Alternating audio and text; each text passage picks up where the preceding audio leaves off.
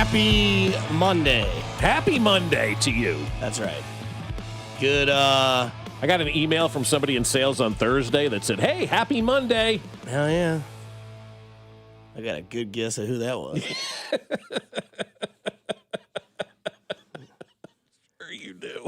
All right. If I had the card on my head with their name on it, I would say my first guess to know who it is, am I terrible at parking? Yes, the there answer. It is. Yeah. Those games are always fun, man.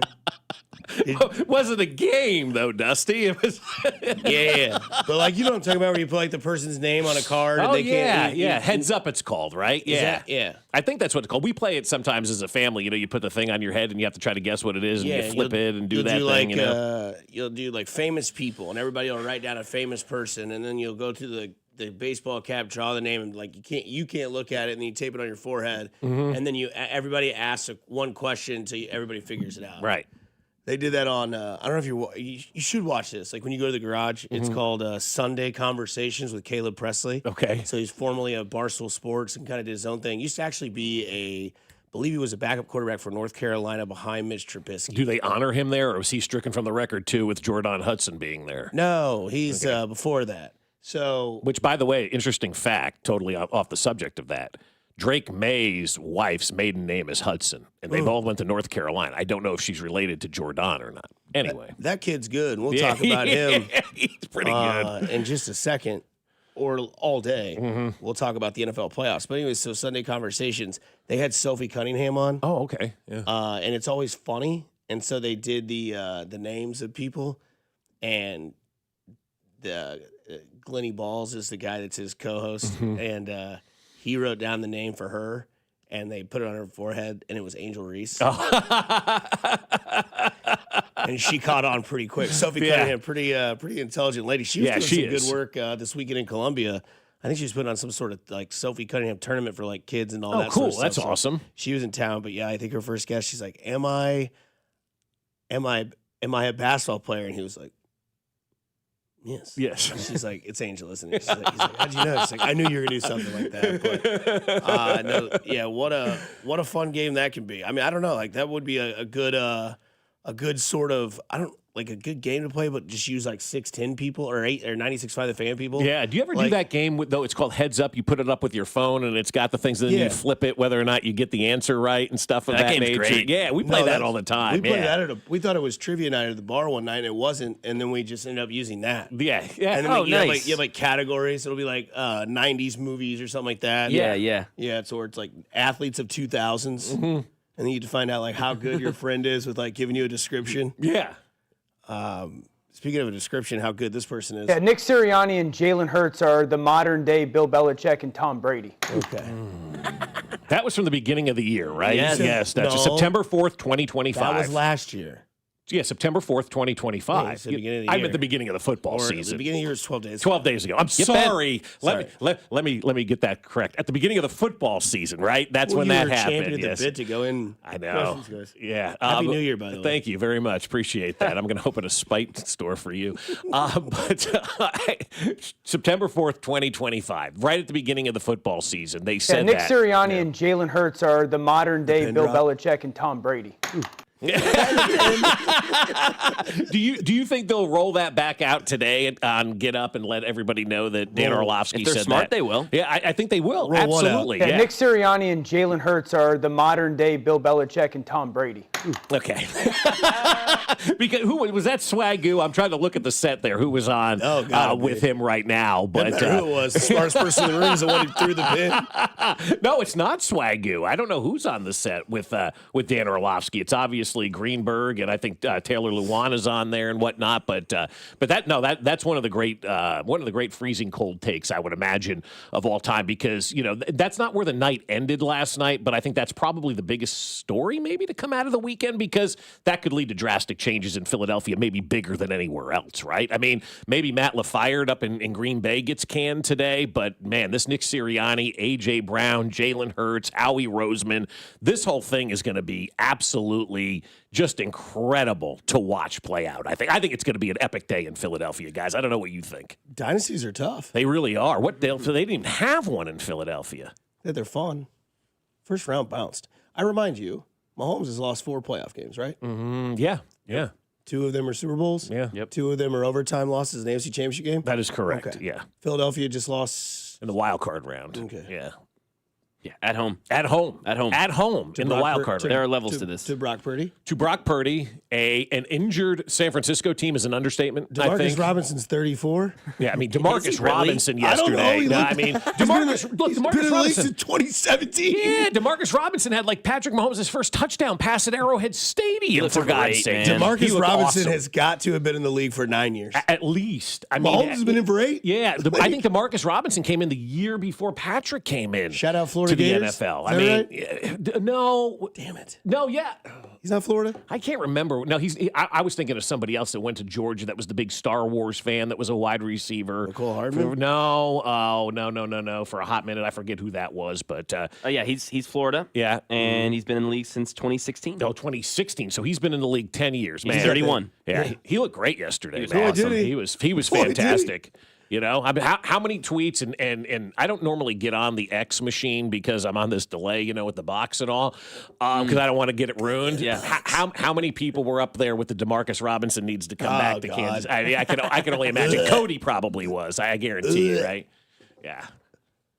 Everybody just says the same stuff that everybody else is saying. It's like, boy, do I miss him. Yeah. Boy, it'd be great to have a guy like that. Wait. Did you know he was in the league yesterday before Demarcus Robinson went out there and By the did way, that? he played though? for the Rams before the Niners. Yeah, but I'm saying to the people who were saying yesterday, God, I would love them here in Kansas City, but Could you know, imagine if the Chiefs had, never mind. Never mind. We had him. Eyeball tweets. They could have won maybe 6 Super Bowls, but the Philadelphia Eagles, man, they're in a boatload of problems. They have $436 million of dead cap money coming due, which is very much akin to what the Los Angeles Dodgers have, you know, with all this deferred money over the next, 5 or 6 years. The Philadelphia Eagles, man, are going to be swimming upstream because they were, this was an all in it to win it year for the Philadelphia Eagles. They went all in it to win it, and they spread out all those salaries. And there was a chart going around the internet last night on X about how much deferred money and, you know, all this kind of stuff and dead money really the Philadelphia Eagles have. And for like the next 5 or 6 years, they have like $437 million in like dead cap money that they're going to have to pay out. And so the fact that they lost last night is bigger because now they've got all this dead money that they need to get out from under. They got a coach they may need to get rid of, a wide receiver who bitches and then drops passes. I mean, you got a coach. I mean, that thing yesterday, man, that dissipated fast, and I think can go up in flames today, man. That's going to be a great watch for the next few hours. Yeah, it's over $200 million more than second, which is the Browns in void money. and void money for the Browns is probably Deshaun Watson. Yeah. You know what's interesting, too, about Philadelphia is all those wonderful defensive linemen. They're getting ready to run out of that rookie contract. Oh, yes, they are, Dusty. Great point by you, sir. Great point by you. And you're staring at this, and it's like, oh, yeah, the defensive line, You think Jalen Carter's going to take less money to stay there? I'd spit on the first contract they threw at him. Do you think Sirianni makes it through the day? He shouldn't. This was my topic last week. I said this was coming. I told you all this was happening. I'm not here to gloat, but I'm here to gloat. And you could watch that game yesterday, and you could see the Philly special right in front of your eyes. A.J. Brown couldn't catch a cold. Right. Which everybody in the Midwest has caught. Yeah, no doubt, right? Like 100%. Everybody's caught it. If you don't have the cold right now, you're a lucky SOB. It's coming. Yeah. I'm sorry. It sucks. You're either getting a sinus infection or you're getting a cold. Because I had that sinus infection bad. Brutal. I had it last Thursday through Sunday. It sucked. A.J. Brown's falling apart. Then Saquon's starting to get busted up. He seemed like he was a little injured. Like, I can't just do this my whole self like I did last year. Right. But still had a decent game. I was a little harsh on him this morning. I said he had a worthless game. He didn't have a worthless. He had a good game. Max, he had 130 all-purpose yards. It was good. Yeah. Yeah, Right, especially when you they remember- can't do anything else. Right. But you remember, like, only Besides one Dallas play Goedert. was Saquon Barkley. Dallas Goedert's still good, too. Like, that great. guy's defying the test of time. That guy looks completely 30. different when you see him on the sideline. As like on the field, you're like, Yeah. ooh, Dallas Goedert still got it. Dallas Goedert takes his helmet off. You're like, who the hell is That's that? what I did, too. So everybody else did that, too, yesterday when Yeah. he took it off. I'm like, who the hell is that guy? Then you see him on the field, you're like, damn, that guy's in his prime. No, not judging by the. So, anyways, so then you see that happen. Then you see A.J. Brown drop another one, and clown-ass Sirianni sprints down and yells at his star wide receiver. Then that causes friction. Then you see the game develop. And then to San Francisco's credit, there's just not many people on this earth that have played football like Christian McCaffrey. There really aren't. And there's just not a lot of people that are built like that guy. That might be the greatest NFL playmaker we've ever seen. And if there's another one out there, because we were trying to discuss this morning, like, I don't know if there's another player that's ever been to the caliber of a Christian McCaffrey. And I'm sure somebody's going to chime in and say somebody from 1988 and be like, you don't remember, blah, blah, blah. But I'm just like, from running to passing to knowing, like, him tracking that ball down in the end zone when it's behind his right shoulder, catching it and falling in. I'm like, that's not what a running back should do. And then you're like, well, he's not a running back. He's just a skill player. Yeah, he's a weapon. So I will give him that credit. They had no answer for him. And that's not just a Philadelphia problem. That's an NFL problem. There's a lot of teams that run to Christian McCaffrey like, dude, I don't know what to do, but he's either going to have 140 rushing yards against us or he's going to go 70-70 and a touchdown and a receiving touchdown. And that's what he did yesterday. And Brock Purdy made that apparent because George Kittle pops his Achilles right out of the chute in the second quarter. You're like, dude, what can they not get avoided? What can they not avoid? I mean, right? everybody's been injured on that team, from Fred Warner to down to the tight end to everybody involved, and they still found a way to win that football game yesterday. And there's a chance Fred Warner might play next week. Yeah, that'd be good. Yeah, that'd be good. That goes to show you, like, how much more. And look, Shanahan doesn't have the Super Bowl. Sirianni does, so more credit to him. But, man, that game was just so much more just coached from a professional sideline on that 49ers than it was in that Philadelphia one. Yeah. They were down basically the whole game. Now, it wasn't like way out of reach, but they were down basically the whole game.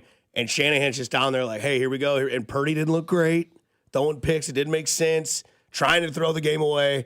And San Fran beat Philly. And I think that's what I was saying last week, is that Howie Roseman will not give a rip if Sirianni walks in there with the Super Bowl ring, goes, think about it before you do it, get out. Well, it's going to be interesting to see how that all plays out. Because I said to you guys before the show, there's no way he has a locker room moving forward. I don't think you can. There's no way. Not when you yell at a wide receiver like that. Did you guys hear Strahan's comments at halftime? Not happy. That. I mean, Michael Strahan said, if a coach did that to me, I'd punch him out, basically, is what he said. We saw the videos all year, him yelling at the crowd and A.J. Brown, like, rolling his eyes. And right, it's just not working and there, your quarterback's not good. And your quarterback isn't very good at all. His two best games have been in the Super Bowl, obviously, over the last couple of years. But, I mean, he stunk again yesterday.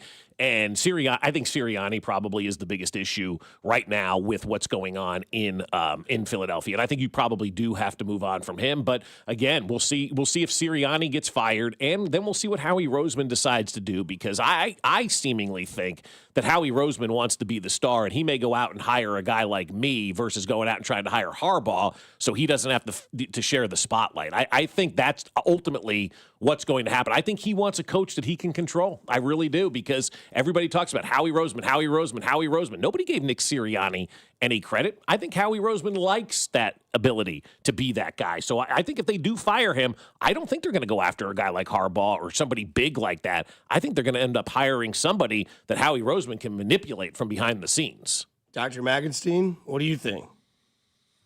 About what specifically? Sirianni getting fired? Oh, I think it's about damn time. I think this is going to be a huge, huge benefit to the Philadelphia Eagles in their future. If they would have won this game, they would have had to keep him. Won another playoff game. He's made 2 Super Bowls. Yeah.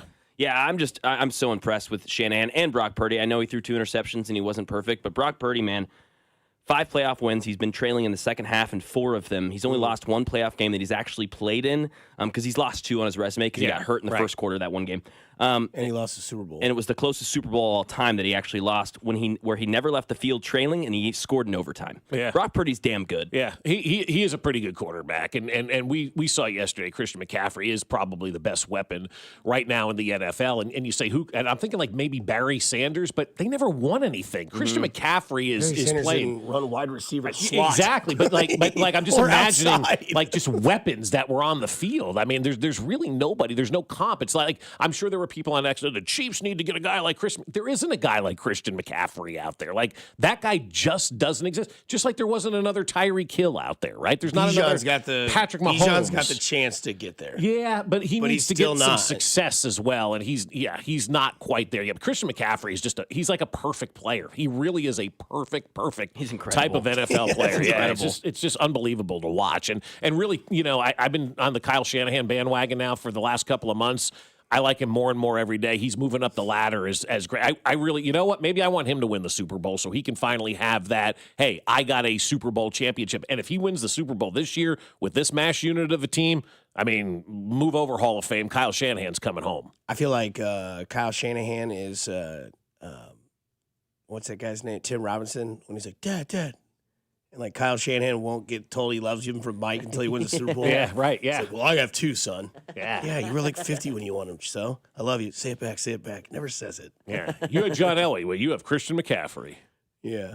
You had John Elway and Terrell Davis. Yeah. Well, you have Christian McCaffrey and nobody else. That's right. But hey, Keep going. we'll keep talking about it because somebody did something yesterday that they had to do. You know who it is here on 96.5 The Fan, your home for Kansas City sports. This is Fescoe and Dusty on your home for Royals baseball. 96.5 The Fan, brought to you by Golden Oak Lending. Do you need extra cash? Golden Oak Lending can convert your home's equity into cash in as little as 14 days. Let Golden Oak Lending cure your blues. Well, I'll tell you what, my friends over at Heartland Men's Health are saying, hey, call us today and let's get 2026 moving in the right direction because, men, with the new year comes the chance to make a real positive change. And if you're struggling with erectile dysfunction and are ready to move past the frustration and embarrassment, it's time to call Heartland Men's Health. There may be no better resolution than finally taking control of your ED. And Heartland Men's Health has treatments that work when the pills or herbals fail. They have treatments with success rates well over 90%. And some treatments can even have you last an hour or more. Heartland Men's Health is successfully treating men in Kansas City, and they're ready for you. So make the resolution to treat your ED and change your life. Schedule a consult with Heartland Men's Health today. Your initial visit is just $99 and includes a medical consult with a licensed medical provider, a TNPSA test, and if medically advised, a test dose. And if that test dose doesn't work in the office, your visit is free. They have an expert staff, and if you're like a lot of men, you could be having sex the day after your appointment. Plus, they've got 3 locations to serve you. Overland Park, Independence between Blue Springs and Lee Summit, and in North Kansas City. So call them today, 844-447-6600, or visit heartlandmenshealth.com. Blue Creek Wagyu is here to prove there's never been a better time to follow through with your resolution to eat better. Heart-healthy, low-cholesterol, authentic American, full-blooded Wagyu steaks and beef will help you hit all your goals this year. Booth Creek has 2 convenient locations at 95th and Knoll and 135th and Metcalf, where they sample mouth-watering Wagyu every day, and their beef experts will lead you to the perfect cut. Crafted for exceptional beginnings. Join the Booth Creek Revolution at boothcreekwagyu.com.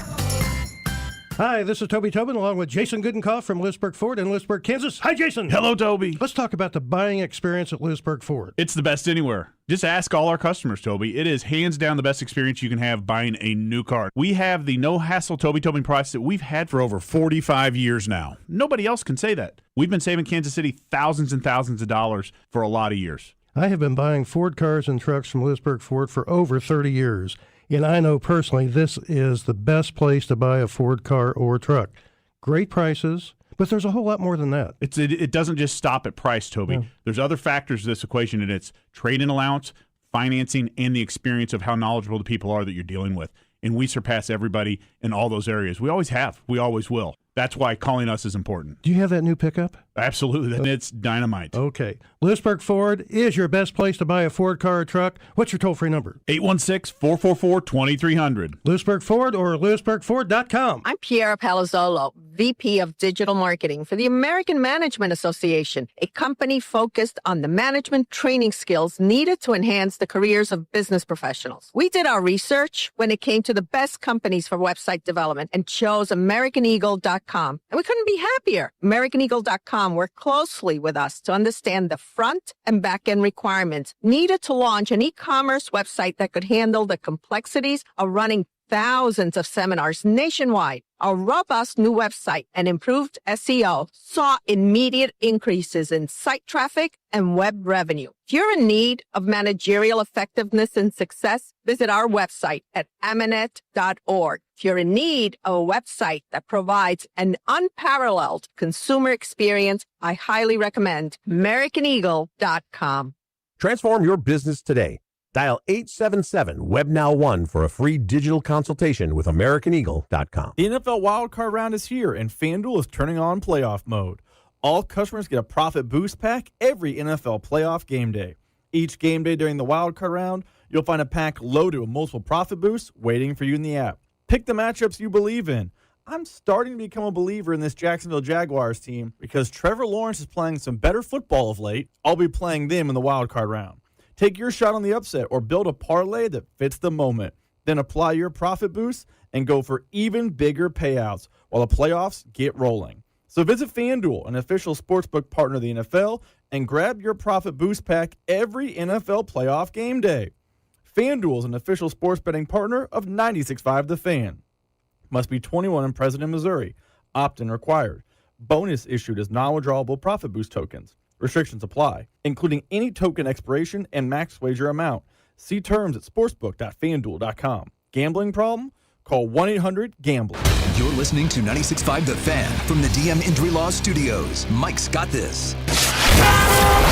Here's your traffic report on 96.5 The Fan.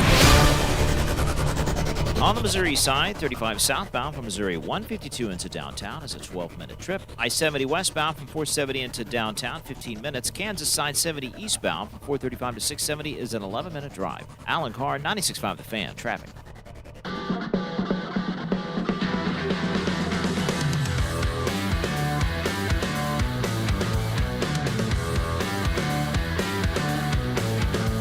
Did you know Max got a new friend? He does? Who's that? Noah Cameron. Oh. At the boat show. Yeah, did you go to the boat show over the weekend? yeah. How was it? Did you see a boat you like? Oh, dude. A lot of them. I A told lot, you. Yeah, right. Those are sick, dude. Yeah. Did you buy one? Little baby stingrays. That was cool. Yeah. Got to pet those or whatever. Nice. That was sick. Yeah, it was Used to be called fun. Devil Rays. Now it's just the Rays.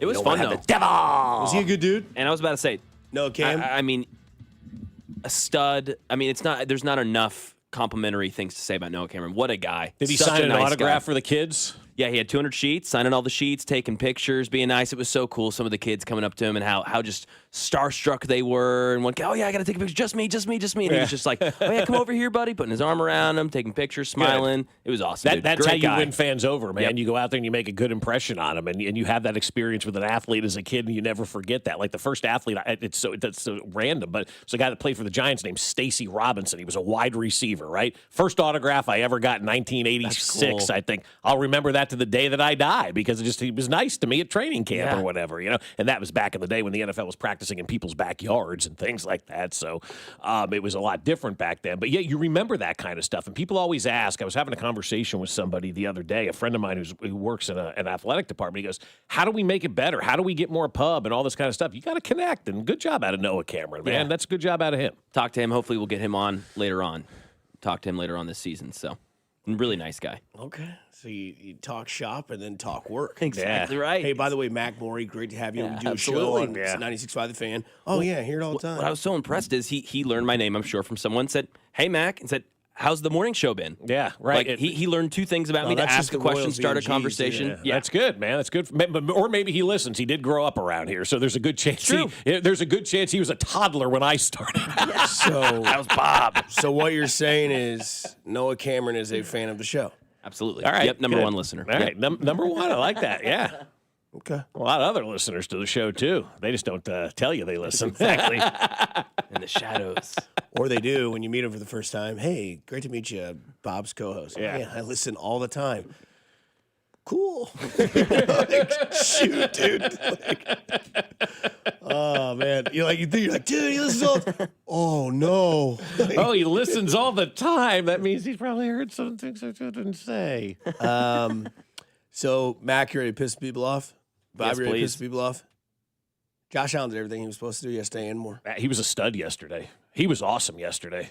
He's the best quarterback in the playoffs this weekend. Yep. Now, I know there's two to play tonight, but I got a strong hunch they ain't going to touch this. I totally forgot that game was going on tonight. Oh, Like yeah? I got in here this morning and I'm like, all right, we got next week. I'm like, oh, yeah, there's still one more that's game why- to go, right? That's why I hate it, because Yeah. yesterday you're like, this is so great. This is where we should leave off. Right. There's one more episode left of the series. Like, I don't need it. Is it going to be like the finale of Seinfeld where everybody walks away going, nah, because every game on yesterday was within one possession the entire time, except like at the end there with the New England Charger game. Tonight's game is going to feel like watching The Office without Steve Carell. Yeah, right. You're like, who are these guys? The Texans and DJ Steelers. and Aaron? Aaron Rodgers is going to get sacked like like all night. Oh, my God. How many times is he going to get sacked? What's the over-under? And I'm being serious about that. Is 6.5 too high a number? Well, we said it last week at 2.5, and you took under. Yeah. Max said over. And then we'll see what happens, because there's like now reports like Aaron might, play a little tougher in the play. Well, he better. He better, yeah. Don't put this narrative that Aaron's out here going like, you know what, we just want to get through the season. Then once the playoffs start, you know, I'm Iron Man. Yeah. Well, yeah, dude. And speaking of Iron Man, Josh Allen was amazing yesterday. Yeah. 273 yards passing, 30-plus yards rushing, 3 total touchdowns, 0 turnovers, and oh, by the way, only got sacked once. Dalvin Cook didn't really do anything. Not much in that game yesterday, right? Josh Allen was... Dalvin didn't play. His brother. I'm sorry, his brother. James. Yeah, James I knew who he meant. Yeah, I know. I'm just No, you got it. Get bent. It's contagious. And the thing is that everybody said, oh, can he put a Superman cape on it? Can he go there and play? And can he win on the road? Went on the road. Yep. Beat Jacksonville and fit his narrative that he was supposed to be Superman. They said, well, James Cook, the defense is a choke. Defense wasn't good yesterday. No. Defense wasn't good. James Cook wasn't James Cook. Like they were like, here's what Jacksonville did yesterday, in my honest opinion. They said, if he's gonna do it, then go do it. And Josh Allen said, hold my effing beer, dude. Yeah. And went out there and 3 total touchdowns, 2 of them rushing, 1 of them passing, threw the pass of the day when he needed to throw the pass of the day in the fourth quarter, down 20-16, and led his team to a victory, led his team to a win on the road. That's a good Jags team. But the thing that you saw yesterday were out of those 2 quarterbacks, one quarterback went in the right direction of his career. Can he win on the road? Can he get to a divisional round game? Can he beat other quarterbacks and avoid losing to Mahomes, Burrow, Jackson, whoever it may be? And then you saw Trevor Lawrence just kind of...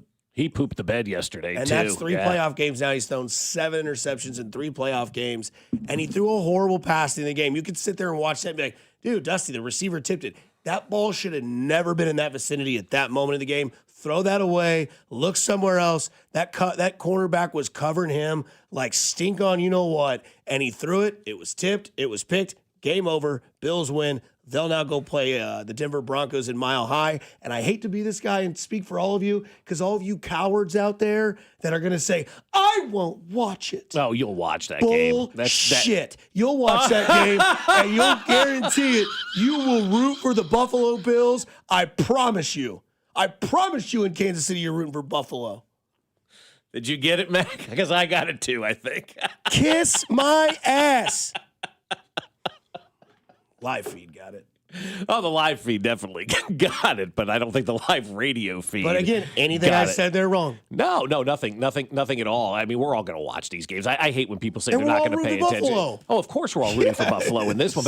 But look, Josh Allen on Sunday. What we witnessed on Sunday and what we saw on Sunday out of Josh Allen is exactly what you want to see in the playoffs. It's a superstar stepping up in a big-time moment and being that player. Stars win games. Stars need to play big for your team to go to the next level. We've talked about it all the time. You've got to have your stars play big.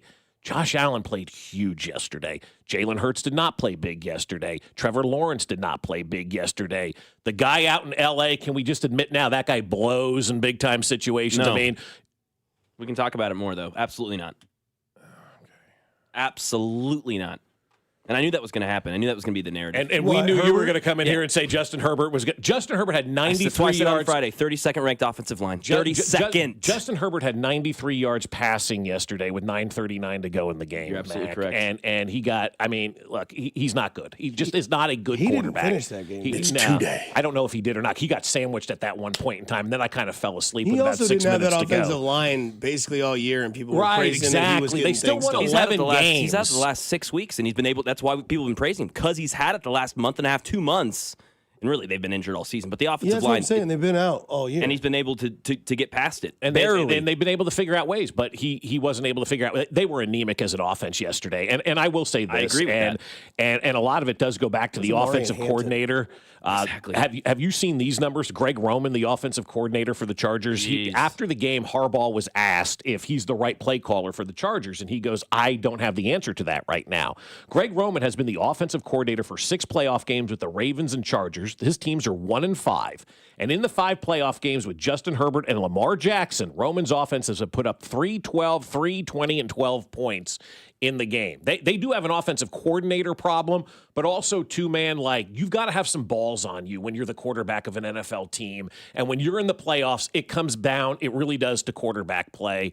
And the teams with the best quarterback play have won. If you're going to be considered an elite quarterback in this league, you overcome things. Josh Allen has overcome things. Patrick Mahomes has overcome things. Joe Burrow has overcome things. Justin Herbert can't overcome a cold and a hangnail at this point in time, while the other ones can. And so, cold and a hangnail being no weapons, no offensive line, and you just mentioned a terrible offensive coordinator. No weapons. What do you mean no weapons? Come on. Hyperbolic. Come We've talked all season about how Ladd McConkey has been a no-show and an upset. Yeah, Keenan where's Allen's he been 34 this year? years old, and Amarian Hampton's a rookie. Yeah. No weapons is hyperbolic, but let's be clear. He does not have a star-studded And he cast. missed out on his wide receiver that he turned around. Quentin Johnston. Yeah, where's Quentin Johnston? Yeah. But I think, maybe New England's good, guys. And that's the other thing. New England's good, but Justin Herbert now has 3 playoff games where he has done nothing but have diarrhea. I will say this. He really has had diarrhea. I will say this. With playoff football, your time is judged harsher because we don't know how many times you're going to get that opportunity. Yeah. Not everybody is Mahomes and Brady, where they play, Mahomes has played 23 playoff games already? 21? 21. Listen to this. Do you know, with what is it, with 2 touchdown passes tonight, Aaron Rodgers can tie Patrick Mahomes for the second most touchdown passes in playoff history. Yeah, Mahomes has played 21 playoff games in 8 years. I know, but I'm saying, it's crazy. Aaron Rodgers is eating pudding with Anselmo at John Knox Village. Pudding, okay. And Patrick Mahomes is a young kid. It's crazy to see that number. The other thing that's crazy is that Juwan Jennings. Juwan Jennings. He's got as many touchdown passes as Justin Herbert in the playoffs. Yeah, but Josh Allen yesterday, you've got to start celebrating the way that he played. But I will say this, all the pressure now is on Josh Allen. Because we all thought, I think, Jacksonville was going to be one of the toughest ones they had to overcome. They overcame Jacksonville. Now, Josh Allen versus Bo Nix. Who you taking? I'm taking Josh Allen in that game against the Denver Broncos, right? You got to. This is Josh Allen's moment to shine. If you can go on the road and win 3 straight playoff games and make it to the Super Bowl, Josh Allen will be viewed in a different lens come February 10th. See, I'm the opposite. I think this is Bo Nix' time to shine. Go out there and win a game and don't use your defense. Oh, it's both of their time to shine, but Josh Allen has this opportunity. Legacy pressure, it's on Josh Allen because nobody else in the playoffs has a legacy pressure other than maybe Rodgers. If Rodgers wins in Stafford, if Rodgers or Stafford win a second ring, it's all right. Mm-hmm. Perfect. You're good. You're not Breeze. Yep. You're not this. You're better than Eli. You're all this sort of stuff. But legacy pressure, Josh Allen. Game pressure, it's all right, Bo. It's the same thing for Darnold when they play San Francisco next week. It's all right, man. You beat him earlier, but now it's now you got to do it. Now prove it to us. So how about Shanahan's comments? When are you going to play the game? They're probably going to give us the Saturday game, but I wish they would. Sure enough, they got the Saturday game. They did.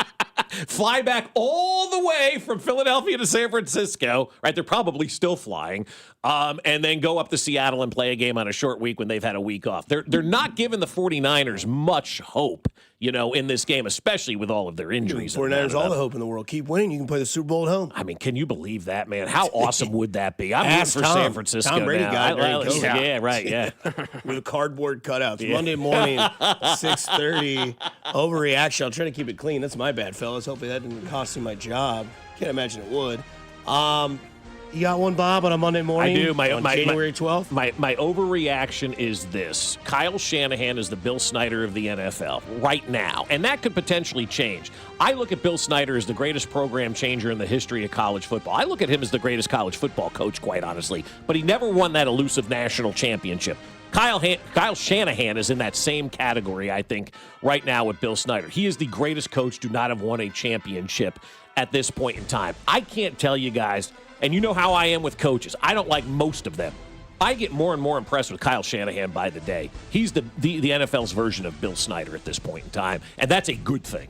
Does he know about overtime rules and when you should call ahead? When you everybody makes mistakes, right? That's a pretty big mistake. It's a big mistake, but you still had a whole game where you could have done some other things. Can't make that mistake in that moment, at that time. But hey, he learned from it. Now you got to get back, and hopefully you can. God, What a game that was. That was amazing. Mac, you got a little overreaction today? Yeah, how about Caleb Williams? We haven't talked a lot about that game. That was incredible start to the weekend as well. He is already the best Bears quarterback of all time. It's not saying much, though, and I don't mean that flippantly. That's not saying saying the game much. before that was exciting. 100%. That was a great game, too. They were all good games. Carolina Rams. The worst game was the one last night. Yeah, and that was still a good game. And that was still a good game, yeah. He is 9th all-time in passing yards already. For the Bears? For the Bears. I mean, when you In look his at the second Bears season. quarterback list, man, they've been around 100 and some years, and their quarterback list is so Who's bad. got the most playoff wins? For in the Bears Bears history? Sid Rex Gilman, I'd say Rex Grossman. Sonny Jurgensen. I don't know. Rex Grossman has 2. He is 6th. Caleb Williams has 1. He is 7th, by the way. McMahon, then? So Sid Rex Grossman, Luckman. Sid Luckman. I knew. I said something. Sid Gilman. Did you? Oh, I didn't hear. I had Okay. Sid. So Rex Grossman, when they won the Super Bowl, only won or went to the Super Bowl. They won the division round, they won the division round, the championship game, and lost the Super Bowl to Indy. And that was it. That was back in the day when people and had Cutler two guys. Cutler never won a playoff game. Cutler never won a playoff How many game did for McMahon Chicago. win? 4. He did 4. He's Okay. second. He's second. What does Sid Luckman have? 5. I mean, it's terrible. Their quarterback history is arguably the worst in the NFL. So Caleb Williams can tie Rex Grossman for 4th all time with a win this next week. weekend. Yeah. He should have. He was 58 yards away from being the first 4,000-yard passer in Bears history. He'll do that next season. Do people realize how bad the Bears truly are? Well, they've never as had a an franchise. offense. It's not just quarterback; it's offense. They just never had offense Ever. They just had running backs. Ever had and Mike offense. Ditka 100 years ago. That's it. They used the Super Bowl shuffle was the Bears defense. Walter Payton. Yeah. Gale Sayers, great running back. Yep. Never a great offense. Boy, Luther Burden looks like he might be somebody special out of the zoo. With the orange Under Armour, too, looking sharp. Rome Odunze, Luther Burden, DeAndre Swift. Yeah. Not bad. Ain't Green Bay anymore in the North. Detroit. Has good Green luck. Bay fired their coach yet? They shouldn't. I don't think they should either. But 5 straight losses after the Micah Parsons. I understand that. yeah, the Micah Parsons injury though. Let's that's not also talk about the Tucker Kraft injury. Yeah. Yep. And the fact that his quarterback was injured most of the season, and they were still in that game. Now you got to figure out how to use that number 1 overall pick that you had in the first round with Goldston, who just got his first career touchdown in the first game of the playoffs. But again, It was a good game, though. it was a good game. Over 70 yards. Caleb Williams, 4th and 8, over the shoulder bucket, right in the hands. Oh my goodness! I know that I'm hard. That's Great a legacy throw. play. That is a legacy play. Hey, Josh Allen made a legacy play with that 35-yarder towards the end of the game and that as well. 16-yard, or the 27-yard tush push. That was great. Yeah, He was that getting carried. tush Super push fun to was- watch. He could lift people off the ground. I didn't know Yeah, that. it's awesome. Keep running up that hill.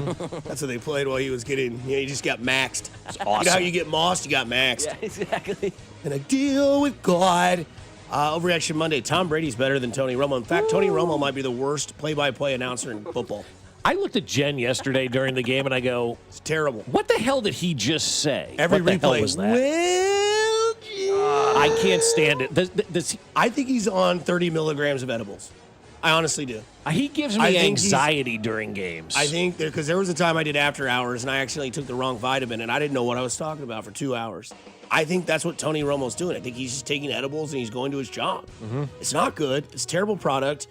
He's not saying anything, and everything is just like he's lost. I mean, Jim Nantz was laughing at him yesterday. That was when I looked at Jen. I go, "Wait a second. What did he just say?" Because Nantz was like chuckling. And not only that, I know that this is going to be sounding like really nerdy, but the reason why Tom Brady got a couple people yesterday to lift their heads up off their phone in my establishment and say, Tom's actually kind of good. And I was like, yeah. They're like, he's done a lot better than he did last year. I was like, last year's first year? Yeah. At least, and he may not be your favorite, but at least he's like developing and like understanding. Because like, I know He's it getting better, I know yes. it sounds nerdy, but Tom Brady went viral yesterday to explain why or how you throw the football and win. I thought that was a great lesson. I was compelled by that. I thought that was fun. Now, the common fan or the average fan, I should say, probably be like, the hell is he talking about? But it like makes sense when you're like, when you angle it up and you create that the ball will then lose control. But if you hold it down and force it to like, you can actually control the ball. And then you're like, well, this is the greatest quarterback of all time. who played in New England in cold weather and wind and probably has some sort of cloud of what he's talking about. I'm going to listen to this, and then you're like, oh, that makes sense. Yeah, I mean, I think he's good. I think he's good. I think Romo's the worst. I think he's terrible. That play yesterday that he was with the ball and doing all that kind of stuff, that shows you why he's the greatest quarterback of all time, because it's like little nuances that make him the greatest of all time, and that's what makes good players great 100%. Players Hall of Famers, is looking at all of those little things and making sure you do all those little things right. And just that little twist of the ball to make sure the nose isn't pointing up in a windy situation, that's the difference between winning playoff games and losing playoff games. And when you've got the best of all time sitting there telling you all that, hell yeah, you're going to listen. It's like listening to Tiger Woods talk about golf. Yeah. You're like, I never thought that if I took my 60 degree and stood closer and lifted up with my hands and then went through, it would just be like a little punch and run with a wedge. You're like, oh. Yeah. Or whatever. But, I mean, like, Romo doesn't offer that kind of stuff. Romo, you're right. Every replay is like, it's the end of the world. I don't know, Jim. Look out, Jim. Like, what's going on in the booth, man? Like, I don't know what went on in that booth yesterday, but when Jim Nance started laughing at him, that's when I'm like, all Greg right. Olson's better. Greg J.J. Olson Watt's is the better. best. Trent Green's better. All those guys. Troy are better. Troy Aikman's better. But did you guys know the game was important? Whoever wins this game is a shot at going to the Super Bowl, Jim. This game is that close. Thank you. He said that yesterday? Yes. Oh, yeah. He's telling you he's ass. He's not good. That was yesterday? It's the playoffs. I think that they win this game. They're going to advance. If they lose, they're going home, Jim. How much longer do you think they go with Tony Romo? I mean, what's that contract say? That contract, yeah, Kirk Signetti, that contract. Yeah, because he's getting $1 million a game, folks. Woo. He gets $1 million a game. Sure the hell doesn't sound like it. Sounds like he's doing like a free gig. BBL Stinky.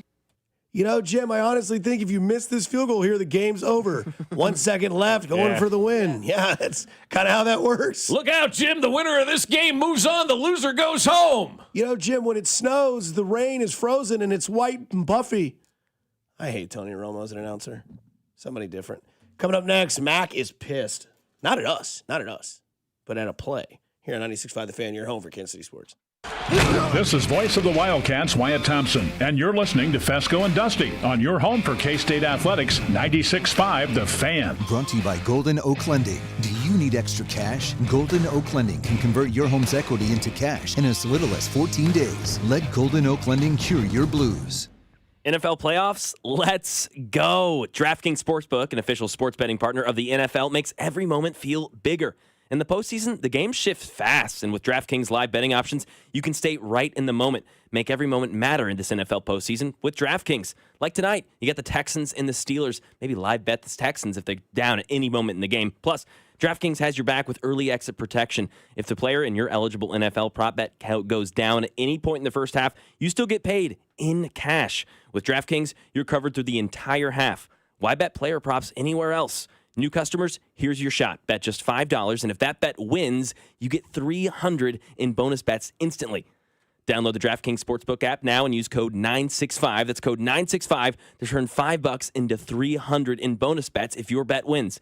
In partnership with DraftKings, the crown is yours. Gambling problem? Call 1-800-GAMBLER. 21 plus, physically present in Missouri. Eligibility and restrictions apply. Bet must win to receive bonus bets, which expire in 7 days. Additional terms at dkng.co/audio. Limited time offer.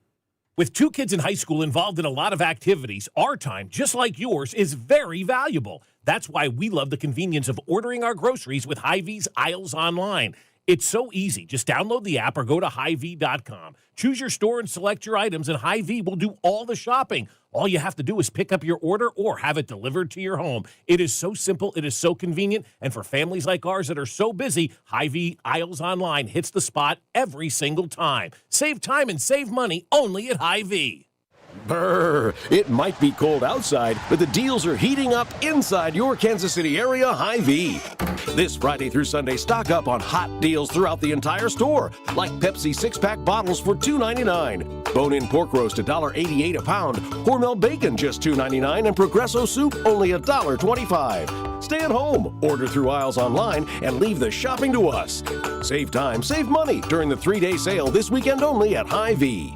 Hey, football fans, picture this. You bet your favorite player to score the first touchdown in the game, but his teammate scores instead. Well, If this happens, BetMGM wants to give you another chance at the end zone. With BetMGM's second chance promotion, you'll get your stake back if your first touchdown scorer scores second instead. That's right. Bet on any pro football player to score the first touchdown of the game. If you're right, you win. If your player scores second, you get your stake back in cash. With BetMGM's second chance offer, you have a chance to keep the fun going after the first player crosses the goal line. Try a first touchdown scorer wager with confidence today. BetMGM. Make it legendary. BetMGM and GameSense remind you to play responsibly. Gambling problem? Call 1-800-GAMBLER. See BetMGM.com for terms. 21 and older only. Missouri only. New and existing customer offer. Subject to eligibility requirements. Rewards paid back and unrestricted withdrawable funds. Please gamble responsibly. My ride smells just right, just right, just right, just right. Y'all gotta try that Febreze car. Just right, just right, just right. Yeah. La la la la la. With up to 40 days of consistency, all low Febreze car clips right on your vent. You know my car's my happy place. Keep that smile on my face when it smells just right, just right, just right. Yeah, breathe happy Febreze. La la la la.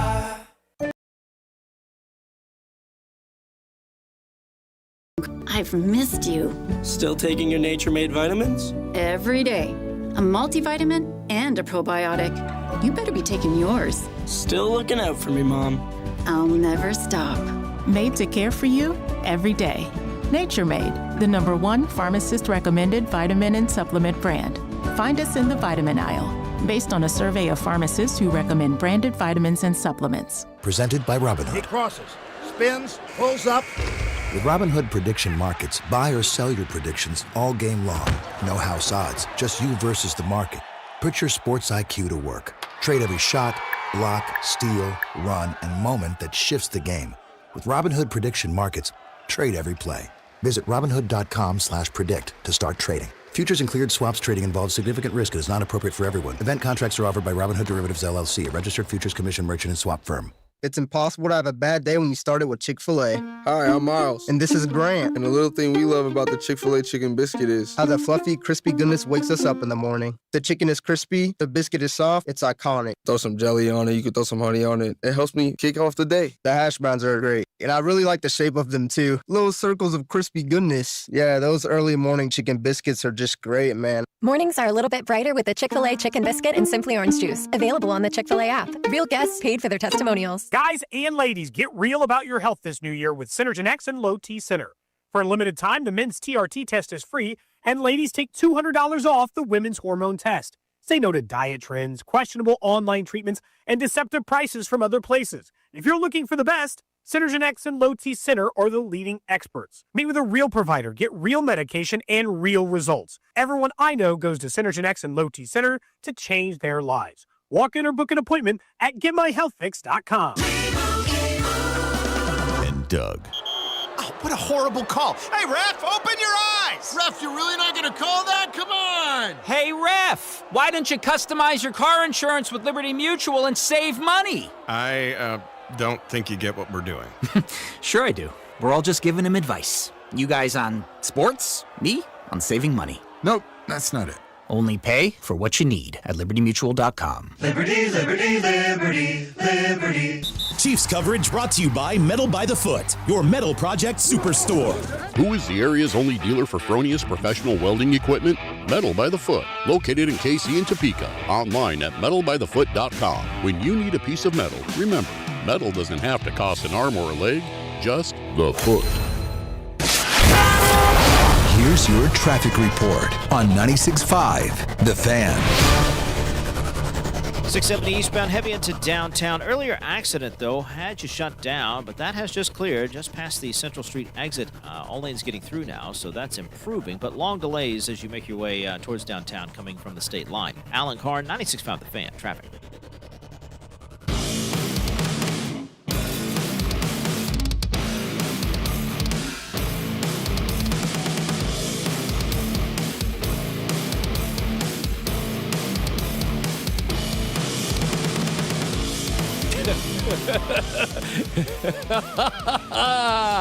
They're down bad in Philly They today. really are. Hate to see it. Yep. Love to see it, actually. Love to see it. Screw Nick Sirianni. But Nothing new from Philadelphia yet, We said though. this was coming. And it happened. You lost a home game to the Niners. I actually didn't do too bad on my Friday show picks. I mean, I think I did like a little prop, but also the winner. I had Rams over Panthers, Stafford, those 2 touchdowns. That worked. Smash. Bears over Packers. I had the under. By the way, what happened to the weather? Yeah, Snow you guys game. said it was going to be snow game and all this. And I had a couple people that went to the game that I knew. Oh, cool. And I literally texted one of my buddies and I said, what happened to the weather? He goes, dude, I wish you could believe this, but it just miraculously cleared up right when the game started. Well, it sure showed it. It was there for the Bears, right? We thought it was going to. They were showing video of pregame. Yeah. And it was snowing. It's just all game. And then the game starts. You're like, where's the snow? It was like that Chiefs Pittsburgh game that they delayed for the weather. ice. Remember that thing? Yeah, and then nothing happened. Yeah. I had Buffalo over Jacksonville. Josh Allen first touchdown scored. That didn't happen, but he did have 2 rushing touchdowns. Philly over San Fran, but I had San Fran covering the 5.5. I would have had that too. I thought that was going to be a I had defiant New win. England over to the Chargers, and I had Drake May throwing for at least 225. I believe he threw for 268. Yeah, I think he was. Yep. Drake May played well yesterday, also too. I don't think we've continued to talk enough about his performance yesterday, and I mean the MVP chants that are going on in that stadium. They got everything going back on there in New England. Vrabel gets a bloody lip, headbutting a guy on the sidelines. I mean, Drake May is really good, guys. And I mean, he went out there yesterday and he played like a playoff quarterback needs to play in a game. And so congratulations to him. They await the winner of tonight's game, but they got all the feels going back up there in New England right now. Yeah, I'm kind of interested to see how he does against Houston. Because Drake May's narrative all year was, well, has he played anybody worth the darn? Well, he played the Chargers, who are a playoff team, but technically they're the 7th seed. Well, when do we stop making excuses, though? You know what I'm saying? Okay, he won a big playoff game, played big. And when he plays Houston. Okay, what if the Pittsburgh Steelers win the game, though? Because I'm picking Pittsburgh tonight with this one, but that's not going to happen. Speaking of which, happy birthday to Alex today. Yes. Alex Gold. Happy birthday. 35 or 36 years old. Somebody got excited over here, you can see, for Alex's birthday. So, yeah, congratulations to him, 36 years old. But so when your kids do something trendy, how do you kill it? It's 6, 7. How'd you kill that? Well, they killed it because the old started doing it. Okay. Yeah. So is that how you kill the tush push? Is everybody in the league just has their variation of it? Like the Chiefs just start putting the fattest guy on their roster and handing him the ball off and letting him score? That's my idea. Well, this isn't fair. Yeah. It's okay, well, now that everybody's doing it, it's dead. Yeah. Because Mac hates it. You hate it. I think it's dumb, but whatever. Who likes it? Philadelphia. Now maybe not anymore. Buffalo. Like it ended now. But the Buffalo game yesterday with that tush push that went, you mentioned it earlier, 27 yards for a touchdown or whatever it was. They literally lifted Josh Allen off the ground. And I'm watching that, right? Lifted him and carried him, right? Yeah. And so for 10 yards. It doesn't look like the NFL has any interest in banning this play, right? Because if they do ban the tush push, then they're going to say, all those plays that we've seen where everybody pushes, when the running back or quarterback gets stopped and Trey Smith comes in and pushes him for a couple of more yards, those plays are going to be deemed illegal as well, okay? And so that's what they're balancing right now. My idea is this. If they're not going to ban it, then the Chiefs need to find a way to make it a weapon for them, whether it's putting in a tight end under center, whether it's the backup quarterback, whatever the case may be. One of the Chiefs' biggest problems is getting that short yardage, right? We've talked about it. They have not done a quarterback sneak in 10 years because of the situation that happened up in Denver. They have a whole offseason now to figure out a way to get a tush-push type play into their playbook, and they need to embrace it because if it's not going to be canceled, then find a way to make it a weapon. Find it a way to make it something that you can do, or maybe just reinvent that whole type of play that gives you something unique and different than Philadelphia, wasn't able to do, or Buffalo wasn't able to do, because everybody is doing it right now. If they're not going to get rid of it, which I don't think they are, you have to find a way to make that part of your repertoire. 100%. You get Xavier Worthy and 10 other huge dudes. You got 4 or 5 of them in front, and you've got 4 or 5 of them holding Xavier Worthy up in the air, because that's completely legal. Up in the air. Yeah. Feet off the ground. Simba and you're style. just like a fortress. You carry him 4 or 5 yards, carry each time. That's literally what you could do. You could build a whole offense, get a bunch of sumo wrestlers, get Xavier Worthy. Do you think Trey Smith could literally throw him 5 yards? Yeah, be legal. But if they're not gonna get rid of it, you have to embrace it and you have to accept that it's part of the game. It would be like sitting here and complaining about the pitch clock or something in baseball. Torpedo bats. Yeah, torpedo bats and all that kind of stuff that lasted 5 days. The crisis the first 5 days of April. Then the weekend came and everybody forgot about it. But I mean, if you're not going to get rid of it, then if you can't beat them, join them. And the Chiefs need to find a way to join this tush push craze, because if they don't, they're only hurting themselves at this point in time. Yeah, Josh Allen play ridiculous. It was nuts. And then they reviewed it, and they're like, never mind, he's at the 2. And then all right, watch this. Tush push, touchdown. Yeah. Didn't work against Chiefs. But it's easy, right? I mean, it works. It's something that is effective. So why not embrace it? Why take that out of your playbook? Put the backup quarterback in there, whoever it is. So have it be Kareem Hunt. It was last year. Yeah. Have him take the snap. Text line, they know their short yardage statistics. Chiefs were literally the best team in 4th and short this year. Chiefs have their own variation of the tush push. It's called short yardage run, not tush push. Do you really think Kareem Hunt's going to be part of the operation next year? Yeah, because I think, Well, we'll get into it at 7 o'clock, who's coming potentially back as offensive coordinator. But I mean, does that mean you bring Kareem Hunt back? You get a running back in free agency, hopefully Breece Hall. You draft one. There's 2. You got Brashard Smith, who we don't really know anything about. For all you people that say I'm not going to watch the Chiefs if they go to Kansas, I'm not watching the Chiefs if they bring back Kareem Hunt, Isaiah Pacheco, Eric Bienemy, Mike Kafka. Then I will sit back and be like, you know what? I'll just, whatever. So we'll discuss that on the other side here at 96.5 The Fan, your home for Kansas City Sports. You're listening to Bob Fescoe. I'm surprised nobody punched him in the jaw yet. And Dusty Likens. He's a hoe, and I want that known. Brought to you by Golden Oak Lending. Do you need extra cash? Golden Oak Lending can convert your home's equity into cash in as little as 14 days. Let Golden Oak Lending cure your blues. Your home for Kansas City sports. 96.5 The Fan. Well, here we are in the middle of January already, and you're thinking, man, my knees, my back, all this stuff is still aching me. I want the new year to be better. Well, we can do that. There's a way to get relief without surgery, without downtime, and without putting your life on pause. It's QC Kinetics. At QC Kinetics, they deliver regenerative treatments that actually help your body repair the areas causing you pain. Those achy knees and hips and shoulders, your back, wherever it hurts. Instead of facing invasive surgery that sidelines you for months, these treatments happen right in the office, and then you go about your day. It's simple procedures that can deliver big, life-changing results. Skip the 3 to 6 months of recovery, skip the pain, skip the invasive surgery, and imagine this instead. You're moving better, stronger, and planning the year you want because you went over to QC Kinetics and took advantage of their game-changing regenerative treatment. So January's supposed to be that clean slate. Let's make it one. Call QC Kinetics now for your free consultation. 816-412-6299. That's 816-412-6299. Off 435 in State Line and in Gladstone, it's QC Kinetics. When the cold sets in across KC, AB May is the trusted name for keeping your home warm, safe, and secure. From furnace repairs to system replacements, we deliver reliable solutions and unmatched care and professionalism. Whether it's a sudden breakdown or routine maintenance, AB May is here to help. Trusted by generations of Kansas City homeowners, we're committed to doing things the right way every time. Call AB May at 913-732-9993 or visit us at abmay.com. Call your serviceman from AB May. Jake from State Farm. I just beat my running PR, so I'm celebrating with the Banana Bonanza smoothie. Hey, and you can keep celebrating when you create an affordable price just for you by bundling your home and auto with the State Farm Personal Price Plan. Go bananas. I will. Hey, make it a large. Bundling, just another way to save with the Personal Price Plan.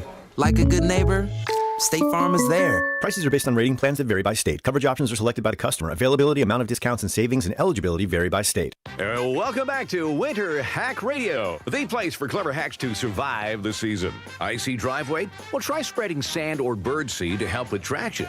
Snowy puppy paws? Well, grab a whisk, brush it off, done. Catch COVID-19? Well, just get...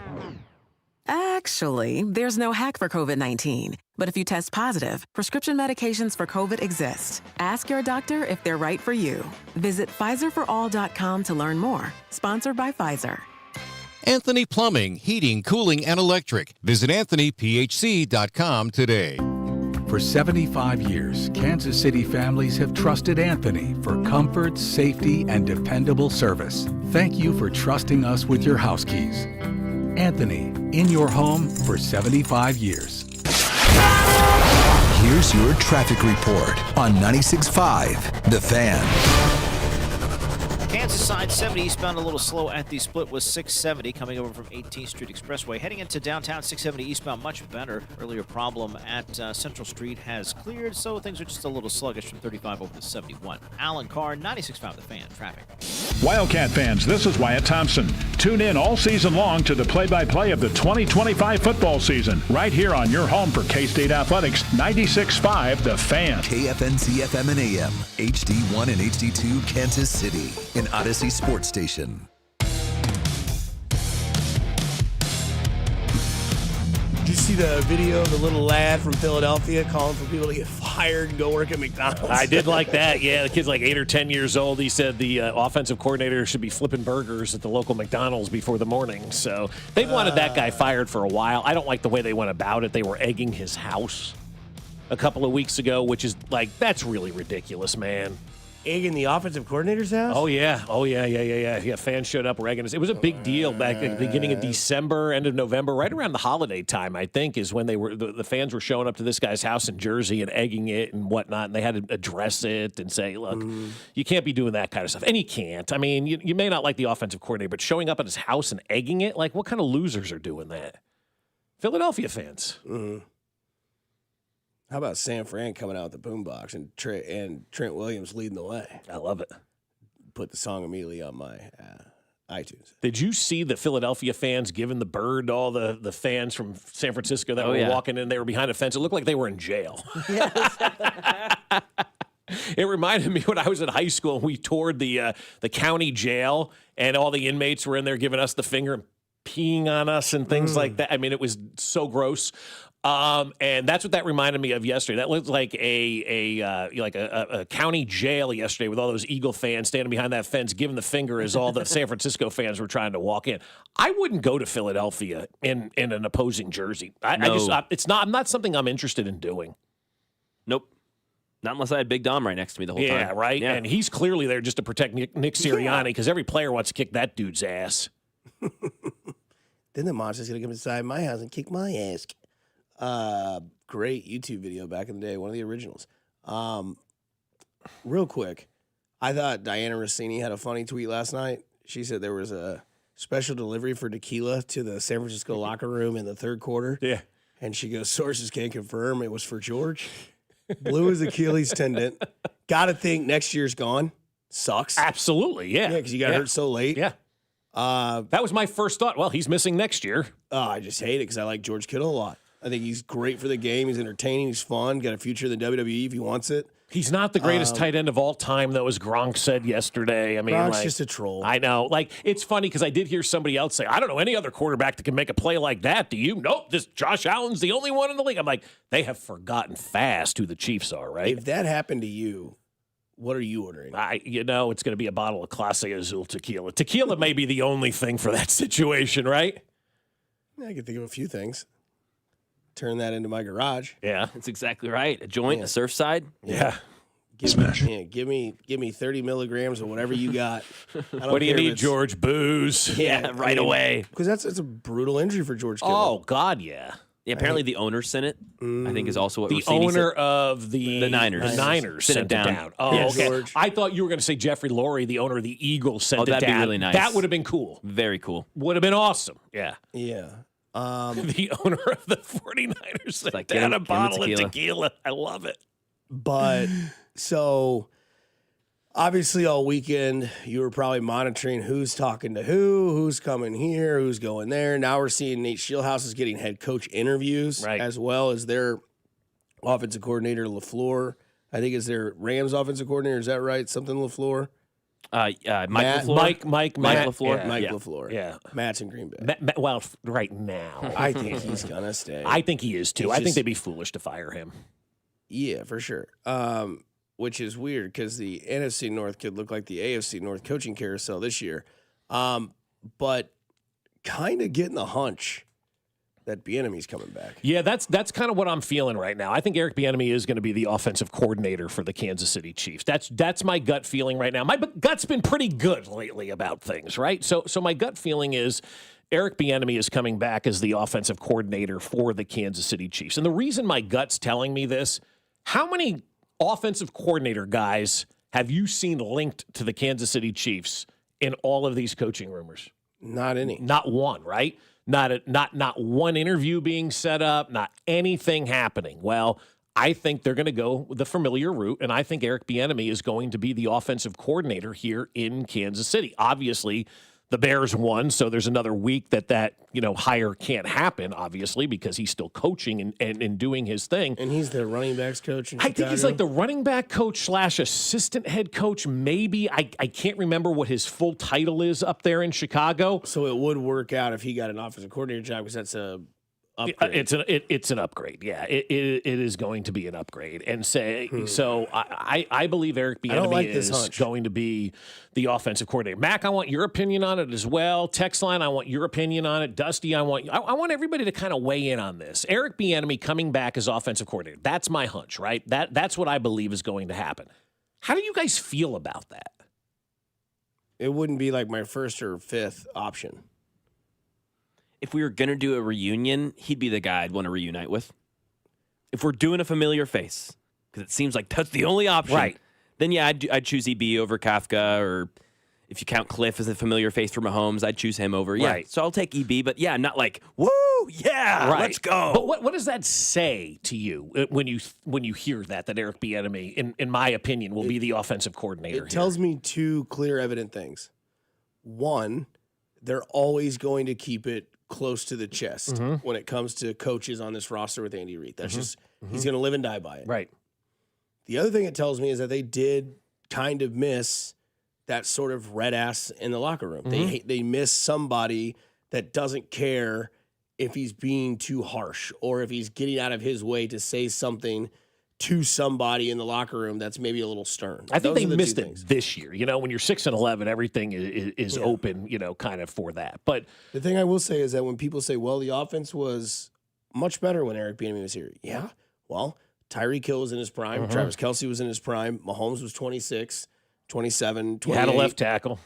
And, I mean, you're going to have that next year. Yeah. But, I mean, I think that was like the greatest run the Chiefs had was when he was their offense coordinator. Then everyone will say, well, he didn't do anything because Andy calls plays. Well, that's fair, but, maybe he was – I don't know. I mean, I don't like the fact they're doing, like, I want somebody outside of the circle. Right. But, again, if that's just not the way that's going to happen, and like Max said it right, I think if there was one guy that you're okay with it being – because of what they bring outside of, not, maybe being influential when it comes to play calling, but being influential when it comes to like, hey, you just dropped another pass, I'm going to chew your face off. Like, then that's fine. Yeah. But I also think too, if you're thinking about like somebody else being the offensive coordinator here, I just wouldn't waste my time thinking about anybody else. I got a pretty good feeling that Eric Bienemy is going to be back here as the offensive coordinator. Because you haven't seen names linked to offensive. Well, there haven't been a lot of names linked, and like I said, I've had a pretty good hunch about things lately. So I'm just gonna say I got this hunch that he's going to be back because again, you have not heard one name linked to Kansas City as the offensive coordinator, right? You're hearing every other team out there interviewing, doing this, doing that, doing the other things, and these agents leak the names of what's going on. Like when all the insiders tweet at one time, the agent mass texted everybody, right? Like everybody knows, kind of what's going on in that situation. Have you seen, maybe I'm wrong. Maybe I'm wrong. I don't think I am. Maybe I am. But have you seen anybody else linked I shouldn't say anybody else, but anybody linked to the Kansas City Chiefs as offensive coordinator? Have you seen a Pelissero tweet, Orlovsky tweet, or a Schefter tweet, or any of these things linking anybody to Kansas City as their offensive coordinator? Have you? I've seen the opposite. Yeah. You see nothing. I've seen nothing. I've seen reports that they actually haven't started interviews. Exactly. So, I mean, start adding it up. What that tells you, they're going to hire Eric Bienemy. He's going to be back as their offensive coordinator. Now, I will say this. You still need to go out and get the players too, right? You can have the offensive coordinator in here, and at the end of the day, Andy Reid is calling the plays and doing these things. I wanted somebody different because I wanted a change in the offense, right? I wanted to see some new things offensively that maybe we haven't seen because it kind of got stale and predictable this year. But I don't think we're going to get that. So now, if you're going to bring back Eric Bienemy, which I do believe the Chiefs are, you've got to go out there and find a way to get the talent back to where it was the first time Eric Bienemy was here. Because you're right, Dusty. I mean, you make a great point with, Tyreek Hill in his prime, Travis Kelce in his prime, 26-year-old Patrick Mahomes. Everybody's gotten older. Guys have moved on. Guys are going to retire. Guys are in their 30s. It's a completely different regime, if you will, from the first time that Eric Bienemy was here. So you need to get younger, very much younger, around Patrick Mahomes. And if they are going to bring Eric Bienemy back, the hell, bring back Travis Kelce too. Let's go. Yeah, and Kareem Hunt and Isaiah Pacheco and McCole Hardman. Sky Moore, he's a playoff receiver. Yeah, but I'm telling you, I hope they don't go down that route with the players, though. I don't need to see a reunion with Demarcus Robinson. As good as he was yesterday, I don't need that. I need young players. I need fresh players. I need a Breece Hall at running back. I need young guys from the draft. I need to turn this roster over because, like I said, it's not the offensive coordinator that's going to win or lose you games. It's the talent on your roster. And we saw this year that the roster wasn't as talented as we thought, and then some of the coaches, Embry, couldn't get anything out and make those guys at the most needed position better throughout the course of the year. You asked what the text line felt from the 816. I'm not mad about it. Kind of want him to come back anyway. Another 816, 3 steps backwards, 1 step forward, blah. From the 816, boring. From the 913, no to Eric Bienemy, no. Rather see Cliff Kingsbury. Might as well try something out there. Hard pass from the 913. From the 816, that's a better name than Shieldhouse. From the 785, I guess I'm okay with it if it has to be a familiar face. From the 913, Bob Fescoe is offensive coordinator. From the 816, it seems to me the Chiefs are the only organization that bring back the band. Can you think of any other NFL team that does the same thing? Yes, the New England Patriots did it a very long time. Really? How many times did Josh McDaniels show back up there? Yeah, that's fair. From a coaching perspective. Yeah, from a coaching standpoint, I'm talking about. How many times did the Patricia guy show back up? No, that's totally true. How many times did Romeo Crennel wake up and be back in New England? Belichick put that band back together all the time. From the 816, I'm a hard no. From the 913, it couldn't be a worse idea. There needs to be a wholesale changes around Andy. Bad move. Could cost Andy his job if it doesn't work out. Well, they didn't bring in a coach in waiting. No. Thank God, because the coach in waiting never works. Ask Texas. They bring in coach in waiting all the time, and it never. I think that's a stupid philosophy anyway. How is Eric Bienemy an upgrade over Nagy? I mean, totally understand. Someone says 7-10 next year. Run it back. I don't know. I would have liked to seen somebody outside the circle. I would too. That's just me. But yeah. You ask us what we want. That's what I want. But it does make sense that nobody's being talked to, and then it just kind of seems like a Tuesday news dump. Like Eric Bienemy and the Chiefs have been in contact about doing whatever. So, but he's still in the playoffs. So Shieldhouse. So we'll see. We'll keep an eye on this Philadelphia situation as well throughout the day, as Dan Orlovsky is probably defending his comment about him saying that Hurts and Sirianni are modern-day Belichick and Brady. What it means for Green Bay, what it means for Philadelphia, also one word, all coming up next year on 96.5 The Fan, your home for Kansas City sports. You're listening to Fescoe and Dusty, brought to you by Golden Oak Lending. Do you need extra cash? Golden Oak Lending can convert your home's equity into cash in as little as 14 days. Let Golden Oak Lending cure your blues. Your home for Kansas City sports. 96.5 The Fan.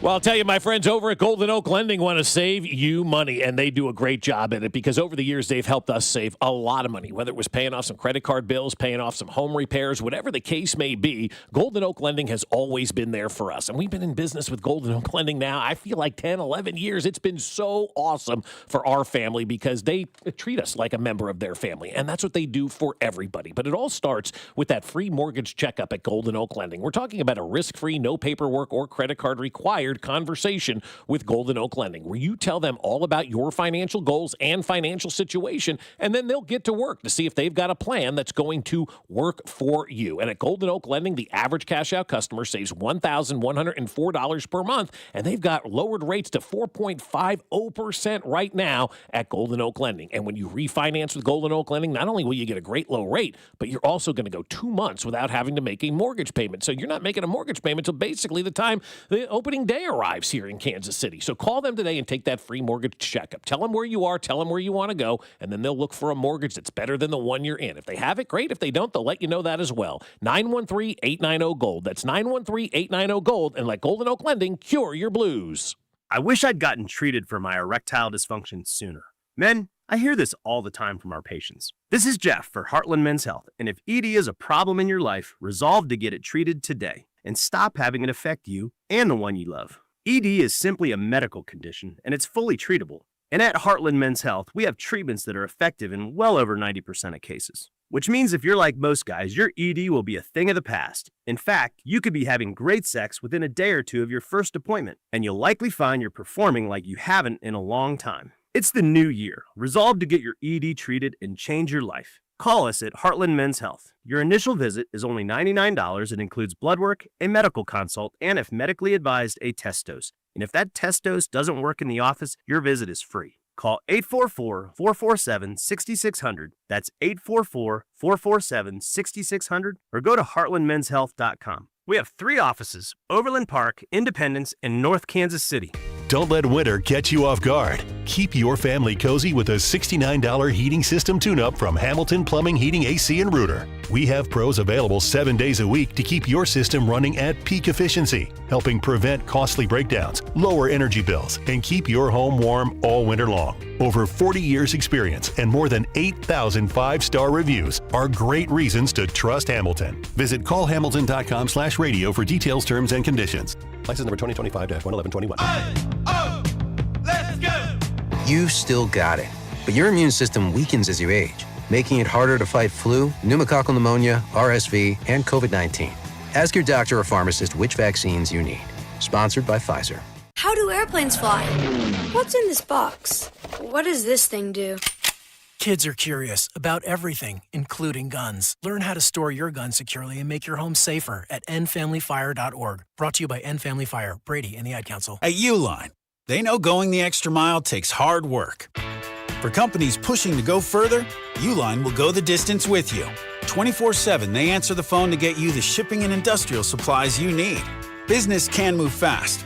Unexpected large orders, adverse weather, new safety guidelines, and changing economic trends. Uline works hard keeping 41,000 items ready to ship, minimizing detours on your way to the extra mile. Visit uline.com. Febreze.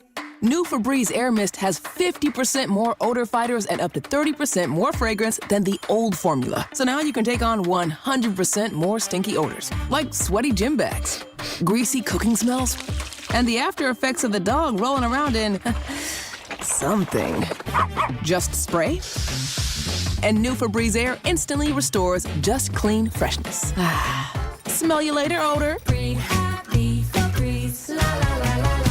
Blue Creek Wagyu is here to prove there's never been a better time to follow through with your resolution to eat better. Heart-healthy, low-cholesterol, authentic American, full-blooded Wagyu steaks and beef will help you hit all your goals this year. Booth Creek has 2 convenient locations at 95th and Knoll and 135th and Metcalf, where they sample mouth-watering Wagyu every day, and their beef experts will lead you to the perfect cut, crafted for exceptional beginnings. Join the Booth Creek Revolution at boothcreekwagyu.com. Having unexpected car trouble or just in a car accident? Call Jay's Southland Tow Service, 816-779-4869 or southlandtow.com. Use the tow service trusted by most local police departments. They can do it all. Be in the know and call Jay's Southland Tow. You're listening to 96.5 The Fan from the DM Injury Law Studios. Mike's got this. Here's your traffic report on 96.5 The Fan. 70 eastbound on the Kansas side, a little slow at the split with 670. 670 moving better into downtown from the state line over to 71. No delays. Earlier accident has cleared. Heading 29 southbound, sluggish from Front Street into the downtown loop. Looks like you have new trouble ahead of Paseo. Alan Carr, 96.5 The Fan traffic.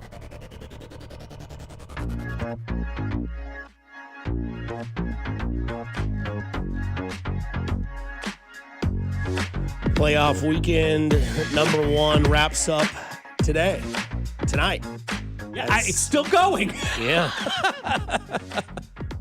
And then a week from today, we'll get the college football championship. Yep. Indiana versus Miami. Have you seen the ticket prices for this thing, dude?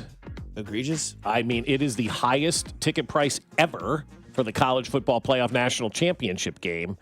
$3,565 is the cheapest ticket right now at Ticketmaster, nearly double for the get-in price for the Ohio State Notre Dame game last year at $1,830. So you're telling me they don't need Notre Dame in the college football playoff. Also, it's obviously Miami, and that stadium's 20 miles from the campus, and so they've got a kind of a built-in fan base there. But I mean, it's crazy, man. $3,565 now is the cheapest ticket to get into Monday night. Wow.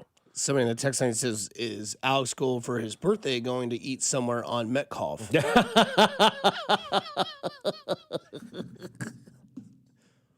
Somebody else says, that guy last night for the Niners, Christian McCaffrey, looked pretty good. Well, I'll tell you what. It doesn't get much better than this.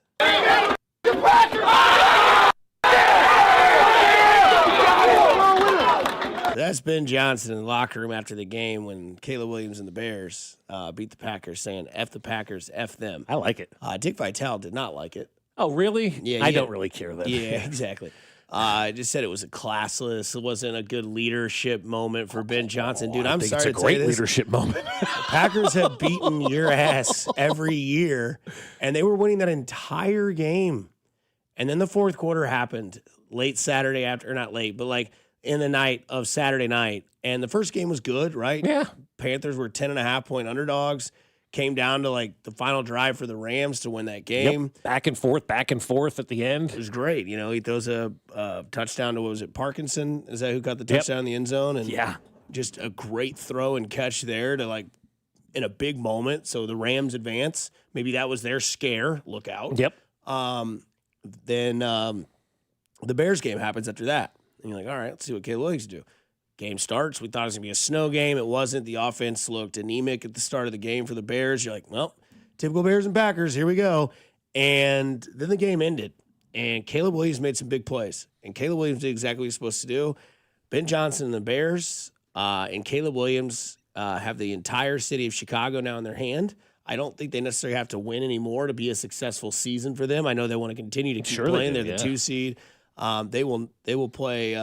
They're hosting the Rams or the Niners. No, the Niners are playing. No, the Niners are in Seattle, so they're playing the Rams. Yeah. Yep. So now it's big bad offense of the Rams coming to Chicago. Slight advantage because Stafford and the Rams to go play again on the road, and they have to play in a cold environment. We know Chicago's probably gonna be cold this weekend. Stafford's finger going to be okay? I don't know. That looked terrible. That looked awful. And Stafford and weather and outside of domes lately has been rough. Rough, yeah. So something to monitor there. But I thought that was a huge, massive win for the Chicago Bears. Yeah, a couple of things that I want to touch on from that. You heard the audio of Ben Johnson, and then you brought up the Dick Vitale thing, right? And I love Dick Vitale. I think he's the most important thing to happen to college basketball of all time. Without him, I don't think it's as big a sport, right? He's a great cheerleader for their sport. But also there are times where I just don't agree with guys like Dick Vitale who think everything needs to be about sportsmanship and all this kind of stuff. He said total classless attitude and winning by Ben Johnson, coach of the Chicago Bears, and a fabulous comeback to beat the Packers. Main theme should have been the gutty comeback, not the childish F Packers comments. Yeah, but that's called a rivalry, Like that's big. We don't see that a lot in professional sports, right? We don't even see it much in college anymore when you got rid of all of, the rivalries because of conference realignment. And I miss that kind of stuff. Like, that's good stuff. That reminds me of the old days with the Chiefs and Raiders and being in an elevator at the end of the game against the Indianapolis Colts when the Chiefs blew that 28-point lead, and seeing the general manager of the Indianapolis Colts in that elevator so fired up, dropping F-bombs, doing all that kind of stuff. It's okay to show emotion in professional sports, and it's okay to have emotion like that. And here's why I think also Ben Johnson did the right thing by saying that after the game. Do you know what Ben Johnson also just did? He related to his entire fan base. And his entire fan base now is looking at Ben Johnson and going, that's our guy. That's our ride and die guy as our head football coach, right? Quarterbacks, running backs, players, they all come in and out. But if this guy's our guy and he's here for an entire generation and he becomes the new Andy Reid with 13, 15 years at one place, that's our guy that we're going to back. Ben Johnson won over the entire city of Chicago when he dropped that. Because you know why? The entire city of Chicago, Dusty, has been saying F the Packers for 100 years, and they got a coach who beat him in the playoffs, played great. His quarterback played good when it mattered, and he got excited, and he showed emotion, and he showed passion. Mm-hmm. I absolutely love that from Ben Johnson. I thought that was great yesterday that he showed that emotion, or Saturday that he had that emotion. I don't need to hear from Mother Teresa's out there telling me that wasn't the right way to do things. No, that was the right way to do things. And it's okay to have emotion, especially in a playoff game when your livelihood is relying on these wins, right? We're talking about how many coaches and quarterbacks be fired, get rid of this guy. These playoff games matter. I appreciate the emotion that Ben Johnson had because he was feeling it just like his fan base did. That was great. Someone on the text line says, I got to say, I thought it was a little bit overboard. He knows that stuff's going to be on social media. Good. So? People might want to come to that contagious locker room. Somebody says you can't be saying F that team, F that coach. That's a little bit much. But then somebody also responds and says, the gutty comeback comment by Dick Vitale is so cliche. I think my coach telling me to F the Packers would motivate me more than anything else. Hell yeah, it would. And then someone says apparently the Packers were flapping their lips all week leading up to that game. So, yeah, I don't know. I mean, obviously it's a rivalry. It's your team that's been beating you in the past, and it's always been, I mean, Aaron Rodgers saying he's your daddy for all those years, and then you get the opportunity to do it, and yeah, it's going to be on social media. Who cares? At that moment, I don't think that Ben Johnson is saying, I'm going to say something now because I think it'll go on social media and we'll get clicks. Not at all. No. I think that was just a raw reaction of a guy that actually went into Chicago, who's now developed an offense that everyone said that if he was going to be the coach, that they wanted to see some sort of progress, and you're seeing that. Mm-hmm. This is the best season Caleb Williams has had in 3 years. Yeah, and I also think, too, like, I think sometimes people forget, man, the amount of energy and emotion and time and effort that goes in for every one of these football games or a sporting event. Like, winning in professional sports is special. It should be celebrated. It should be rivalries, and so should rivalries. That's why I don't hate when they say MIZFKU. No, it's a rivalry, right? Like that's what you want. I love that kind of stuff. I think it's awesome, and I think it's great when you can get a coach that embraces those rivalries, right? I think it's important to have your coach as an extension of your fan base. And what he did yesterday or the day before and got his team fired up, that's the only people that he has to please. Ben Johnson doesn't have to worry about offending grown-ass men who play in the NFL or Green Bay Packer fans or anything like that. Ben Johnson's job is to appeal to his team, to win over his locker room, to win over his city, to win over his fan base, and he did that. So I thought it was great. Let me ask you guys this, because I know you're a Matt LaFired fan up there in Green Bay, Mac, and you're a Caleb Williams fan, both of you. Was that win more positive for Caleb Williams or more negative for Matt LaFired? Who cares? I'll go positive. Yeah, I mean, that's a huge win for Caleb Williams because that throw he made on 4th and 8, basically with their season. I mean, I know there's still 6 minutes left. But rolling out to his left, throwing it off balance over the top, those are the plays that when Mahomes does that in Kansas City, we go goofy over. We're like, look at that throw. I mean, the down, the situation to still be able to execute it. And he did that. And he won in that city for those fans. Like, I thought Parkins was hilarious. He was row 1, 50-yard line behind the bench. He said, this is disgusting. This sucks. And Carrington saying, you will forever be a curse no matter how long you're alive. And then all of a sudden it changed. Why do people count games over in the middle of them? Depending on what you see, right? And what you've been through, right? Yeah, your history as a fan. I think it would show you in the NFL, like, they have the witching hour. We know, like, all these games go wacky. Take it from a Chiefs perspective, right? Yeah. You watch the Colts game and how they lost in dramatic fashion. Once Andrew Luck got the butt fumble, I was like, this isn't going to go well. And then we saw it against Pittsburgh. Couldn't couldn't let them score a touchdown, but you're like, I've seen this before. Like, this sort of feels like what we've seen in the past. And then it happens. And then you play the Tennessee Titans, and Darrelle Revis has a ball go right off his face, and Mariota catches it and goes in. And then the most atrocious call in Chiefs history, which is Derek Johnson's sack that's forward progress. Yeah. You're like, but everybody like 21-3. I think everybody kind of wrote that game off, right? And because of the past. Yeah, but the one thing we do know, though, is if you look at the present in the NFL, these games are wild in the last 5 minutes. How many lead changes in the last 5 minutes of all of these games did we have over the weekend? Didn't everyone have multiple lead changes in the fourth quarter? So the fourth quarter, something different happens, man. Guys start playing different. Their lives are on the line. They realize their season's on the line and all that kind of stuff, and they take it to the next level. Every one of these games, man, they ain't over till they're over at this point in time. Whose seat got hotter, LaFleur's or is Dan Campbell's? Because you see who they're going to interview for their offense coordinator. Who's that? Mike McDaniel. Which team? Detroit? The Lions, yeah. Which that's scary. That would be a good combination awesome. up there. I think that's a great hire. Yeah. All the targets he has on that offense with Gibbs and Montgomery and Williams and St. Brown and Laporta, and then you put that guy's mind in that thing. That's what I'm saying. Like that's a great hire for them up there. Yeah, I think LaFleur should be fine because I told somebody Saturday night, I was like, if you fire Matt LaFleur, like you realize that 7 other teams have fired their coach. So now you're going to go get one of these guys. You think you're going to, because obviously the name is still Harbaugh. Yeah. Right. And there's a possibility that Sirianni gets fired, but if he doesn't, you're just going to bring him back and then fire him halfway through the season when it goes south again. Like I just doesn't really make sense. And Harbaugh's not even interviewing with everybody. He's just doing a couple of select interviews. And so all these teams that think, well, let's fire our coach, we have a chance at Harbaugh. You really don't have a chance at Harbaugh if he's going to be limiting his interviews. Because if I'm Harbaugh, no offense to some of these jobs out there, if I'm him, I'm not talking to the Raiders until you get your act in gear. I mean, I have no interest in talking to you.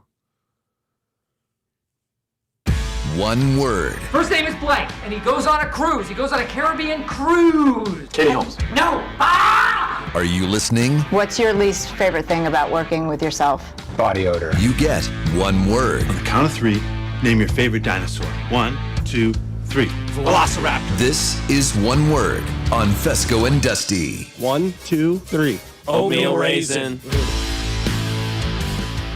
We'll start with what the weekend was on a Monday. One word on NFL Wildcard Weekend, or what's of it so far. Still have Houston and Pittsburgh tonight. Yeah, wild is really where the name Wildcard Weekend, right? So I will go with wild on that because it was. Like, every game was crazy. Every game was exciting.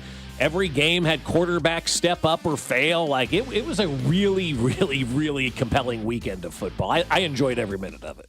Yeah, electric would be my word. It was from the jump. I mean, every single game was there. Like, I know the last night game was boring, tough to live up to it for another game, but first game of the playoff weekend, road team wins. Chicago is the home team, they win. Buffalo, road team, won. San Fran, road team, won. And then New England wins at home. And tonight, I think another road team wins. Now, I understand that Tomlin and Pittsburgh on Monday Night Football are great. That's regular season stuff, Daddy. This is the playoffs. That's a defensive line that's going to have Aaron Rodgers saying, well, that was it. I made the playoffs. I'm done. But so far this playoff weekend, it was electric. Every game was great. And your boy A.I. Michaels was on the call on. And that's a great throw from Williams. 1st and 10. Sometimes you lose it. It's okay. Sometimes you just lose it. Liam Cohen lost it. Close one to the Bills at home. This was a reporter. This is a reporter to Liam Cohen after the game. I'll let you have your thoughts. How you doing today? Lynn Jones, Jacksonville Free Press News. I just want to tell you congratulations on your success, young man. Thank you. You hold your head up, all right? You guys have had a most magnificent season. Thank you. And you did a great job out there today. Appreciate so you it. just hold your head up, okay? Thank and you, ladies ma'am. and gentlemen, Duval, you the one, all Thank right? you, ma'am. keep it going. We got another season, okay? I appreciate Take it. care and much continued success to you and the entire team. Thank you, ma'am. One word there. Positive. I mean, what's wrong with that? She congratulated a guy who looked down in the dumps, brought some positivity to a tough situation, and now she's getting roasted by the rest of the football media world, right? That's what's happening right now? She's getting destroyed by the football press because She shouldn't have been in there. Shouldn't have asked that question. Shouldn't have had the opportunity, whatever the case may be. I love that, man. In a world of negativity, we got a little positivity, and shockingly, it became negativity because that's the way people want to operate. That dude looked down, man. What if that message that she gave him a little bit of spark, man, and gave him a little energy and made him realize what he accomplished? Because I'll go back to what I said to Dayton Moore the night they won the World Series, 2:30 at Shea Stadium on the field. Do you realize what you've done and how you've affected this city? And he said, no. Those are the kind of feels I got there. Jacksonville's been down in the dumps. This guy turned around their football program. She was just saying, I like that. What the hell was wrong with that? Yeah, I think, I don't know. I think my one word would be mixed. I think that's something that you could say, like, off the side, like pull them to the side and be like, hey, my name is so-and-so. Hey, keep your head up. We haven't had, a lot of success here very often, and you're doing a good job. She said it on the platform of everybody was in the interview process. But I thought it was interesting to see how people reacted that were journalists that weren't there. That were like, this is super unprofessional. This is not what you should be doing. This is not the time for that. Reporters are here to report on the game and all that, not to tell somebody, great job, keep your head up, do your job, keep, being that guy, do all, whatever. Is somebody really hanging on the edge of their seat waiting for a cliche from Liam Cohen? That got in the way and that affected something yesterday? Yeah. I'm trying to think of why there's outrage on this. I just think that, it's just not something that happens. I guess you're right. What are we going to use our 30 seconds that we each get to kiss ass? No, I'm going to ask a question. Listen, I agree with the report. I thought it was great. You're asking, I'm playing devil's advocate. You're playing devil's advocate here. I'm the reporter. Oh, so you're just going to kiss ass to the head coach so you can get better questions. Well, I'm going to sit here and actually do my job. Thanks. Yeah. No, I get it. Like I said, I think that I don't have an issue with it. I just think that the issue that everybody has with it is that something that, after it's over, I remember being in the locker room when they lost to the Yankees, right? And I asked Bobby a question because he's like, we just felt like we let the city down. And I was like, Bob, man, hey, this team hasn't had a lot of success in 10 years, man. They went to a World Series and out there was a sold-out crowd watching you guys play baseball. Yeah. And then Q was just kind of walking. Obviously, we have a report with Q, and I just looked to him on the side and said, hey, great season. Thanks for coming on the show during the week. Didn't do it in the press conference. I didn't think that was my area to do that. She decided to do that, so whatever. Yeah, and she and her newspaper that she works for is called the Jacksonville Free Press, and it's been around since 1987. And the Free Press focuses on local news, culture, and advocacy, often highlighting positive developments in underserved areas. So her whole career has been about telling positive stories and whatnot. Now, there's also the opportunity when the playoffs happen. There's a lot of journalists in there who don't cover sports on a daily basis, right? And so sometimes they have these questions that you're kind of like, huh? Why is this one being asked now? But because that's the team's in the postseason. It's a big event. It's all-encompassing. And I'm not in Jacksonville, so I don't know what the Jacksonville Jags winning did for their town, but I know what the Chiefs and Royals winning did for Kansas City and how impactful that was and what that meant to all of us here. So to have 30 seconds to do something like that, I just don't – I can't find myself creating fake anger over this like I think a lot of football hardos were doing yesterday. Yeah, there's a couple of good texts. One is outrage because people suck. From the 75, good for her, need more of that. And from the 913, she was being kind in an unkind world. Yeah. And then somebody says, oh, yeah, go ahead, guys, talk 5 minutes on it. So, 2.5. Matt, go ahead with the next one. One word on this stat. Juwan Jennings had more completed passes of over 15 air yards in that game between the 49ers and Eagles last night than Jalen Hurts. 0 for 5. My stat would be, or my one word I should say, would be Brown, as in A.J. Brown, because if he catches anything thrown to him, that number is, that number's different. I know that A.J. Brown had at least 2 passes of 15 yards that he dropped. Might have been 3, but yeah, Philadelphia, man, I don't know. I mean, it's tough to run it back, isn't it? Especially to only make it to one game in the playoff and lose. It's tough, man. Feels hard bad. to do. Yep. Just tough. How about the college ranks? Indiana making it look tough. I mean, they destroyed Oregon on Friday. It's going to be next Monday. Making it look tough for Miami, you mean? Yes, but they were making it. Yes, they made it tough for Oregon to do anything. They'll make it tough for Miami this upcoming Monday. One word on Indiana and Miami. Electric. It's going to be a good football game, guys. I think it's going to be a really good football game, right? Miami's playing at home, and then Indiana just absolutely housed Oregon the other night. I mean, that game was over before it started. I've never seen an ass whooping like that. I mean, it was a destruction in seconds for Indiana over Oregon. So it's shaping up to be a good national championship game. Well, that kid for Oregon's coming back, Mac. That's for sure.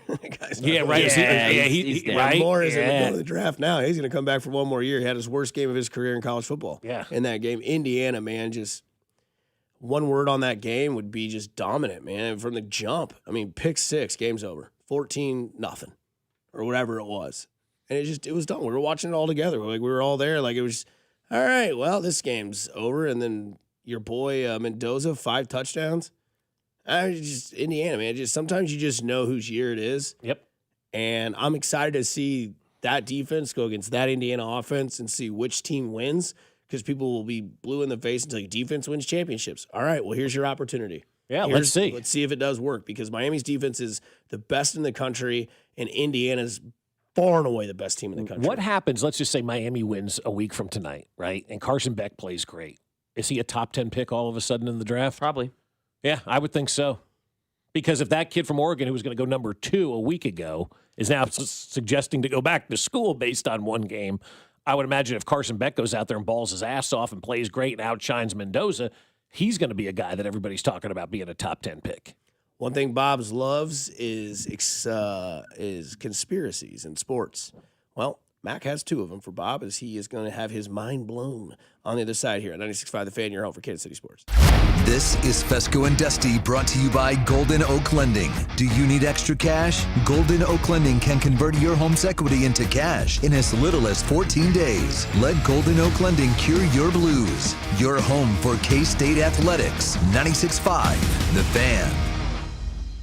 Hey guys, it's Dusty Likens. Let me tell you about my friends over at GiveMeTheVin.com, because I'm sure you've got a car that you're trying to get rid of. Well, I can tell you how to do it easily with GiveMeTheVin.com, because they want to buy your car, whether it is your daily driver pickup truck, SUV, minivan, supercar, or exotic. So say goodbye to dealing with all those dealerships and private sale tire kickers and get a true buy offer for your car. GiveMeTheVin.com puts your car right on the money, providing you with a hassle-free online option to sell your car for more. It's as simple as going to GiveMeTheVin.com and entering your car's VIN number or license plate number. You'll get an offer on your car in minutes. That is way above any dealer quote. You can go to one of their pickup locations, or they'll even come to you. It's as easy and it's fast. GiveMeTheVin.com is America's best car buyer. Hit it, boys. Sell us your car.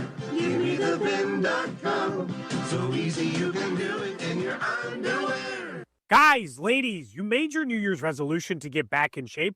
What happens next? You want to see those results over at Synergen X and Low T Center. And for a limited time, the men's TRT test is free, and ladies take $200 off the women's hormone test.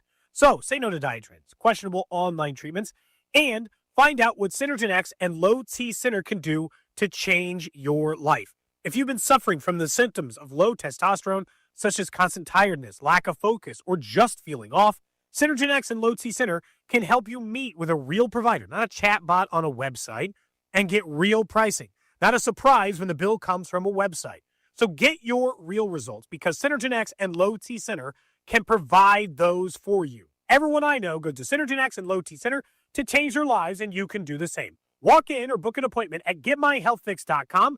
That's GetMyHealthFix.com. And you'll be happy that you've finally taken the steps to begin changing your life. Okay, I have to tell you, I was just looking on eBay, where I go for all kinds of things I love, and there it was. That hologram trading card. One of the rarest, the last one I needed for my set. Shiny like the designer handbag of my dreams. One of a kind. eBay had it, and now everyone's asking, ooh, where'd you get your windshield wipers? eBay has all the parts that fit my car. No more annoying, just beautiful. Millions of finds, each with a story. eBay. Things people love. This is the story of the one. As an HVAC technician, he and his digital multimeter are in high demand. So when a noisy office HVAC turns out to be a failing blower motor, he doesn't break a sweat. With Grainger's easy-to-use website and product information, he selects the product he needs to keep everything humming right along. Call 1-800-GRAINGER, click Grainger.com, or just stop by. Grainger, for the ones who get it done. What if sports were traded like markets? Now you can test your sports IQ in real time with Robinhood Prediction Markets. It's not you against the house. It's you participating in a live market. You can buy or sell your positions all game long. You know the game. Put it to use. Trade every play with Robinhood. Download the app today. Futures and cleared swaps trading involves significant risk and is not appropriate for everyone. Event contracts are offered by Robinhood Derivatives LLC, a registered futures commission merchant and swap firm. This is the story of the one. As an HVAC technician, he and his digital multimeter are in high demand.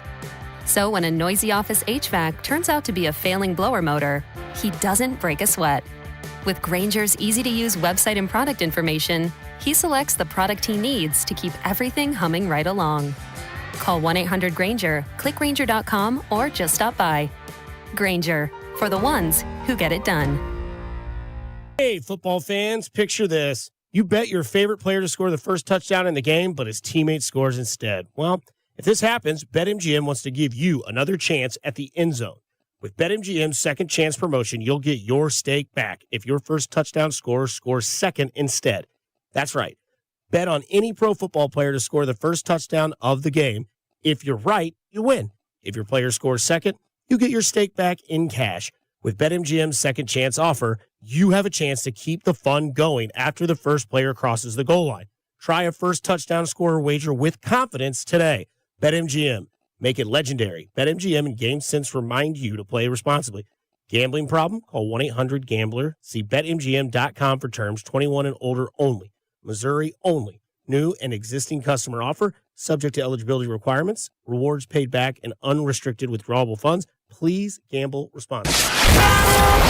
Here's your traffic report on 96.5 The Fan. Kansas side 70 eastbound heavy from 18th Street Expressway to the split with 670 with construction. Missouri side 71 northbound slow rolling before 87. Stays off again on again heavy to Gregory and bogs down again around 39th Street. Stays very slow, not quite to Linwood with an accident reporting. Alan Carr, 96.5 The Fan. Traffic.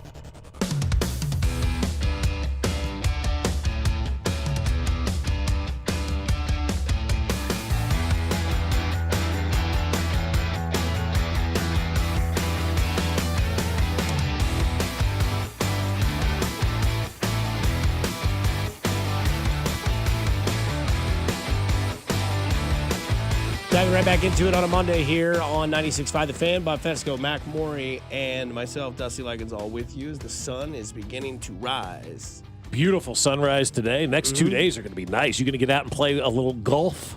Or wait, how would I say it? Golf. Yeah, golf. Golf. No, I think this week we're taking off. Are you really? Yeah. You may not get another opportunity, though. I looked at the 30-day, right? Tomorrow in the 60s, and then after that, it's not going to get much over the 40s for the next 30 days or so. Yeah, it's probably best. That's the way the last round went. All right. Guy! Yeah, that's what it felt like, the final 3 holes, like I said. Okay, so you need a break? It's probably best. All right. Probably just need to get back to the lab. All right. Work on the grip, work on everything like that. Cool. Which, whatever. Yeah, work on all of it, right? That's right. But no conspiracy in my game. But apparently Mac has a couple of conspiracies because there's one in college football, and then there's one with electromagnetic conspiracy for the 49ers. I mean, this is audio for you. But since the Niners moved to Levi's Stadium back in 2014, they have been by far the most injured team in the NFL, and it's not close. And the 49ers alone suffer more Achilles and patellar tendon ruptures than the league average. Now, of course, many logical people were thinking, okay, it's got to be Levi's turf, or maybe just Kyle Shanahan being so aggressive. But when people started looking into this, they saw all these other teams playing at Levi's, and their Achilles weren't just rupturing out of nowhere. But apparently, according to retired 49er John Feliciano, this theory has been floating around in the locker room for years. So this guy decided to put it to the test. And this man went to the 49ers practice facility with a Gauss meter to measure the electromagnetic fields. Now apparently for a home or an office, the normal range is 0.5 to 3 milligauss. But at the far edge of the Niners practice field, it read an 8.5 on a Monday when demand for electricity was actually very low. Now I know what you're thinking, because I was thinking this too. How the hell does this have any correlation with someone's body? Apparently, there are thousands of peer-reviewed studies that say that chronic exposure to these low-frequency fields can significantly weaken collagen. And collagen is a building block of tendons and ligaments. And this chronic exposure just makes those tendons and ligaments so weak that when a professional athlete goes to do professional athlete things, it just freaking explodes. What do you think? I mean, I'm in. Yeah, right? Crazy. I'm definitely in on that. That is interesting. I mean, I'm sure not the league, but the team, I'm sure would be like, all right, we heard this. That would be something you may have to kind of just, hey, somebody go look at this. Is this real? Because what if it is? And then you could put up like a wall or something to protect electromagnetic fields from taking over your practice facility or whatever it is and taking out the collagen in your Achilles.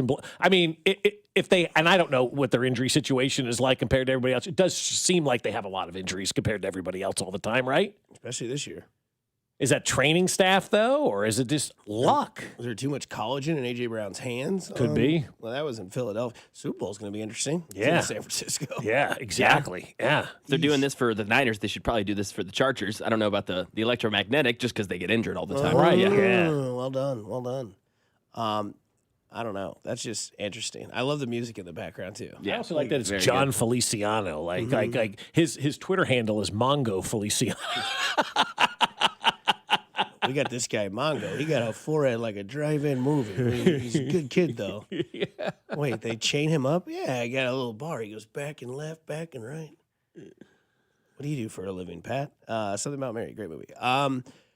Yeah, I don't know. I don't really look into conspiracy theories. I just kind of entertain them by listening, but I don't really have a take on like what somebody's theory is. I know for a fact that it's interesting that the sun came up and all of a sudden this room is -7 degrees in here. How about that, right? I mean, dude, I can feel it in here. Well, there's people in a room over here doing something with devices, so I don't know if that's having an impact on it, but all of a sudden I'm like, damn, it got cold in here.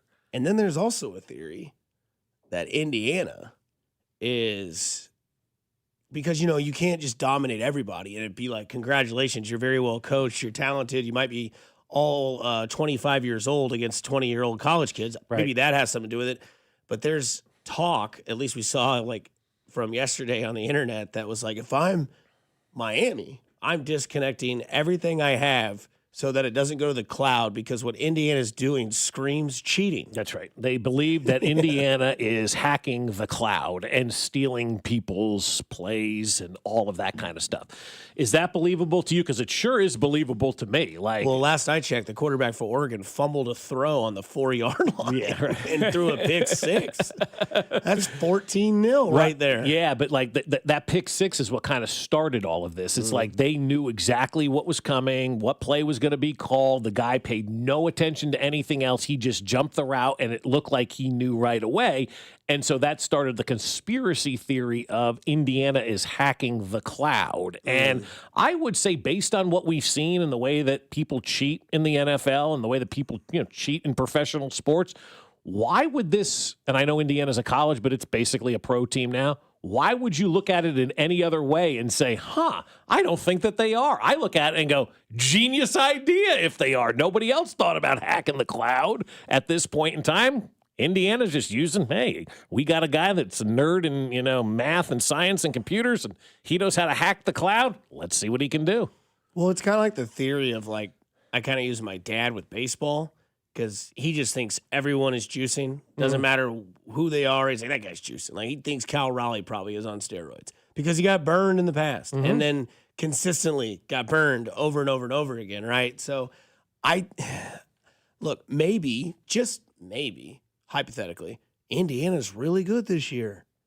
And maybe that's what's happening. Maybe they're just really, really good at football, and they have a quarterback that knows what he's doing. They have a coach that knows what he's doing. They have a great defense. They're disciplined. They play well. They show up. They rehearse well. They do their research. They do their studying.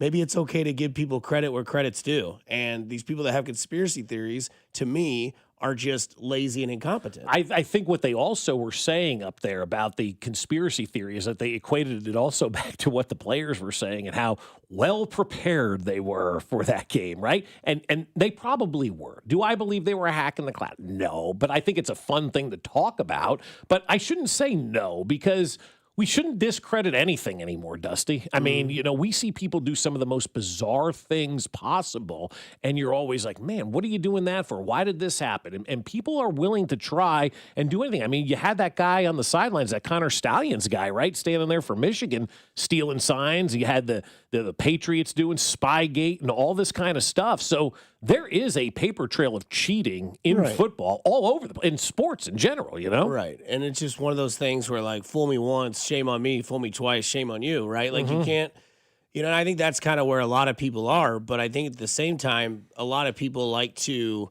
create controversy where they shouldn't, and then it gets them attention. And I think that's exactly what's happened with Indiana. Like, we haven't ever seen Indiana do anything remotely good in football. Right. The last 2 years they've been good, and now all of a sudden it's like, wow, they must be cheating. We've seen this before. Like, Michigan's been good in football, right? They had a guy stealing signs. Like, we found that out. And people's girl. Apparently. Not apparently, definitely. Yeah. But that's the thing, I think, when you look at, when it comes to where people will go, is you look at the Chiefs win their first Super Bowl. It's like, oh, it's great. And then what's the conspiracy theory? Well, the refs are in on it. Yep. Why? And then they started to blame George Toma for the field being bad, and that's why they won one Super Bowl. What was it, Arizona or whatever it was, right? Yeah. And then, people in the text line go back to, like, well, look at Houston. Who would have thought that a banging of a trash can would be anything significant? Well, turns out now all of a sudden, you look at Jose Altuve tell people, don't take my shirt off when I'm coming around third base to celebrate a home run because there might be a wire. Right. And then all of a sudden there was enough evidence to prove it. It's up to you to what you believe. I'm not telling you what you can and can't believe. Right. It's all on you. I know what I believe in, but I think that maybe just Indiana's really good this year. Yeah. Could be. Did anybody ever accuse Alabama of cheating? Or just illegally recruiting? But Alabama, see, that's what they accused Alabama, paying players or whatever the case may be, if you wanted to. But Alabama was Nick Saban. Oh, they didn't have to cheat. It's Nick Saban. He's really, really good. 3 years ago, nobody knew where Kirk Sanzetti was, right? What he was doing, who he was. You had to literally Google that guy. And now 3 years later, he's had the best 2-year run maybe in the history of college football, and we'll see how it all kind of plays out. So I think there are people that are wondering, like, what's going on. But to the text line's point, you're right. The banging of a trash can, like, people have cheated and done all this kind of stuff in sports since it started. Since, the Black Sox, 1818 or whatever, 1918, it's been going on forever and a day. We'll get involved more in the playoff weekend on the other side because a former Chief had himself a night for San Francisco here on 96.5, the Fan, your home for Kansas City Sports. You're listening to Fescoe and Dusty on your home for Chiefs football. 96.5 The Fan. Fescoe and Dusty is brought to you by Golden Oak Lending. Do you need extra cash? Golden Oak Lending can convert your home's equity into cash in as little as 14 days. Let Golden Oak Lending cure your blues. Well, I'll tell you what, if you want to feel better right now, then you need to see my friends over at QC Kinetics. And if joint pain is holding you back, then there's a way to get real relief without surgery, downtime, and without putting your life on pause. QC Kinetics delivers regenerative treatments that actually help your body repair the areas causing you pain. Those aching knees and hips and shoulders, your back, wherever it hurts. Instead of facing an invasive operation that sidelines you for months, these treatments happen right in the office, and you go about your day. Simple procedures that can deliver big, life-changing results. Skip the 3 to 6 months of recovery, skip the pain, and skip that invasive surgery. Do this instead. Call my friends over at QC Kinetics and start planning the year you want around game-changing regenerative treatment from QC Kinetics. Call them now for your free consultation. 816-412-6299. That's 816-412-6299. Off 435 in State Line and in Gladstone, it's QC Kinetics. If you need a new garage door, this could be your lucky day. Entries are open now for the $5,000 sweepstakes at Overhead Door Company of Kansas City. A winner will be chosen at random to receive $5,000 towards new garage doors, openers, or front entry doors of their choice. Deadline to enter is the end of the month to win the $5,000 sweepstakes with Overhead Door Company of Kansas City. Enter now at overheaddoorkc.com. You can't win if you don't enter at overheaddoorkc.com. It all comes down to this, folks. Yep, the entire season is on the line. But my throat has officially thrown in the towel. Sounds like you need Vicks VapoCool drops. They're max strength and vaporize sore throat pain. Whoa! These VapoCool drops hit fast! Speaking of fast, did you just see that play? Yeah, he vaporized that ball. That pun should have come with a penalty. Vaporize sore throat pain with Vicks VapoCool drops. Use as directed. And we're out. Back in 60. Hey, what are you eating? Chimichurri filet mignon. It's a Factor meal. Oh, nice. Wait, they let you eat like that in the pros? Oh, they insist on it. A pro's work starts on the plate. Oh, man, that does look good. Let me have a taste. Mm-mm. Get your own. All right. Where do I find this? Is it factormeals.com? Yep, and they've got a deal going on. Oh, love a deal. I am so in. Smart move. Pro move. All right. Factor. Eat like a pro. Jeff Montgomery here for Amoeba Medical. The new year is all about turning the page and feeling your best. Men, if better sleep and fewer bathroom trips are on your list, an enlarged prostate could be the reason. I decided not to carry that problem into another year and contacted Dr. Brown at Amoeba Medical. Their non-surgical treatment was fast, simple, and came with minimal recovery time. And it's covered by insurance. Start the year more comfortable and well-rested. Schedule a visit with Dr. Brown and the team at Amoeba Medical in Kansas City. Amoeba Medical, MIVA-medical.com. Chiefs coverage sponsored by Renner Garage Door, RENNER, forward and back. Hey, it's almost Andy Reid. Who knew a Halloween costume would change my life and lead me to Renner Garage Door? Renner's KC's go-to team for service, repair, and replacement. RENNER, RENNER. Here's your traffic report on 96.5 The Fan. Missouri side 71 northbound, accident around Linwood, keeping things heavy back to MLK. Kansas side 635 southbound, slow from Gibbs to 35. 70 eastbound gets heavy before 18th Street Expressway. Stays slow over towards the split with 670. Allen Carr, 96.5 The Fan. Traffic. This is your home for Kansas City sports. 96.5 The Fan, KFNC FM and AM, HD1 and HD2 Kansas City, in Odyssey Sports Station.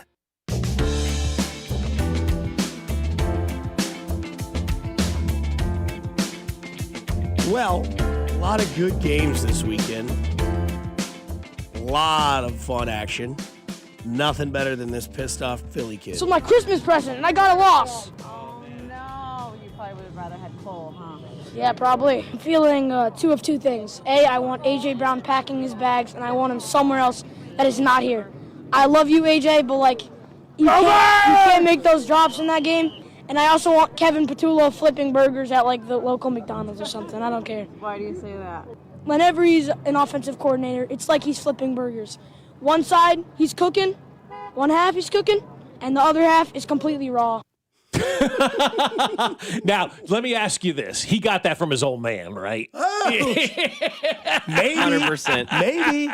It's a different breed in Philly fans. That kid might have been, he might have been that way since birth. Yeah, well, yes, he was. And then the old man got to him and he became even more. Like, that kid right there reminds me of, like, he's one of those kids that you look at and go, were you ever really a kid? Because he feels like he's an adult in that mind because he's sitting there echoing everything his old man's saying as they're watching the Eagle games, right? This guy Patullo should be flipping burgers. One side should be raw, the other side should be cooked, you know, like all that kind of stuff. And so the kid's channeling his inner old man. But hey, that's what happens in sports, right? You channel your father when you're watching sports as a kid, especially in a town, you know, like Philadelphia. But it's fun to watch Philadelphia lose, man. It's fun to watch that town lose their minds. And I'm not going to lie, immediately after the game, I went to the Odyssey app and put on WIP, our sister station, and started to listen. And the first call out of the box was just as good as you could possibly get. Everybody needs to be fired. Everybody sucks. And it is good, though, I will say this, to hear fans complain about A.J. Brown, because a lot of times, especially here in Kansas City, we don't want to ever hold the players accountable. We want to blame the coaches and Matt Nagy and Andy Reid and all this kind of stuff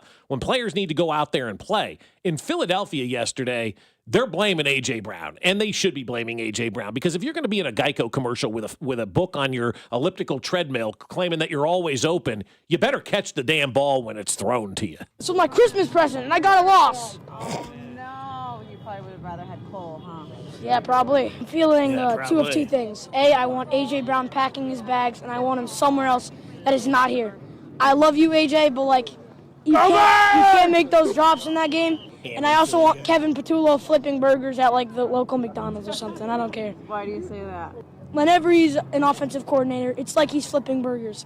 One side, he's cooking. One half, he's cooking. And the other half is completely raw. Love it. What was his name? Salvador? Yeah. Nick. I mean, who had on their bingo card DeMarcus Robinson as the number one wide receiver in that game on Saturday? He looked better than any Chiefs receiver Sunday this year, right? I mean, seriously, like that was a better game than just about any Chiefs receiver played. But out of the gate with the big play to start the game, then a touchdown. No, and I don't want A.J. Brown either. Can I just say that? Is that blasphemy? Are you going to throw tomato cans at me because I said I don't want A.J. Brown? I don't want a drama guy coming. We don't need that right now, right? We need everybody that's going to be on board, doing the right thing, moving this thing in the right direction.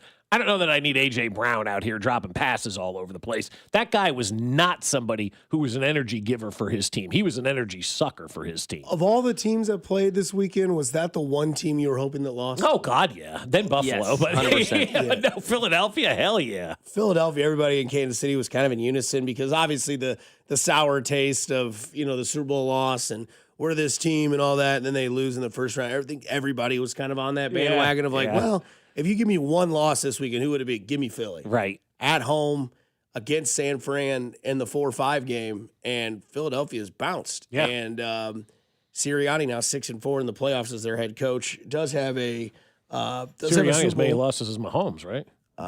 17. Oh, I say 17-5 now. 17-5, yeah. But again, Mahomes has never lost in the divisional round or wild card weekend. Mm-hmm. But again, that's just one of those things, man, where it's like you put yourself on that platform of being that team. That's what comes with the territory. And maybe they are the bad guys of football and they own that, and that's fine. I mean, we'll see what they do with Sirianni. But like everything that I had said, if Sirianni is going to get fired, you saw it all happen in front of your eyes. Like Saquon couldn't carry that team on his back, 130 all-purpose yards, a better game than I give him credit for.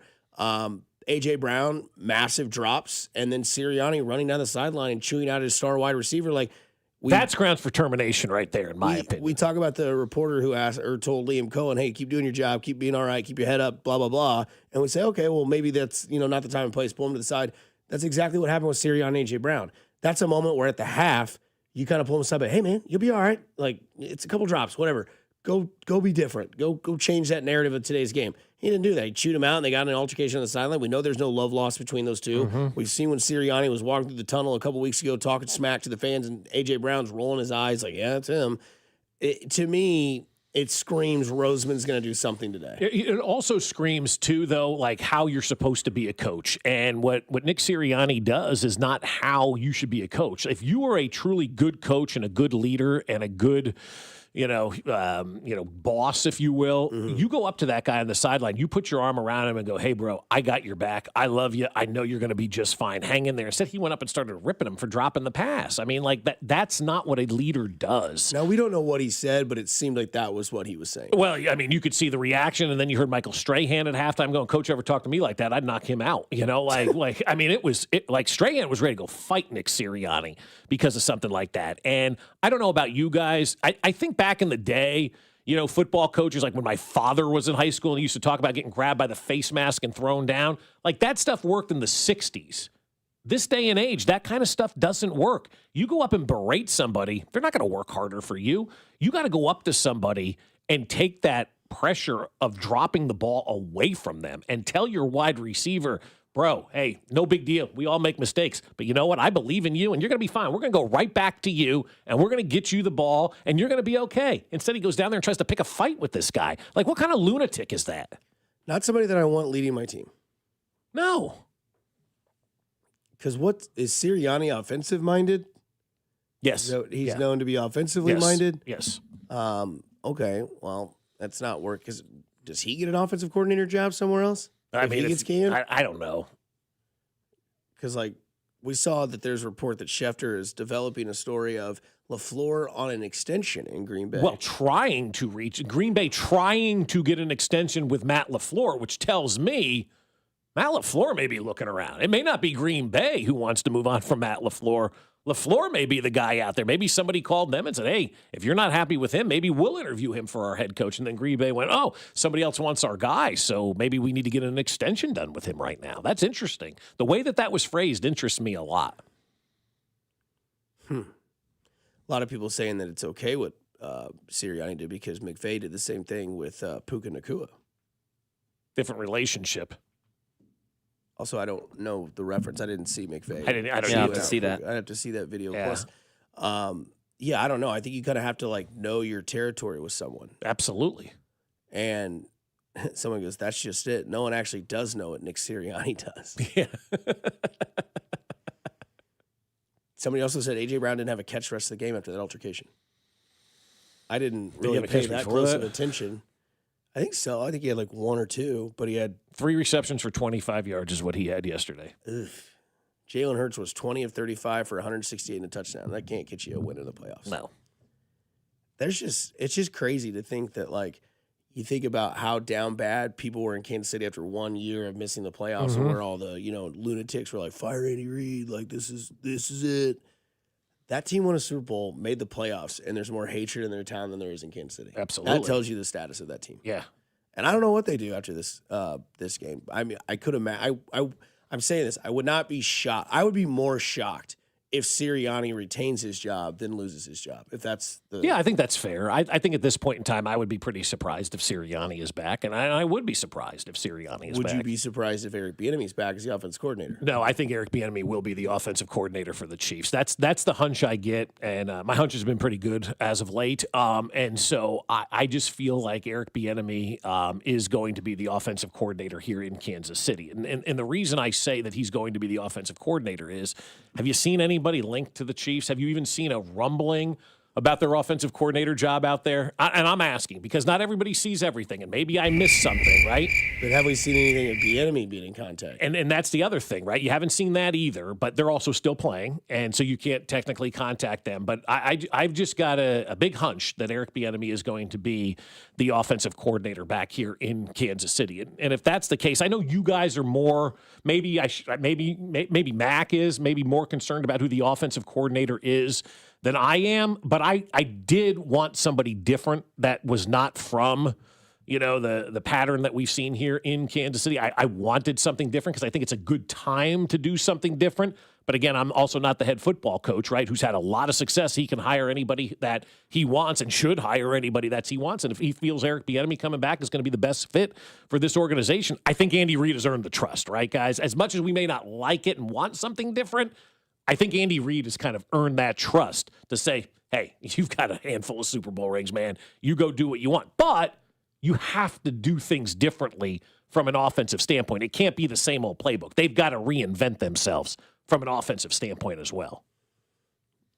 And we're for sure that Nagy's going to be gone? I think Matt's probably going to end up getting that head coaching job somewhere. If not, look, it's time for Matt to move on here from Kansas City, right? I just kind of believe that he's ready to move on, and I think he's going to I think he is obviously the favorite in Nashville to get that job, and I think he has a great shot to get that job, and I know there's a lot of people rooting for him to get that job. I think he's ultimately going to end up being he's interviewed with everybody this time around, right? He's interviewed with the Raiders. He's interviewed with Baltimore. He was the first interview down in Tennessee, and I still think he's the favorite to get that Tennessee job. You know who my favorite is? Josh Verner, who joins us on the other side to talk some baseball stuff because baseball season is coming, whether you like it or not. Josh Verner, our Royals insider here at 96.5 The Fan. We'll talk to him. What's coming up for the Royals rally, how Mac is now best friends with Noah Cameron, and all things moving forward for those Kansas City Royals here on 96.5 The Fan, your home for the Kansas City Royals.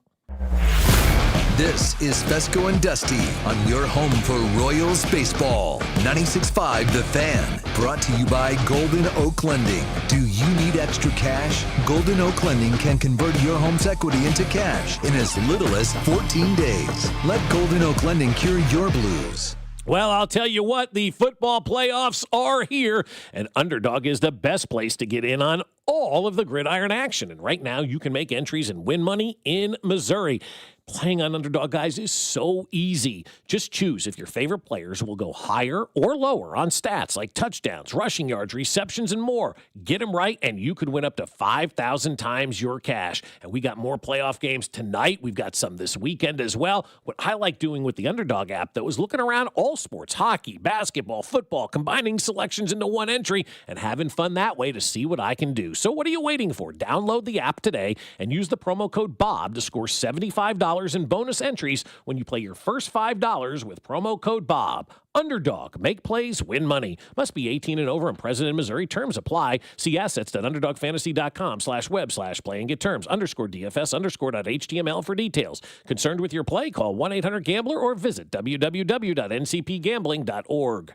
Men, the new year is here, and if you're like many of us, you're ready to improve your health. But if you're feeling low energy, not sleeping well, or not seeing results in the gym, keeping that resolution can be tough. This is Jeff for Heartland Men's Health, and if those symptoms sound familiar, we can likely help. They often point to low testosterone, and treating low T is what we do. But this year, we're also helping men go further with 4 targeted body composition plans featuring growth hormone peptides, NAD+, GLP-1s, PDA, and more, designed to boost energy, support metabolism, enhance recovery, and accelerate fat loss. With our low T treatments combined with our body composition programs, most men notice real improvements: more energy, better focus, improved sleep, stronger workouts, and often a renewed sex drive as well. So call us. Your initial visit is just $99 and includes blood work and a medical consult. And if you start on treatment the same day, your visit is free. Call 844-447-6600 or visit heartlandmenshealth.com. Featured therapies are compounded and have not been evaluated nor approved by the FDA. Provider prescription required. See website for details. Finding great candidates to hire can be like, well, trying to find a needle in a haystack, but not with ZipRecruiter. Its powerful technology actively finds and invites qualified candidates to apply to your job. So while other companies might deliver a lot of hay, ZipRecruiter finds you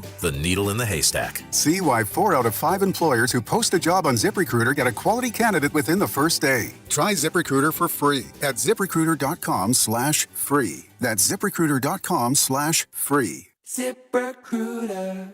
You know that Big Bargain detergent jug is 80% water, right? It doesn't clean as well. 80% water? I thought I was getting a better deal because it's so big. If you want a better clean, Tide Pods are only 12% water. The rest is pure, concentrated cleaning ingredients. Oh, let me make an announcement. Attention shoppers, if you want a real deal, try Tide Pods. Stop paying for watered-down detergents. Pay for clean. If it's gotta be clean, it's gotta be Tide Pods. Water content based on the leading bargain liquid detergent. What if your instincts could pay off? With Robinhood Prediction Markets, you could put your knowledge to work on the events that matter to you. Prediction Markets isn't just sports. It's the Fed rate decision, your favorite award show, and so much more beyond the playing field. Trade events with Robinhood. Visit Robinhood.com/predict. That's Robinhood.com/predict. Futures and cleared swaps trading involves significant risk and is not appropriate for everyone. Event contracts are offered by Robinhood Derivatives LLC, a registered futures commission merchant and swap firm. What is it that makes the all-new Hyundai Palisade Hybrid an incredible SUV? Is it the spacious interior that's comfy for the whole crew? Or the capability to go off-road? Maybe it's up to 600-plus miles of range.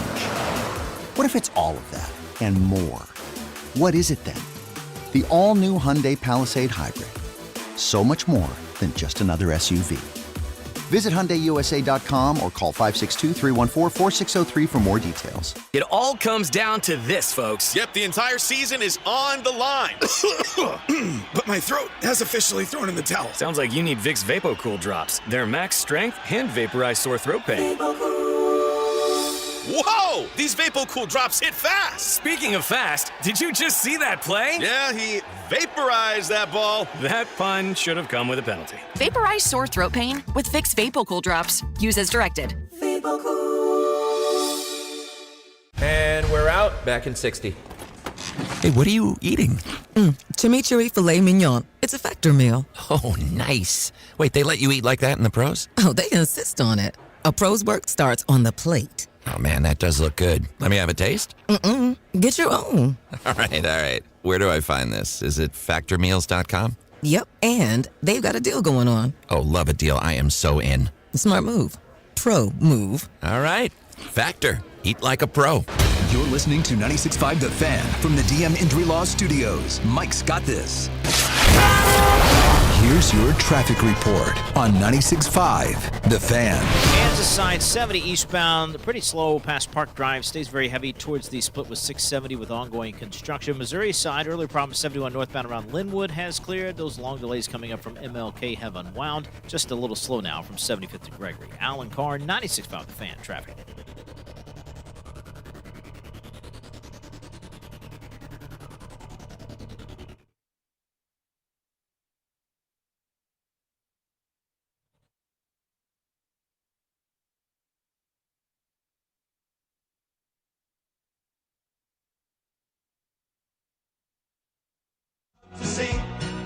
Come on out and join us. This is the place you want to be.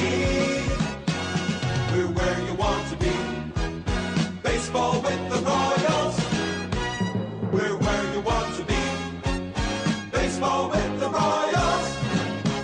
to see the best of the big leagues. You want to be loving the day. Come share the excitement of the stolen bases and double plays. This is where it happens. Come on and see. For the very best in baseball, this is the place you want to be. We're where you want to be. Baseball with the Royals. That's right, Bob. Baseball with the Royals. It's back, man. Whether you like it or not, baseball season is coming sooner than later. Yeah. As we dive through these NFL playoffs throughout the rest of this weekend, or the rest of tonight, and then into next weekend. February will be here quicker than you know it, and we will be watching the guys in blue play baseball throughout the week. I don't know what channel we're watching them on TV, but we'll be watching them some way, whether we're not. You can always listen to them right here on 96.5 The Fan. Yeah, no doubt about it. Yeah, you're right about that. I don't know where they're going to be from a TV perspective because that FanDuel thing went kaput over the last couple of days, and so I think Major League Baseball is going to absorb them. But if you're on the app, I don't know where you're going to go. If you're on the TV, I don't know what channel they're going to be on or how you're going to end up finding all of this kind of stuff. But eventually, we will be able to find all of this stuff because they'll eventually let us know what they're going to do. What's your one quick outlook on this season that you want to see? You know what I want to see this year? This team win the division. I was talking to somebody yesterday. He's like, Detroit's really good. Don't underestimate them. I'm like, yeah, I get that. But the conversation then turned, and I don't know how you kind of feel about this. Like, if they don't win the division, then they're not going to be a playoff team because the wild card isn't going to come from the American League Central this year.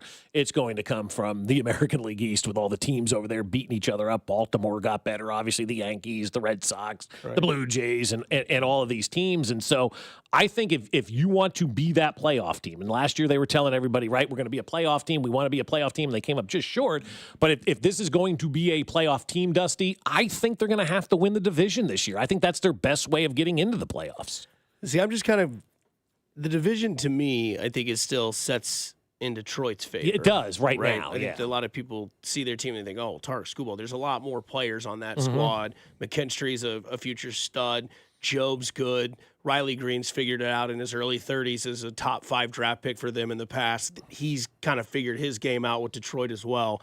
It is interesting to see like what people's takes on the Royals will be. Like, oh, you know, you'll have the negative Nancys, you'll have the positive Pauls, and then you'll have the mediocre Marks, right? They're like, hey, just play competitive again until July when we get this team back in St. Joe, and everything kind of feels like, hey, you got baseball tonight, you got news stories from the Chiefs today. I'd really love to see this offense take about 3 steps forward. And I think that, you know, some people might say, well, that's Chiefs or Royals? Both. But no, the Royals offense for sure. Like, I don't want Salvi to be the saving grace in the middle of your lineup. I love Salvador Perez. I'm glad. It's weird how the mirror images of the Chiefs and the Royals in this year were kind of similar. Like, we didn't want Travis Kelce to be the leader in the receiving room when it came to yards as a pass catcher. We wanted somebody worthy, Rice, somebody to kind of take that leadership role and go forward. It didn't happen. We thought the Chiefs might be competitive until like the last few weeks of the season, which is something that happened. And then all of a sudden it fell short of what was the end goal because you lost your superstar. Right. The offense dissipated fast like a couple years ago when the offense lost Vinny Pasquantino down that stretch. We're like, is he going to play? Is the thumb injury going to be there? Whatnot and so forth.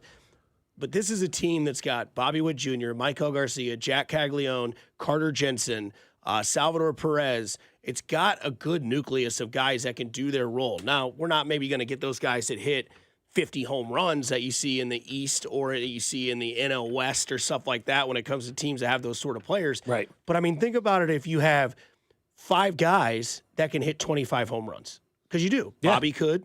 Michael could. I don't think he will, but Bobby could. Cags could. Jensen could. Sal. And you look at, you know, the offense around this team, and it could produce. But, I mean, there's enough pieces there to go more than 1 or 2 steps forward. Yeah, I agree with that. There's a lot of pieces there right now. There's a lot of pieces to the equation that can move this organization kind of, you know, into that next level. But I also think like it's going to be tough, I think, for anybody outside the East to make it into the postseason without winning that division. And so that's why I think winning the division should be a stated goal, you know, for this organization, and it will be. They've got the players in there to handle it. They still need, you know, probably one more bat or whatnot. But look, I think they've got the opportunity to do it. And you had said said something, Dusty, about, the folks that want to just keep it interesting until training camp gets here. It's okay if baseball is really good and we don't talk about training camp as the top story in town. There's nothing wrong with that. There's nothing in the rules that say baseball can only get us to spring training. I hope baseball gets us to October next year, November next year. At some point, we pick up the Chiefs midseason like we did in 14 and 15, because that was a lot of fun when it came to the baseball side of things. And so there's a lot that can go right for this team, and it all begins here rather quickly, about a month from today down in spring training. Let's go to Josh Vang, Royals insider here at 96.5 The Fan. My bad, Riley Green, 25 years old. I was probably thinking of Riley Green, the country star. That's probably everybody's hall pass when it comes to men in this world. Vern, got Royals, got the Royals, what is it? What I can't think of the fan club, not fan, but the Royals Bash, where all the guys come back, and that's kind of the start to the season. Are you getting your juices going? Or I know you're a football guy, you enjoy the sport, but like baseball, we're ready, right? Oh, yeah, without question. For me, it's normally once fantasy football is over, it's full bore ahead with the baseball season. So, yeah, I'm ready to go. You're, of course, talking about Royals Rally at Kauffman Stadium coming up on January 31st. We'll be live out there with the broadcast beginning at 9 a.m. But the Hot Stove Show, Dusty, is back this Thursday at 6 o'clock. So, oh, yeah, juices are definitely flowing. All right, what's going to be on the first Hot Stove Show, Vern?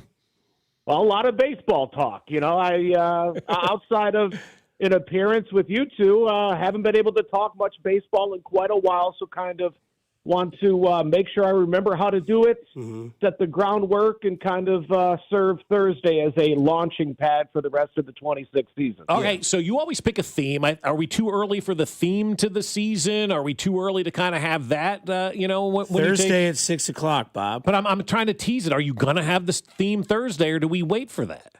Yeah, I think we wait till spring training. I like to get a feel for the team, a feel for the clubhouse and the leadership and the stated goals. So I'm heading out to spring training the day after the Super Bowl. So we'll start to get a feel in early February and should have it by the end of February. Yeah, because we've had the fire pit, we've had the river card,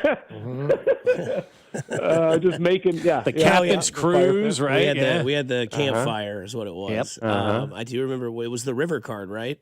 We had the dumpster fire. Yeah, and then we had a lot of those. Vern. Last year was the sophomore album, right? Correct. Okay. Yeah. So this is junior year. This is like applying to college and all that kind of stuff, right? I feel like if I could pick, you guys are forcing it right now. No, we're not. Let it come to you. But I understand where you're at. I'm excited too. Yeah. No, I hear you.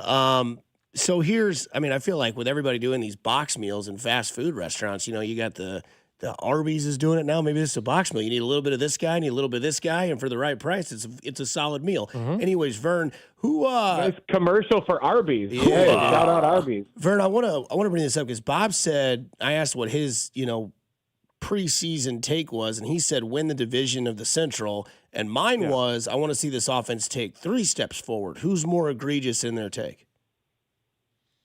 I would say you. 3 steps. I don't know how large these steps are, but unless you're willing to say that those 3 steps are all coming from people that didn't take those steps a season ago, or those 3 steps are all coming from someone that was already on this team, because the issues surrounding the offense last season, whether it was the early season pressing by some of your big names, which turned into some base running blunders really throughout the season as the team tightened up.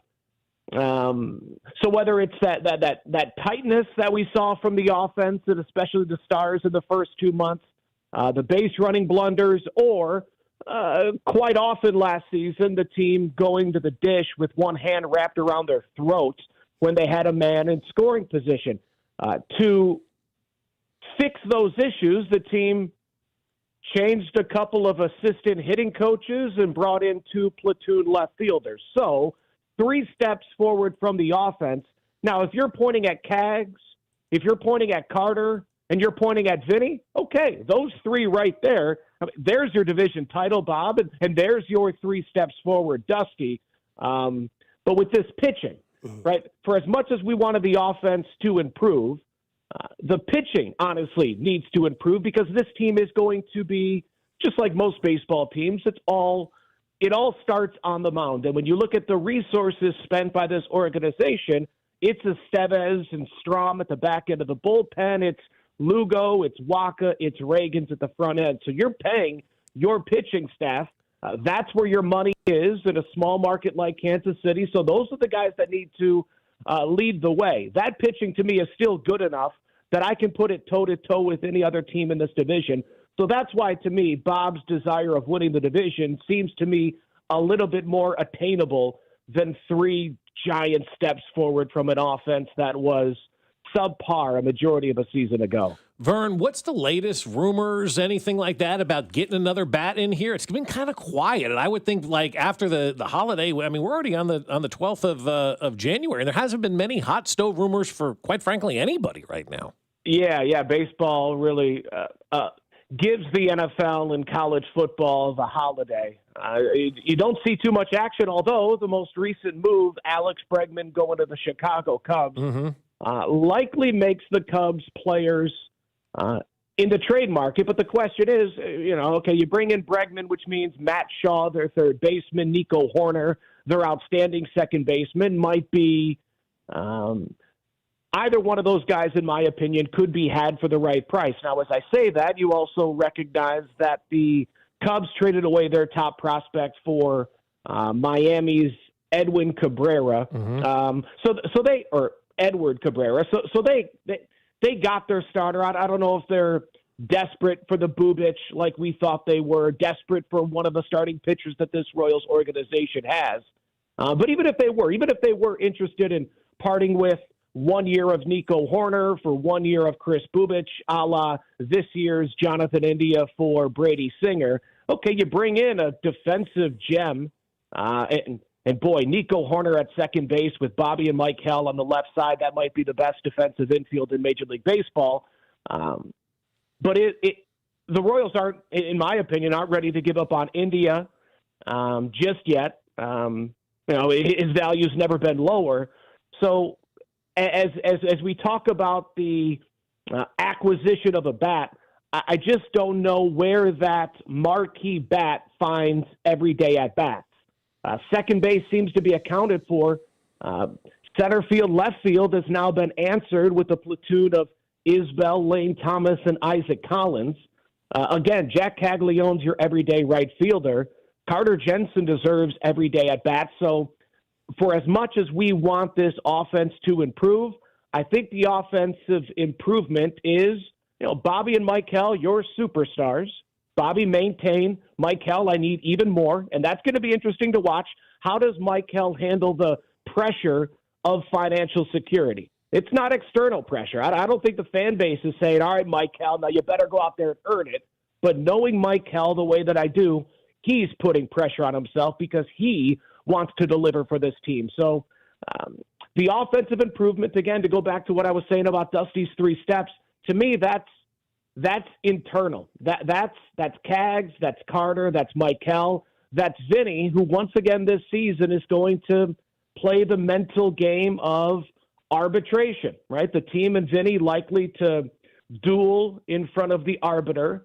And then, like we saw last season, I think that had a lot to do with Vinny's early season struggles was, all right, now I'm really playing for money. The better I perform, the more money I'm going to make. I think that hurt him last April. I'll be interested to see if that hurts him this April. So there are things to be concerned about with this offense, but it's not, they didn't bring in an outside bat. To me, it's, can the guys that are such central figures to 2026, can they improve, not on last year, that's obvious. Can they improve on 2024? Because that's what has to happen for this team to go along with a pitching staff that I believe is, again, good enough to win this division. Speaking of that pitching staff, is there a way to avoid what happened kind of towards the end of the season for Seth Lugo? Obviously, got the contract extension. It was well-deserved. And then kind of, I don't want to say fizzled out, but maybe fatigued out towards the end. Do you see them using him differently, like more conservative, especially with Strom coming to the bullpen now with him, Estevez, and also Urseg in that bullpen as well to extend, maybe certain guys on the mound? Possibly if, a Stephen Kolek a Ryan Bergert, if those guys, if they start the season in Omaha and they bang the door down a la Noah Cameron a season ago, and this is pretty pie in the sky to hope that the Royals have the issues that they had early last season where you have too many starting pitchers. If that happens, sure, I could see them managing Seth Lugo's workload a little bit. I don't want to say better, a little bit more in 2026. But unless that dream scenario happens, no, you're the highest paid player on the team. I need you to go out there and lead the way. What we saw from Seth Lugo at the tail end of last season, I think all Royals fans need to hope and wish and pray and cross their fingers that had to do with, the finger injury that kind of started the downturn last season for Seth Lugo. Let's hope this time away from the mound, this offseason to rest and recover, has rejuvenated the soon-to-be 38-year-old. No, you need Seth Lugo to give you 180-plus innings of a 3.5 ERA. You need him with Waka and Reagans. We need to have a conversation in the middle of May, at the beginning of June. Who's the ace on this team? Remember those conversations in 2014, even in 2025, a season ago? At the tail end of last season, you had no idea who the ace was because everybody was banged up. Is it Noah? Is it Waka?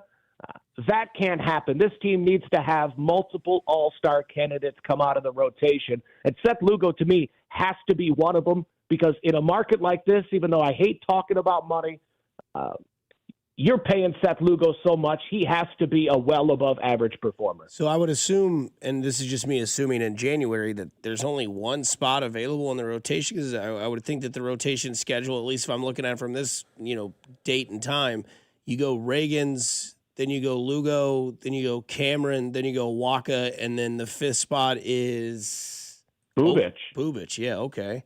Long as they're all healthy, that's your five. And then, so do you think if they were to get somebody that one of those arms gets moved? If they're going to bring in a regular everyday at bat via a trade, one of those arms gets moved. But again, like we talked about with the offense, an offense that was below average a majority of last season, an offense that was completely centered around four backs, right? Mike Hell, Bobby, Vinny, and Salvi. Those are the guys that did everything. An offense that pressed, and an offense that pressed so much it affected the base running of a team that has to be great on the base paths. In my opinion, all they did to fix that issue was bring in some new assistant coaches and 2 platoon left fielders. So if you're looking at the offense to lead the way in 2026, man, I hope you're right. Carter and Cags are going to be key to you being right. But to me, this team in 26, the reason why they can win the division, the reason why Royals fans should be excited about the season is because you can make the case that we have the best pitching staff in the division. So parting with one of those pitchers to bring in everyday bats, how good is this bat?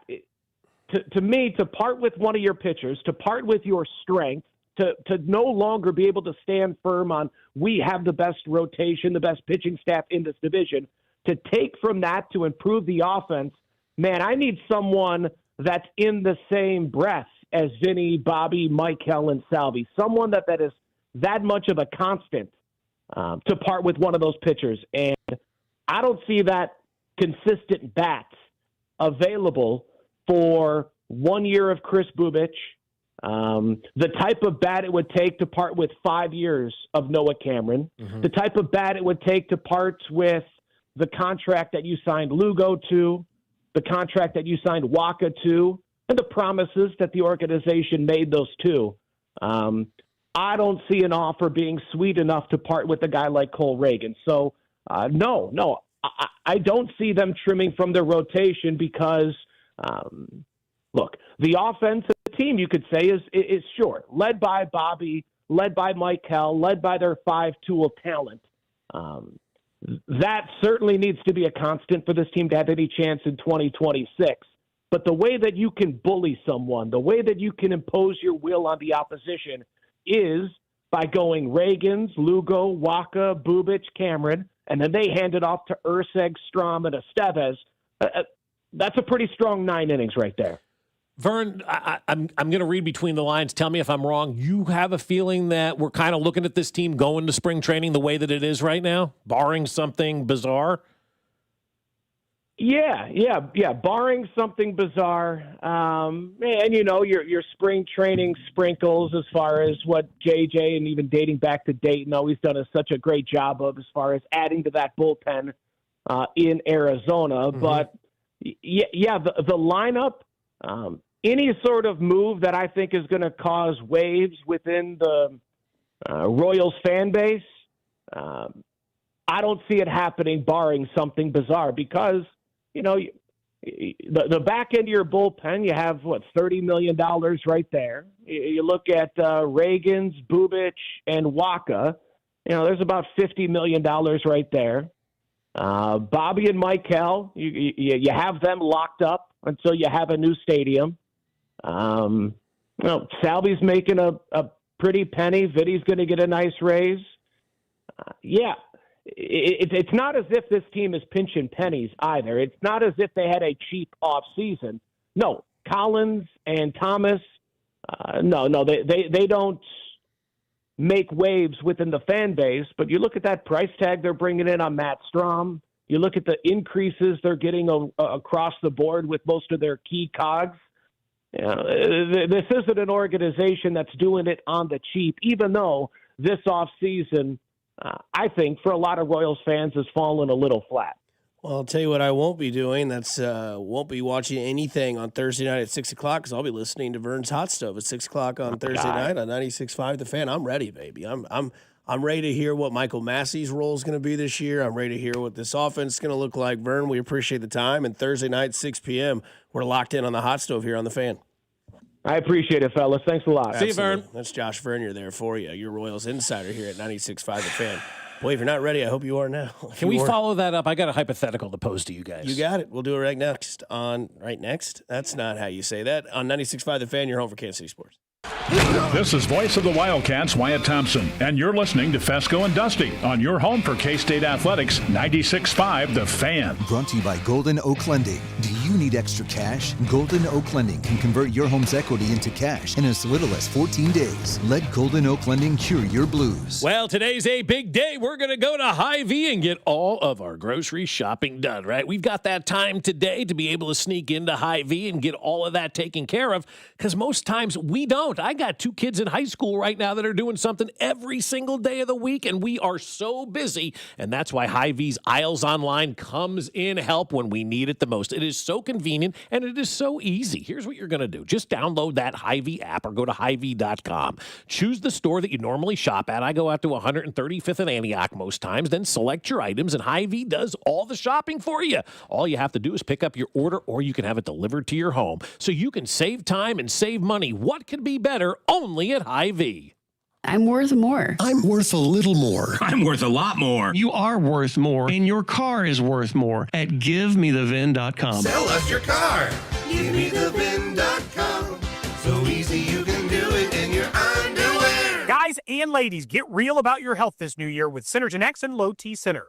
For a limited time, the men's TRT test is free, and ladies take $200 off the women's hormone test. Say no to diet trends, questionable online treatments, and deceptive prices from other places. If you're looking for the best, Synergen X and Low T Center are the leading experts. Meet with a real provider, get real medication, and real results. Everyone I know goes to Synergen X and Low T Center to change their lives. Walk in or book an appointment at GetMyHealthFix.com. Xfinity is the network you can rely on. Like a close friend who will give it to you straight. The friend who will tell you that new haircut, it's not great. Friends make sure friends get good haircuts.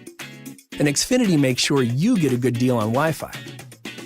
Xfinity gives you reliable fiber-powered Wi-Fi at our best price. Now through February 1st, get gig speed Wi-Fi for just $50 a month for 5 whole years. No strings, no commitments. Just super fast, reliable gig speed Wi-Fi with our best equipment and unlimited data included. Save yourself from questionable decisions and save over Verizon and AT&T. Xfinity. Imagine that. Restrictions apply. Requires paperless billing and auto pay with stored bank account. Taxes and fees extra. Xfinity Internet powered by fiber and connected to premises by coaxial cable. Actual speeds vary. The world's largest sportsbook at your fingertips has arrived in Missouri. Circus Sports is sports betting the way it should be. With high app limits, player-friendly pricing, and exceptional customer service, Circus Sports is better for the better. From football to basketball, college sports to pro, start betting like the pros in Missouri. Built for sports bettors by sports bettors. Download your new bookie today at circusports.com. Must be 21 or older. For problem gambling, call the Problem Gamblers Helpline at 1-800-522-4700. Never have I ever called my sister from the finish line of my first marathon. Hello? You won't believe where I am. Are you running? Mile 26. I'm gonna make it. Switch to T-Mobile's 55 Plus plan and get iPhone 16e with its advanced camera system on us. Plus, 2 lines for just $30 a line. Guys, I can't believe it. I knew you could do it, babe. That was amazing. Mom, how do you feel? I feel great. I can't feel my feet.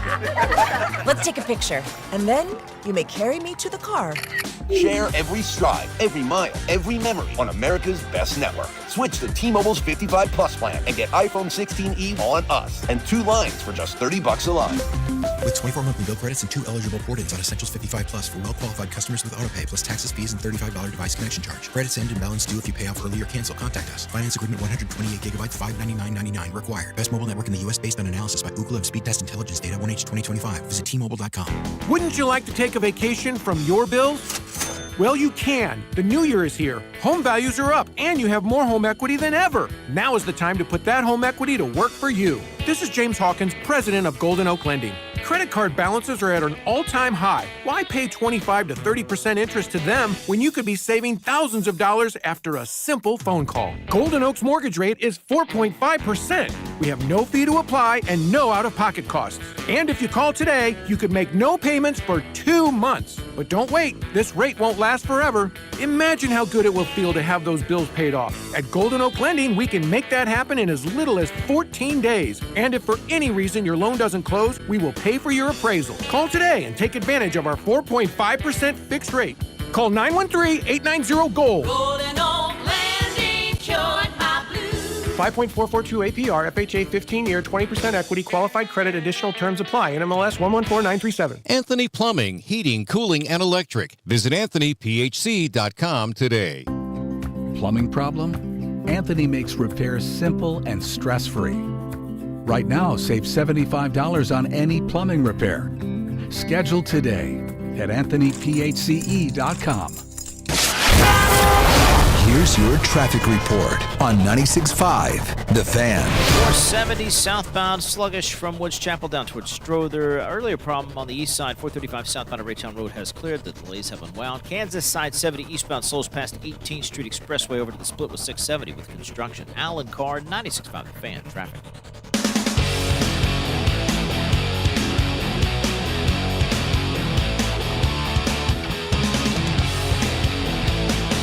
All right, Panther tease, Bob Fescoe. All right, we got Spectre in here as well, so I want him to weigh in on this. Listening to Vern made me kind of feel like this is our team kind of going to spring training, right? And I know probably a lot of people probably are like, man, I wish we could do more. I want more excitement. And I get that feeling, too, when we were talking about today that I believe Eric Bienemy will be the offensive coordinator for the Chiefs. And I got a pretty good hunch on that one, that he's coming back as the offensive coordinator. So I want to know which one excites you more, disappoints you more, maybe, isn't, the Royals with no bat being added in, or Eric Bienemy coming back. Which one kind of is more of a deflating one for you? Because for me, it's the bat not being here. I thought for sure that the Royals were going to go out and make a big swing and get a big-time bat. But maybe that bat's not available as well. Nevertheless, as they say, I would like to see that big bat here in Kansas City. So if they go to spring training and start the season without that big bat, I think I'll be more disappointed in that than if Eric Bienemy, which I believe is going to happen, comes back as the offensive coordinator. Can Eric Bienemy be the hitting coach for the Kansas He City could, Royals? yeah. I mean, Terry Bradshaw did it for a while, and now he's back on TV. So, Right. Look, I'm team. I want outside of the comfortability for the Kansas City Chiefs because I think there have been flaws in the offense for several years now, and I think that winning and going to Super Bowls kind of disguises that. And when you have a 6-11 season, there's no mask, there's no costume. It's all out for everyone to see. Right. And I say everyone, I mean everyone. Everyone, You know, because we'll sit back in the national media and say, well, there's an issue with their offense, and then we'll say, well, they're 15-1. So I don't really care what your issue is with the offense. right. The minute you go 6-11, the offense, the coaching, all of a sudden we find out who Connor Embry is. We find out who, whatever the running back's coach name is. All of a sudden Dave Merritt's name comes out, and you're like, oh, wow, this is interesting. And it kind of gives you the vibe of back in the day when the defense was atrocious and the offense was super bullish. And all of a sudden Bob Sutton's gone, and the narrative of Bob Sutton completely changed, where it's like, well, he didn't adapt, he didn't change, he didn't do this. It's like, well, they lost the AFC Championship game, and then they go to the Super Bowl, and it's like, here we are. Spectre, I want to get your opinion first, but this breaking news. The Bills are auctioning off their urinal troughs from Highmark Stadium. The team is auctioning off parts of their now former stadium, moving into the new $2.1 billion home next season. The troughs, that's got to be one of the top items that people are going to get, right? Hard pass. Okay. Spectre, where do you feel? Not for an outdoor, not in the patio, not on the Oh, fratio? that would be good. Be great. To have an outdoor trough to pee so I wouldn't have to go inside. Exactly. That's the ultimate yard. lazy. I've got the yard. Yeah, but now you have the Bills urinal. Yeah, You could put Chiefs like ice cakes on it and really deck it out. Yeah. You got to clean it. I'd be more disappointed in the Royals. Yeah. They had one job to do this offseason, and that was to acquire Well, a right-handed hitting left field bat. Two, but we know one has failed so far. Yes. They had one on the field job to do, and that was acquire a left fielder, right-handed hitting bat. And yeah, maybe no one's available now, but explain to me then November and December. Right. So you've had 3 months to get something done. And again, maybe that move isn't out there, but it can't just be Lane Thomas, guy from Milwaukee, hope that Cags is good. Yeah. And I guess I fall on the side that I think Eric Bienemy is probably more important than most, but for me, I would be more disappointed the Royals not getting an outfielder. Yeah, and that's where I would be, because tell me why you think Biennemy's more important than most. Because he's a red ass. I mean, it's a long-winded theory, but I think Patrick Mahomes and Andy Reid have gotten to the point where they are above the rest of the NFL. And I don't know if Eric Biennemy's a good offensive coordinator, bad offensive coordinator, what have you. But it's very hard to tell Andy Reid and Patrick Mahomes when they've messed up. Same as a Bezos, anybody like that who's reached a certain level. Eric Bienemy will tell you if your grandmother's brisket sucks, right? Yeah, it's true. Yeah. So maybe he's not a great coach, but he serves a purpose of saying, hey, Pat, your mechanics aren't very good, fix it. Andy, run the dang ball. So I think Eric Bienemy is not the right answer for the next offensive coordinator of the team. I do think he is somewhat important because there's a pretty good line of demarcation in the sand from when he left to now.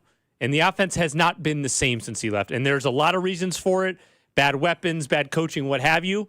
But I think Eric Bienemy, at least for me, is more important than I would say the rest of the fan base feels about him. Okay, so we thought going into the offseason for the Royals, if they just added a bat in the outfield, we would all been great with that, right? Just that one addition. How many additions do the Chiefs need to make now in this offseason for you to feel good about this offense going into the regular season? I think it's a running backs. I think it's a wide receivers. I think they need probably a couple of bigger wide receivers. They obviously need a couple of running. I'm just talking offensive standpoint. Mm-hmm. So I'm looking at maybe 1.5 to 2 wide receivers and maybe 2 running backs going into to this season to feel like, okay, they've got some talent now on the offensive side. What do you think? I don't think offense is their number one issue this offseason. Mm-hmm. I think they need somebody in the defensive line to create pressure. I don't disagree with that Because either. if you can create pressure, then you can give your offense the ball in better field position, and then you can go trust Patrick Mahomes to orchestrate a 40-yard drive instead of having to have Patrick Mahomes operate a drive from, the 20-yard line of your own and going all the way down the field every single time. Can't get off the field in the second half to give the ball back to Patrick Mahomes, who can methodically work the clock, and that was an issue this year. And your defense was predictable because they knew when you were blitzing because they saw 22 come up to the line of scrimmage, or they saw Noel Williams come to the line. Like, that guy's blitzing, just stop him, and I'll have something open because they only blitz with their corners because those are the only guys that can create pressure. I think a massive move at defensive end, whether that is draft, whether that is acquiring somebody that is no longer wanted by their former team and is still got some juice left in the tank, like, you've seen what Bosa's done for the Bills. I know their defense isn't great, but he creates pressure.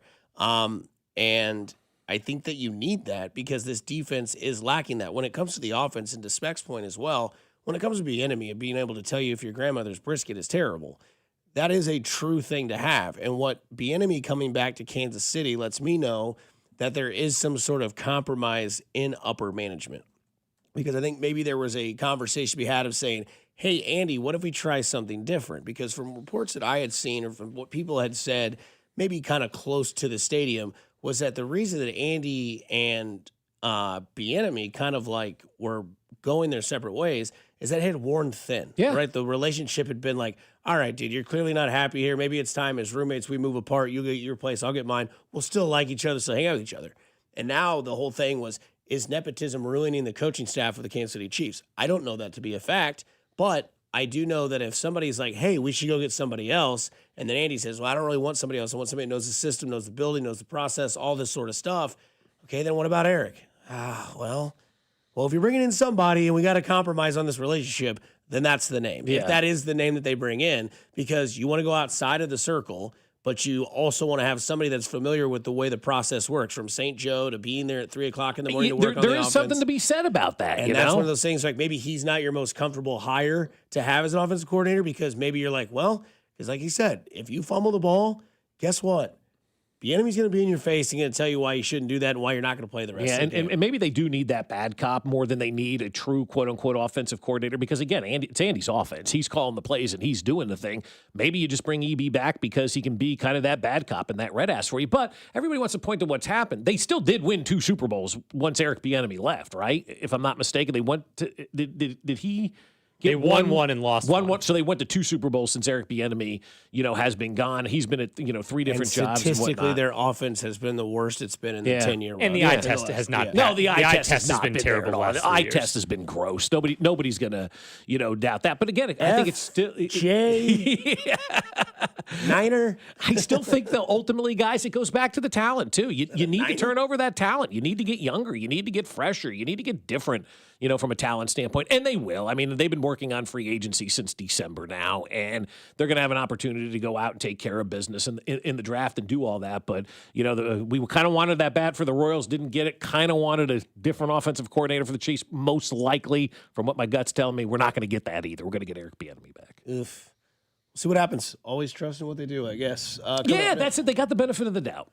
Coming up next, we'll figure out where Harbaugh's going, because I think it might just be down to 2 teams. We'll explain here on 96.5 The Fan, your home for Kansas City sports. You're listening to Bob Fescoe. I'm surprised nobody punched him in the jaw yet. And Dusty Likens. He's a hoe, and I want that known. Brought to you by Golden Oak Lending. Do you need extra cash? Golden Oak Lending can convert your home's equity into cash in as little as 14 days. Let Golden Oak Lending cure your blues. Your home for Kansas City sports. 96.5 The Fan. Well, I'll tell you what, my friends over at Park and Go are ready for you. Yeah, they are. You got spring break coming up in about 60 days or so, about 2 months, and everybody's going to be headed on spring break. And if you've already made your flight reservations and plans to get out of town, then you need to make your parking reservations as well. And Park and Go is great for every single person, whether you're a business traveler that's gone for a day, a family that's gone for a week. It doesn't matter what time of year, Park and Go is perfect for all because every spot is covered and your car is always protected. Park and Go makes it very easy. Just make your reservation at bookparkandgo.com and then make sure you prepay. When you prepay, you get their lowest rate. You can also use their easy-to-use app that I use all the time as well. Then on the day of your flight, you show up, you give them your reservation number, and they send you to the spot that's covered that was reserved specifically for you. And as soon as you get to that spot, the van will meet you and take you right to the airport terminal. When you get back, it's even better. You're tired after that long trip. We all are. Grab your bags, walk outside. Hey, there's that Park and Go bus. Jump jump on it, and it's right back to the trunk of your car. So join their frequent parker program like we did and earn points towards free parking. Reserve your spot today at bookparkandgo.com. The best deals in parking. Bookparkandgo.com. Park and Go, family owned and operated. So, you're ready to propose, huh? Yeah, man. She's definitely the one. What are we thinking about the ring? I got my wife's at Hellsberg. I couldn't recommend a better jeweler. I could use some help with that. Man, go to Hellsberg. I had no idea how many details you need to consider. Did you know you can get a natural or lab-grown diamond? I didn't. Figure out what she wants. Trust me, they'll make it happen. Start your story with Hellsberg. Shop in store or at hellsberg.com. Fellas, listen up. It's 2026, and this is going to be your best year yet when it comes to sex. You know why? Because you're finally going to take the advice and try chewable tablets from Blue Chew. Blue Chew's tablets help you feel and perform at your best, stronger, harder, longer lasting, like someone gave your downstairs a pep talk in a gym membership. Be more confident where it counts. Blue Chew is a small chew for a big difference. You'll have flashbacks to your glory days, and dating has just got longer and better for everyone. Blue Chew's licensed medical providers work with you to find the right ingredient for your individual prescription. Just like how we love to watch the athletes that we root for show up during the game's most exciting moments, you should be able to show up when it matters during life's most exciting moments. You can discover your options at BlueChew.com and get your first month free when you use the promo code KFNZ at checkout. You just got to cover $5 for shipping. That's it. Go to BlueChew.com, use the promo code KFNZ, and get your first month free. Then you'll be ready to chew it and do it. Shopping with your parents can be embarrassing. Why would they sell jeans with holes in them? I'm going to speak to the manager. Mom! That hoodie is giving. You should get it. YOLO. Thanks to the Chase mobile app, your kid can shop independently while you keep an eye on their spending. So you can go from... We can be twinsies. ...to... How was shopping? Saw you stayed on budget. Thanks, Mom. Freedom for kids, control for parents. That's family banking from Chase. Account subject to approval. Chase mobile app is available for select mobile devices. Message and data rates may apply. JP Morgan Chase Bank N.A. Member FDIC. Hi, I'm Chef Franklin Becker. You know the jingle. Now discover the facts about Ozempic, a GLP-1. There's only one FDA-approved Ozempic made by Novo Nordisk. Learn about the real thing. Talk to your healthcare professional today. Call 1-833-OZEMPIC or visit Ozempic.com to view the medication guide and to learn more about Ozempic. Semaglutide injection 0.5, 1, and 2 milligrams.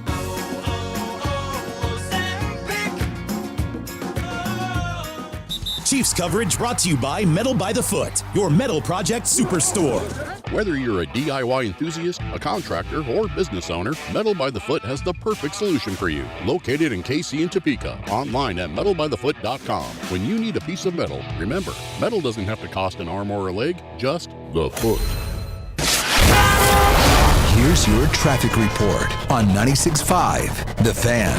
Kansas side 35 northbound gets heavy before South 7th Street and stays slow up past Cambridge Circle with looks like trouble off to the left shoulder, but it doesn't take much to slow you in. They're heading 70 eastbound a little slow at the split with 670. Alan Carr, 96.5 The Fan. Traffic. Hey Royals fans, it's Vern. I'll be broadcasting live from Royals Rally on Saturday, January 31st, starting at 9 a.m. as I sit down with the biggest names in the organization before they head off to spring training. This is your home for Royals baseball. 96.5 The Fan. 96.5 The Fan. KFNC FM and AM. HD1 and HD2 Kansas City. An Odyssey Sports Station.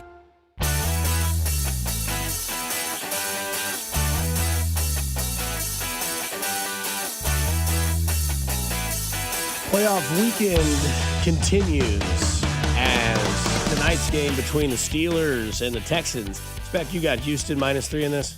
I haven't bet it yet. Okay, but that's where you're leaning? Haven't looked at it yet. Okay. Real football started, so I assumed you were locked in this weekend and not, as he is right. Matt goes, you ready for this game tonight? Oregon, Indiana? Spec says, well, I'll be ready when football starts on Saturday. What happened Friday night? Spec was right. It's a disaster of a game. It really was. Wasn't entertaining. After the guy put that bar stool through the ceiling at the sand trap, that was the highlight of that football game, I think, right? Yeah, pretty much. I mean, that was it. That stool went right through the ceiling. Everybody cheered, and nobody clapped again for anything that went on that night. That game was brutal. 7 jobs open in the NFL. I still think that Sirianni could get fired today, which would make 8. And if Pittsburgh gets blown out tonight by Houston, which I think is going to happen, maybe it's a change of the guard in Pittsburgh. I would be stunned to see that. Because now we're hearing LaFleur is probably going to be talking about contract extensions if he wants to stay there, apparently, is the narrative now. Yep. McDermott How about that spin? Yeah, it's not if they want to get rid of him. It's if he wants to stay. And then there's the name that is the name, and that's John Harbaugh. Yeah, and apparently now, according to Sportsnet New York, it is down to 2 jobs for John Harbaugh, the Giants and the Atlanta Falcons. And the Giants are prepared to offer Harbaugh the job when they meet this week. They've already fulfilled the Rooney Rule, so they can flat out go out there right now and ask John Harbaugh to make out with them and be their head coach. And that's kind of where they are. I would imagine everybody's leaning towards John Harbaugh at this point in time, but apparently, according to Sportsnet New York, it's coming down between the Giants and the Atlanta Falcons, and they did say the loser, if you will, of this one gets Kevin Stefanski. And I don't know that that's necessarily a terrible hire. I think it's, honestly, to God, it really is. It's fun to mock Cleveland, but it's also hard to judge people, what they do in Cleveland, because of how bad a situation that really is. And so either way, whether it's Harbaugh to New York or Harbaugh to Atlanta and Stefanski to New York or Stefanski to Atlanta,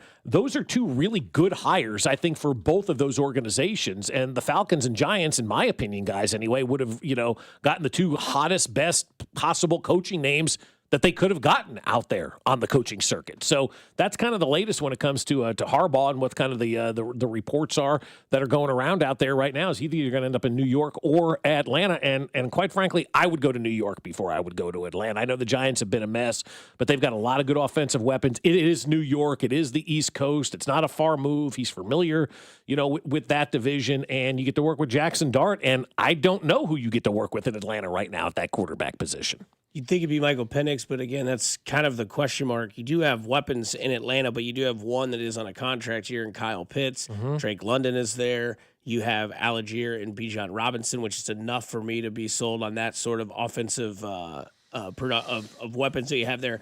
You go to New York, and obviously you're coming back from 2 catastrophic injuries to 2 of your star players, and Cam Scatterbo and Malik Neighbors.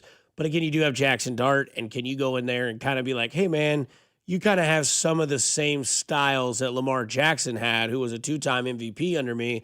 Let me kind of incorporate what he did, because he, obviously young in Lamar's career, he liked to use his legs a lot. And it was like, Lamar, you've actually got a pretty solid arm. Let's try to develop that and get you to spread that around. Once he did that, the MVP numbers came, right? The passing and the rushing, it kind of went together. Harbaugh can probably have that relationship with Jackson Dart in New York, where the team does have a quarterback, wide receiver, and running back combination. Plus, Wan'Dale Robinson's not a joke either as a number 2 option. The defense seems to be on the up-and-coming sort of ticker there, because you've got Burns, you've got Abdul Carter. You're probably going to draft defensive line or offensive line as well.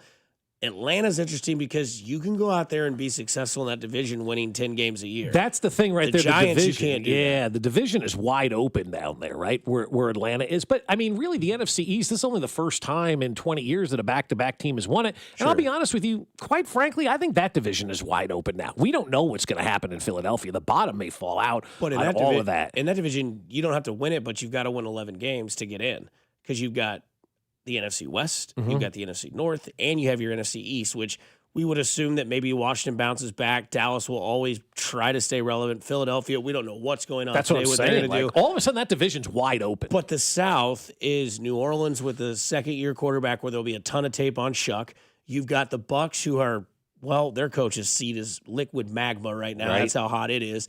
And then, which I don't know if magma's other than liquid, but and then you have Carolina, who was 8-9 and got to the playoffs by sheer luck because of Atlanta. Yeah. And then there's Atlanta, which we can see, new face, new place, new regime, new message. John Harbaugh's got plenty of weapons out there. Plus, who knows? Maybe one of his rules when he gets the job is we're shopping a quarterback and we're going to pay for one. And maybe that is the case as well. I mean, there's no guaranteed jobs for anybody. Because you go get Malik Willis out of Green Bay. He looked pretty good with the Packers when Jordan Love was out. Yeah.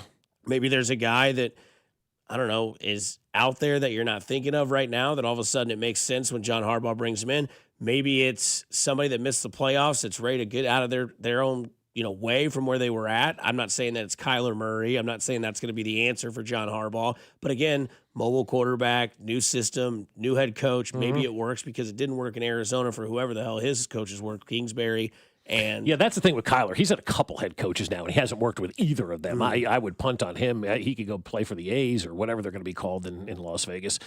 The more I think about it, that NFC East is wide open, man. Like Philadelphia, they're going to bust that thing apart. They have what, $437 million of dead money, over the next couple of years, $200 million more than any other team in the NFL.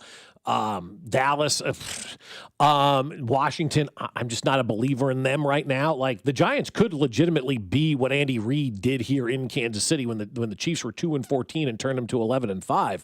Harbaugh could walk through that door in New York and take a 4-13 team or whatever they were and flip the script and make them an 11-6, 12-5 type of football team, because they do have a lot of talent on that team and they're just missing that direction. I think I don't think anybody thought the Chiefs would go from 2-14 to 11-5 in the playoffs in less than a year once Andy Reid walked through this door, but they did, and those changes can happen fast. John Harbaugh is the type of guy that can do that. And I'll throw in my conspiracy here on this one. The LA situation, I believe, has been fixed by the NFL, right? Chargers are now a perennial playoff team. The Rams are a perennial playoff team. It's starting to pick up in LA. The NFL needs to fix New York, guys. They need to fix New York in a big way. And the Jets aren't going to allow Aaron Glenn to leave after this season, so they can start and they can fix the Giants. And the league can direct, if you will, John Harbaugh to go to New York, because having the Giants win and having a New York team back on top for the first time in over a decade is probably something that the NFL wants at this point in time. So Harbaugh's the name. Is Stefanski the second name? I think so, yeah. On the radar? Yeah. I saw Mike McDaniel is going to interview in Cleveland today. I would just not go. If you were Mike McDaniel. Yeah, if I'm anybody, I don't have an interest in going there to Cleveland and talking to you guys. How much does New York have to deal with Harbaugh? Like, you know what I mean? Like, how much is that, the media and all that sort of stuff, for a guy like him who's been in Baltimore for 18 years, not a major, where it's going to be like heavy reporting, all that sort of stuff. Go to New York. I think that are you too old to deal with that BS? Because in Atlanta, I can't imagine it being that much much worse than Baltimore. Yeah, bigger city. Man, Baltimore, they're always bitter though. Yeah, but not like New York. No. It's New York. You lose the first game of the season, they'll call out for your head. Yeah, it's a different beast. Atlanta, there. It's like, let's get to November 1st before we get to Atlanta talking. wakes up, they go, we have a team. That's kind of the way it is, and that's another reason why I would want to go to New York. I mean, if you're John Harbaugh, man, and you flip this Giants script, you're going to be a hero in New York City. You have an opportunity to be the biggest hero in New York right now, knock Jalen Brunson and the Knicks off, right? You go to Atlanta and you turn something around. How much love is there in Atlanta for the Falcons? It's more of a transient city than anywhere else on earth. What if they fire Sirianni and he takes the Eagles' job? See, that is a good wild card to have in there, and I've been thinking about he that coached one. special teams there under Andy for a decade, and wouldn't have to move. Baltimore and Philadelphia are hour 15, hour and 30 minutes really, apart. You wouldn't have to. Right. Yeah, I see what you're saying. Yeah. Kids could stay in school. I don't know how old his Well, kids he's got are, a kid in college now or something. He only has one daughter, which I thought. But even still, I mean, hey, we don't want to sell our house. We'll just get an apartment up here or whatever and go back on the weekends or however you want to look at it. But, the Philadelphia is a wild card to me. I mean, it's 10 o'clock now on the East Coast, and we've not heard anything out of Philadelphia. Well, we didn't hear anything yesterday either, like on the internet. There was no locker room blunder. There was no press conference that they came out. I mean, the only thing that we heard yesterday was from a child who's pissed. So my Christmas present, and I got a loss. Oh, no. You probably would have rather had Cole, huh? Yeah, probably. I'm feeling two of two things. A, I want A.J. Brown packing his bags, and I want him somewhere else that is not here. I love you, A.J., but, you can't make those drops in that game. And I also want Kevin Patullo flipping burgers at, the local McDonald's or something. I don't care. Why do you say that? Whenever he's an offensive coordinator, it's like he's flipping burgers. One side, he's cooking. One half, he's cooking. And the other half is completely raw. That kid's got a good old man. Yeah, his old man set him up for that. Go tell him the hamburger story. Remember, we talk about that on the couch on Sundays. Half the burger's cooked and half is raw. Go drop that one. Two legacies extended yesterday, two legacies in scrutiny yesterday. We'll explain the four on the other side here on 96.5 The Fan, your home for Kansas City sports. You're listening to Fescoe and Dusty, brought to you by Golden Oak Lending. Do you need extra cash?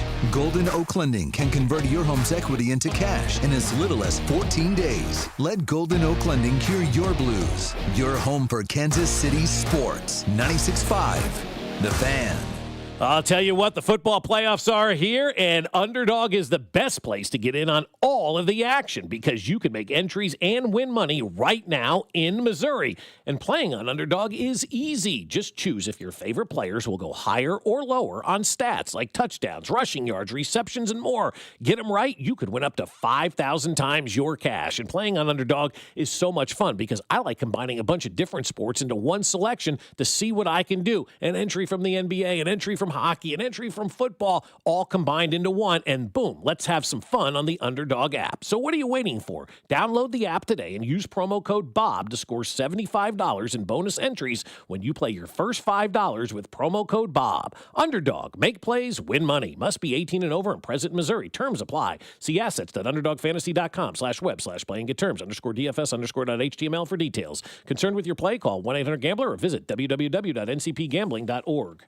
I'm Piera Palazzolo, VP of Digital Marketing for the American Management Association, a company focused on the management training skills needed to enhance the careers of business professionals. We did our research when it came to the best companies for website development and chose AmericanEagle.com. And we couldn't be happier. AmericanEagle.com worked closely with us to understand the front and back end requirements needed to launch an e-commerce website that could handle the complexities of running thousands of seminars nationwide. Our robust new website and improved SEO saw immediate increases in site traffic and web revenue. If you're in need of managerial effectiveness and success, visit our website at amanet.org. If you're in need of a website that provides an unparalleled consumer experience, I highly recommend AmericanEagle.com. Transform your business today. Dial 877-WEBNOW1 for a free digital consultation with AmericanEagle.com. What's good, y'all? It's Von Miller, Super Bowl MVP, Sagmaster, and now your host of Free Range. This is where NFL meets real talk.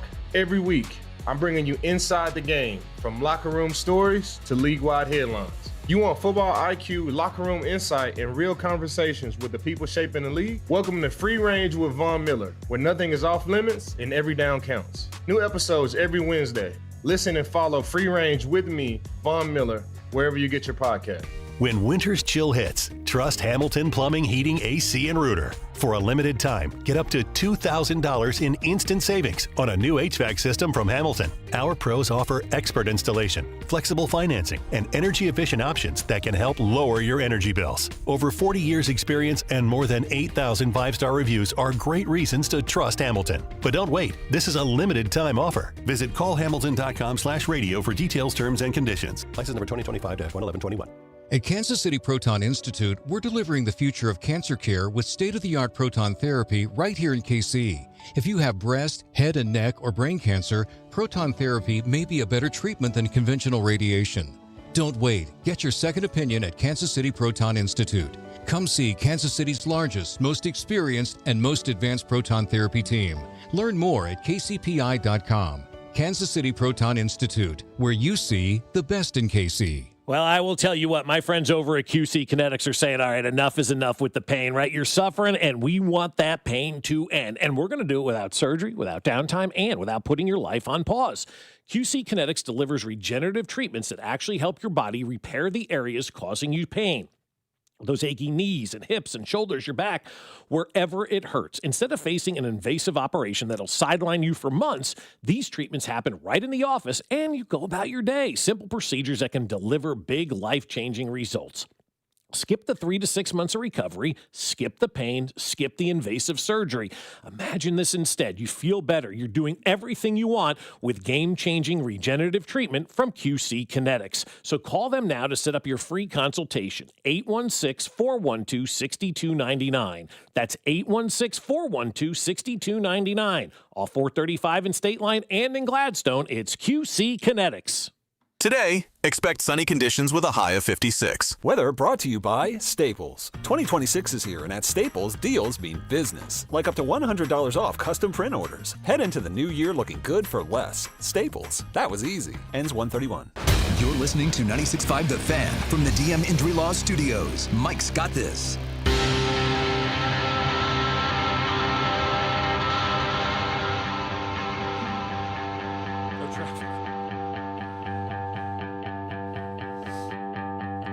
All right. moving right along on a Monday. Looks beautiful outside. Not a cloud in the sky. Yeah. And somebody goes, well, here's one. Just saw an insane stat. Clayton Kershaw pitched a 5-inning perfect game and got the slaughter rule counted for. So, like, when it's just, like, over. Yeah. He went 5 innings, 15 strikeouts. Where? In high school somewhere. Oh. Against high school kids yesterday? Yeah. Or No. In when his he high was school. pitching in high school. That's right.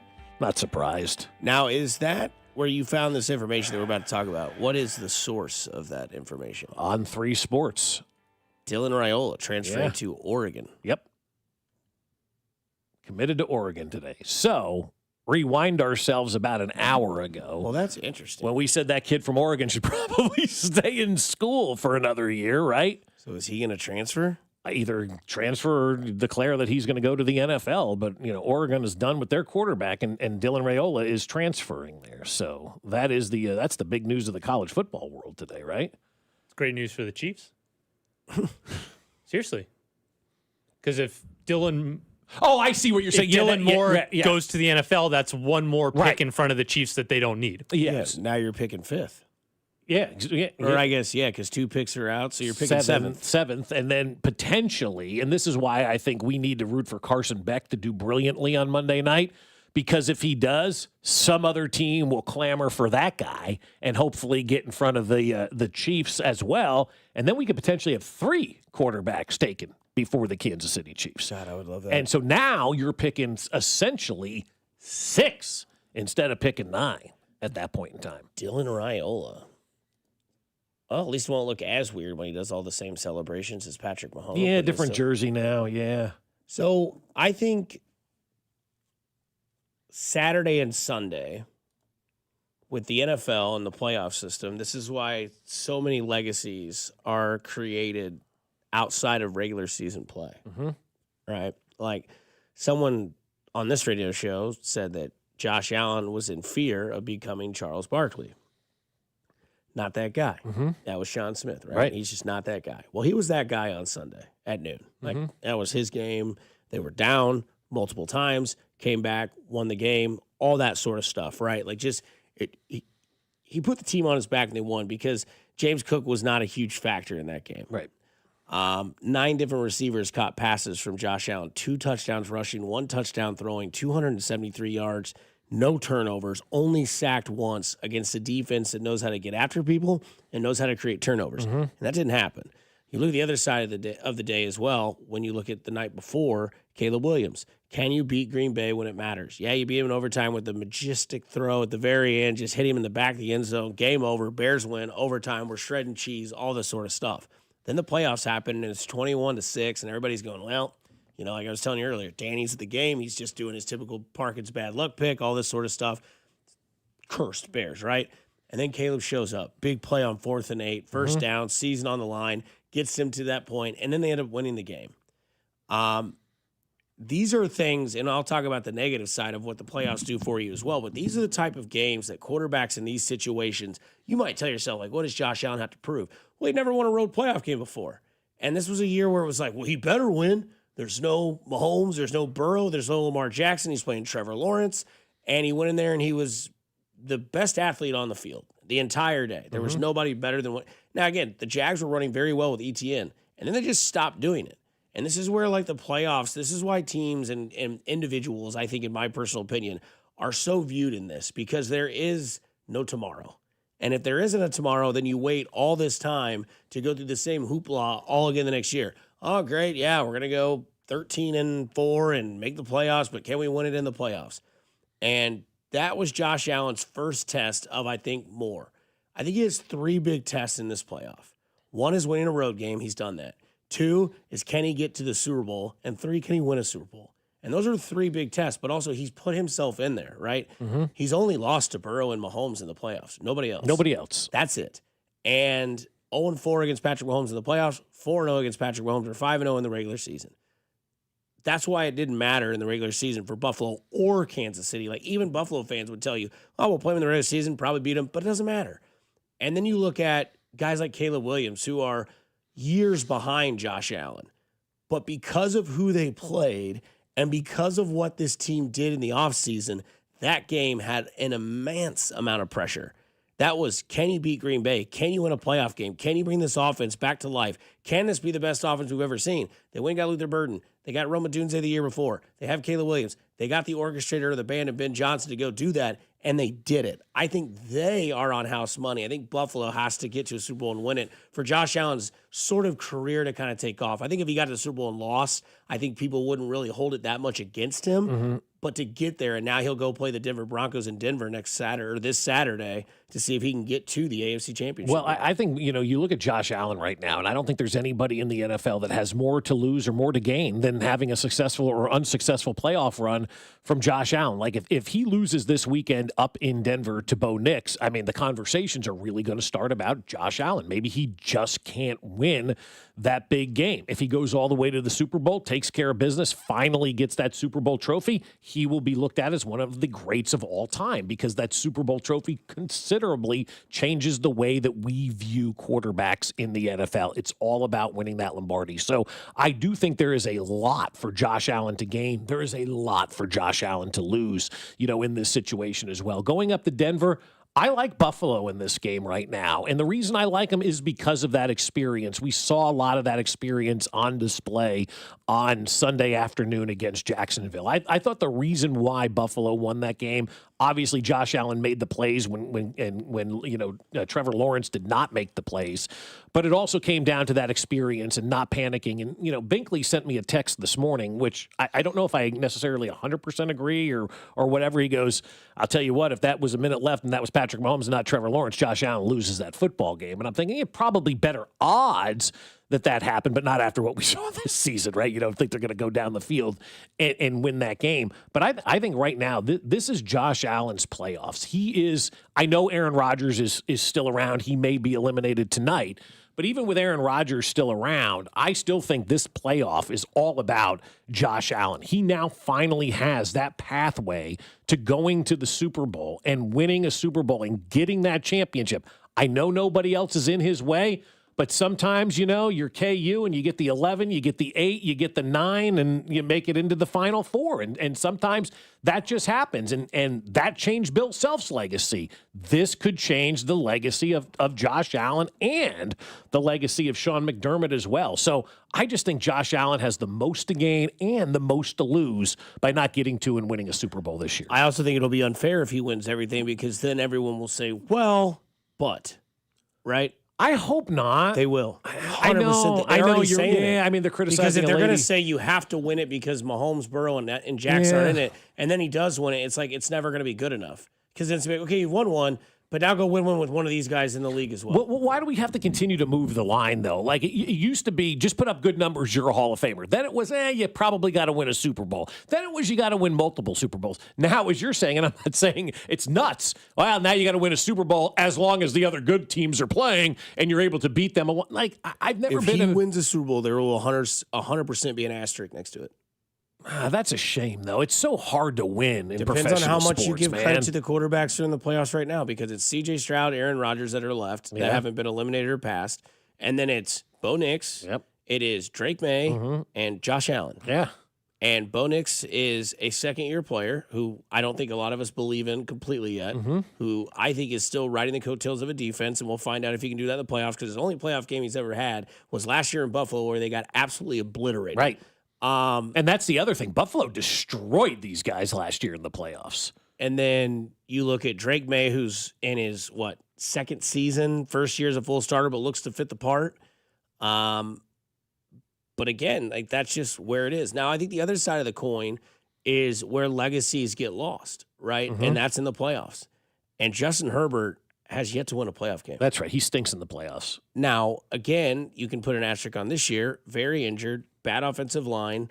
Still won 11 games, though, Sure. But those 11 games mean what? Nothing. No, I'm saying everybody wants to say, well, he's bad. But they still managed to win 11 games through all of that, right? Correct. And then they get into the playoffs, and they laid an egg, man. And I hate to be this guy and put all the blame and the successes on the quarterback, but just look around the league. Look around the games that happened this weekend. The quarterbacks that made the big plays, the quarterbacks that didn't make the mistakes, the quarterbacks that looked poised and in control, their teams won those football games. And then there's Trevor Lawrence. Because Trevor Lawrence, obviously, first overall pick, top quarterback out of college, top quarterback going into college, tons of success, got Liam Cohen, and then, in my opinion, throws an atrocious interception at the end of the game. You cannot throw that ball there in that situation. The guy was covered like a blanket, threw it to him, got tipped, got picked, game's over. Like, it's the worst feeling in the world when you have 0 timeouts and you've turned the ball over and there's less than 2 minutes on the clock. You know what's happening. They're going to kneel it and kill you slowly. And that's what happened to Jacksonville. And now Trevor Lawrence has played in 3 playoff games, and he's thrown 7 interceptions. As a comparison to guys that have built their legacy in the playoffs, and you can say it's unfair or not with Patrick Mahomes, but you can go with a lot of quarterbacks. Like Flacco was great in the playoffs. A lot of people forget that. Yeah, he was fantastic. Roethlisberger did fine in the playoffs, right? Like Eli Manning, They do that there. And Trevor Lawrence has now thrown the same amount of interceptions that Patrick Mahomes has thrown in the playoffs. And Patrick Mahomes has played in, 25 or 23 playoff games? And they've thrown the same amount of interceptions. There's an interception problem. There's a lights might be too bright problem for Trevor Lawrence. I don't know if that's the case or not, but I mean, they put weapons around him. They put an offensive coordinator in his back pocket and Liam Cohen, and we'll see what happens moving forward with their team, with their offense and their structure that they have. I think they have something going well there. Travis Etienne was great this year. They went and got Jacoby Myers from the Vegas Raiders. They've got Brian Thomas Jr. They've got that Brandon Strange guy that's a good tight end for Trevor Lawrence as well. But when it mattered most, he was not good. Right. And he wasn't good. The only game that they ever won in the playoffs with him, he still threw like 4 or 5 interceptions. They just played the Chargers and the Chargers. And the Chargers. But again, like, this is where, like, when people say, how do you rank quarterbacks in the NFL? By height. You can give great analysis on what they do in the regular season or what their skill set is, how they are innovative, how they are able to improvise and make things happen. But also, like, the biggest factor of a quarterback in the NFL, fortunately or unfortunately, is what can you do in the playoffs? Because that's when it matters. Yep. And the leap that Caleb Williams took on Saturday, it's one playoff game. And a lot of people could say, come on, man, like, you're giving him too much credit. No, I'm not. He made a huge throw in a big moment in a huge game against their number 1 rivalry, and it worked. And they were down 18 points, and he led them back, where it would have been very easy at that point in time, down 21-3, to say, all right, we're out of this thing, forget about it. And if you have a problem, and he didn't. And if you have a problem with Caleb Williams, I probably know what it is. And that's just on you. And that's who you want to be as a person. But you cannot deny the fact that facing adversity in not the easiest of conditions, and like you said, down 18 points and win. And I think they're on house money. Oh, I think they are too. I think they're house money. I think San Francisco's house money. Yeah. I think the only team really probably not on house money is Buffalo at this point in time, because I think the Rams aren't on house money. Okay, that's fair, but I was thinking, like, Rams, do they really have fans that are going to hold them accountable? Something like that. I mean, I know it's got better, but legacies. If Stafford wins a ring, look at all the quarterbacks above him that he catapults. Over.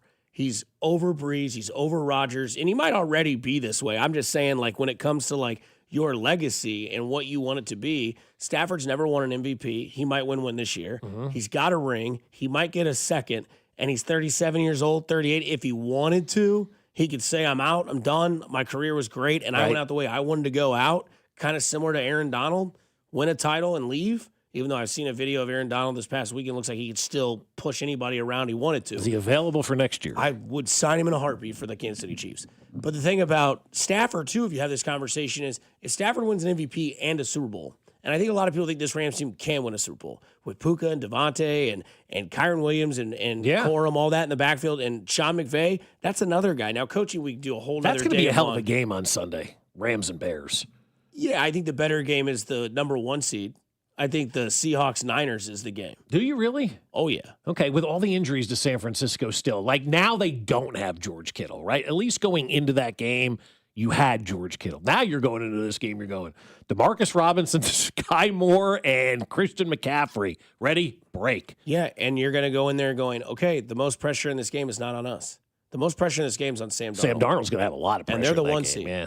Because if Sam Darnold, again, that's what playoffs are so great for. Because everybody's chasing a legacy, but everybody's path is different, right? Mahomes became, can you get Tom Brady? Well, no, you're on your own.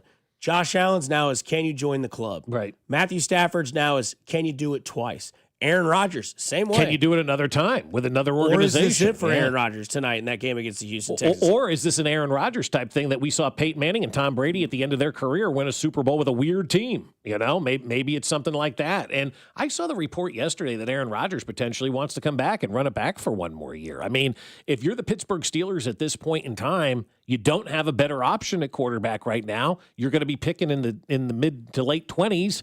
You don't have a better option in the draft at this point in time. So if you're the Pittsburgh Steelers, you might as well bring Aaron Rodgers back. And if you're Aaron Rodgers and you had a good time playing and you feel like you can still do it, it seemed like a pretty good marriage there in Pittsburgh. Go out and add a weapon or two on offense, and then all of a sudden now you've got Aaron Rodgers and a team that probably will be the favorite maybe next year going into that division. New coach in Baltimore. Who the hell knows what's going on in Cincinnati? Cleveland's a GD mess. And then you've got Pittsburgh. You keep Aaron Rodgers, go get another wide receiver or weapon for him. And all of a sudden, Pittsburgh is probably going to be the favorite going into next season in that division. Sidebar combo. If you had a vote for MVP, would you give it to Stafford or would you give it to Drake May?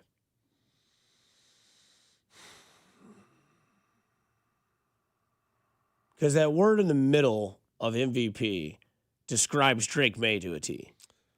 Is New England anywhere sniffing the playoffs if he's not their quarterback? Yeah, I don't think so. Are the Rams good without Stafford? Yeah, probably. Yeah. End of argument, right? Yeah. Yeah. I want to say Drake May, but I don't know if that's a knee-jerk reaction or not.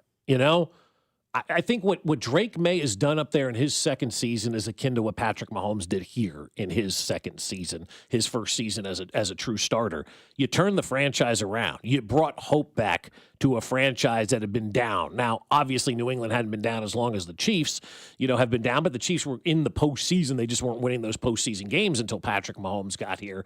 But the last couple of years, 4 years or so in New England since Tom left, there's been really no hope. And then Drake May comes in much like, Patrick Mahomes did and brings all this hope and love and joy and thrill, back to a franchise. So, I'm watching Drake May have that similar effect that Patrick Mahomes had in his first year as a full starter in Kansas City. I saw Drake May last night do everything. Yeah, you did. From you a really 37-yard run at the end of the half to get points to... How big was that run, too? My God. Huge. And, everyone said, can he beat anybody? Well, he's beaten Buffalo. Mm-hmm. He's lost to Buffalo. He just beat the Chargers, but you'd be like, well, they're the 7th seed. And now he'll play the winner of the game against Houston and Pittsburgh. And if it's Houston, we're going to find out how good he is with pressure in his face with that defensive front. Yeah. By the way, you've been to press conferences, Spec, so I want to get your opinion on this because it has split the internet in half. And it is this. How you doing today? Lynn Jones, Jacksonville Free Press News. I just want to tell you congratulations on your success, young man. Thank you. You hold your head up, all right? You guys have had a most magnificent season. Thank you. you. You did a great job out there today. Appreciate so you it. just hold your head up, okay? Thank and you, ladies ma'am. and gentlemen, Duval, you the one, all Thank right? you, ma'am. keep it going. We got another season, okay? I appreciate Take it. care and much continued success to you and the entire team. Thank you, ma'am. Should be or shouldn't be allowed for a press conference? Shouldn't be allowed. Okay, but who does that affect, really? This is one of these things like... Of course. Is the dress blue or yellow? I'm not mad about it. I don't really care, but that's not a press conference. You should not be able to do that in a press conference. I told Bob that's one of those where, like, if you have a rapport with that coach and the press conference is over and they're kind of lingering around, you go up to him and say, hey, great season. Yeah, you do it off to the side. That's not a thing you can do in a press conference. Yeah, I can't believe people are just like the venom that people have from the sports media world about this one. Well, this is just such a, these are the worst stories. Yeah, because I love it, man. That guy just got his, what kicked in, and he's standing up there. He doesn't look good. We're in a world now where mental health is on the forefront for everything, right? And whether or not this is the case or whatever, maybe she recognized he wasn't feeling great after that loss. And maybe that little pep talk changed his outlook on things, And it literally doesn't hurt anybody. Did somebody get prevented from asking a how's it feel question at the end of the game? My guess Tell us about, walk us through that 3rd and 3, like all of those intelligent questions that the mustard-stained shirt media is asking. My guess is this woman has never been to a Jacksonville Jaguars press conference. So she hasn't, because I talked to some people who knew some people in Jacksonville. They said they didn't know who she was. She works for a newspaper in Jacksonville, and the newspaper's mission statement is to report and give uplifting stories. That's what they do. It's a positive spin on the news, right? They tell great stories. So she's just following who she is, Well, you know? did she ask a question? No. So then why did she need to be there if she wasn't asking a question? Or maybe for her she thought paper? that was a question. Or Maybe maybe she did Or ask maybe one she and did we later. We didn't hear, you know. I didn't listen to the whole press conference. Because it but- reminds me of when the Chiefs would do press conferences before a playoff game, and that random like beat reporter of like the city is there from a news outlet. Yeah. They're like, so parking prices have got. We're like, all right. And then the next question is, Nate Taylor going, Andy, it's 3rd and 5 in your situation last week. You're like, where is this guy? Yeah, I don't get the venom behind it all. I just Yeah. don't think that's the time and place for that type of thing to happen. And let me ask you, though, on your parking, because we've all been there, right? Mahoney walks in, or I remember being at KU, and you would see a news reporter show up. You go, uh-oh, somebody in the athletic department did something they weren't supposed to, and they asked these questions. But, like, what would more fans care about? The situation involving the parking, or walk us through the 3rd and 3 when you decided to hand the ball off, or whatever the case may be. So I guess I just don't have a problem with it. It's okay to have a little positivity. Like, did that really ruin anybody's day? Did anybody get something lost? Did they not Apparently it accomplish ruined- something because of that 10 seconds? Apparently it ruined Brooke Pryor's day. Because she felt it was necessary to go to Twitter and say it was unprofessional and shouldn't be allowed in press conferences.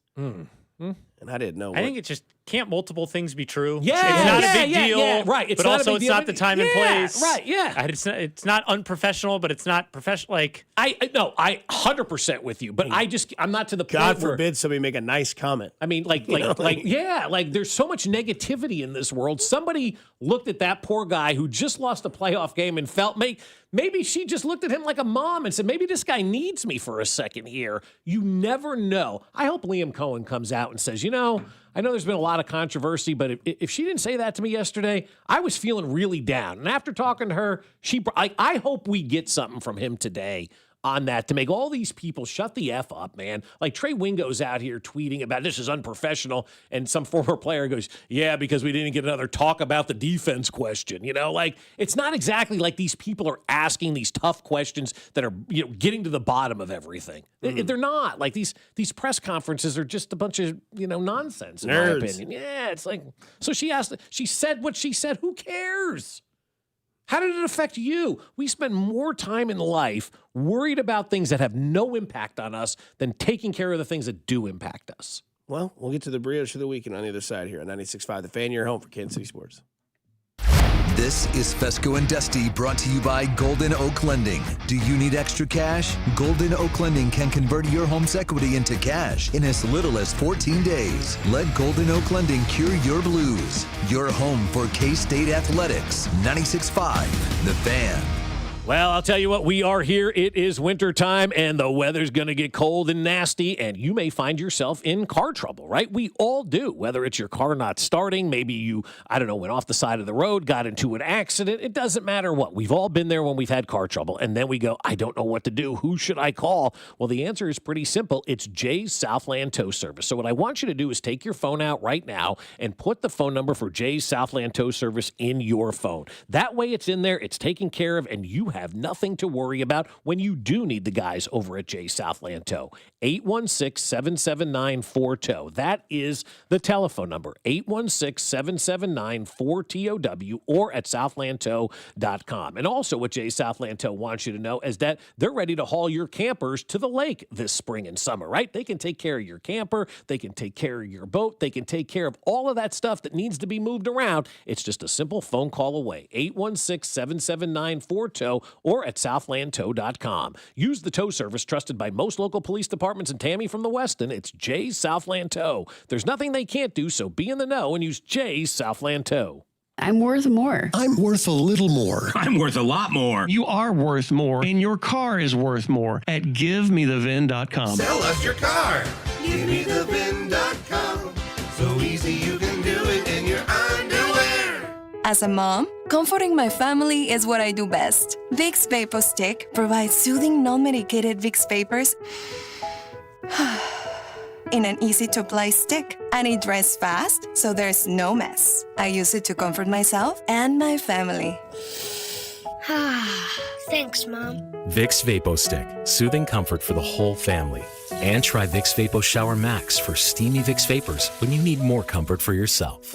Use as directed. It's impossible to have a bad day when you started with Chick-fil-A. Hi, I'm Miles. And this is Grant. And the little thing we love about the Chick-fil-A chicken biscuit is how the fluffy, crispy goodness wakes us up in the morning. The chicken is crispy, the biscuit is soft, it's iconic. Throw some jelly on it, you could throw some honey on it. It helps me kick off the day. The hash browns are great. And I really like the shape of them too. Little circles of crispy goodness. Yeah, those early morning chicken biscuits are just great, man. Mornings are a little bit brighter with the Chick-fil-A Chicken Biscuit and Simply Orange Juice. Available on the Chick-fil-A app. Real guests paid for their testimonials. My name is Whitney Allen. I am a widow. My husband Ryan died. We never thought in a million years we'd have to use life insurance. The unexpected happened. With Ethos, it is so fast and easy. It's 100% online. You can get a quote in seconds, apply in minutes, and get same-day coverage. No medical exams, and you can get up to $3 million worth of coverage through Ethos. Get your free quote at ethos.com/radio.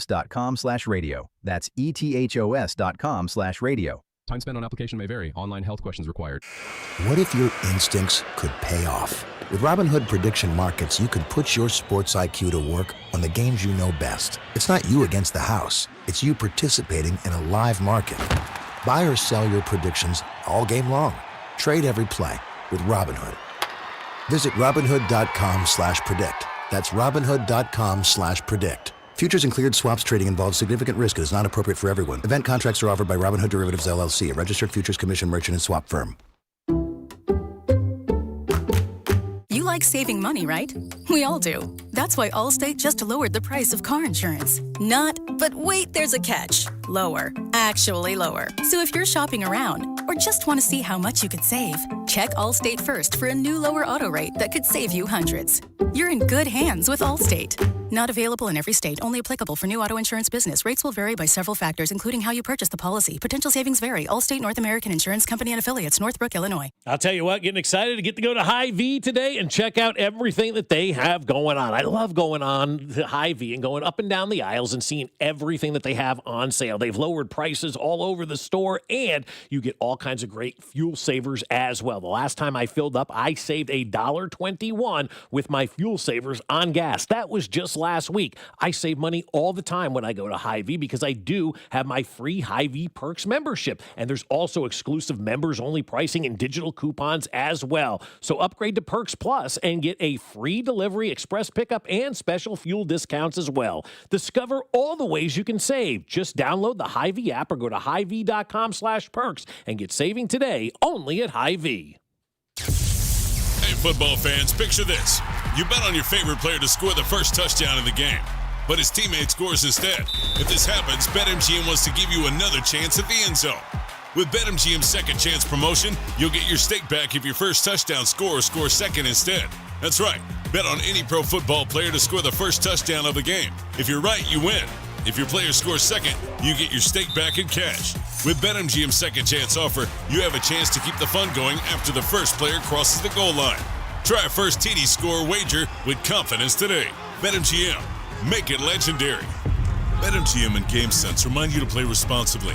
See BetMGM.com for terms. 21 plus only. Kansas only. Existing customer offer. Subject to eligibility requirements. Rewards paid back in unrestricted withdrawable funds. Please gamble responsibly. Gambling problem? Call 1-800-GAMBLER. In partnership with Kansas Crossing Casino and Hotel.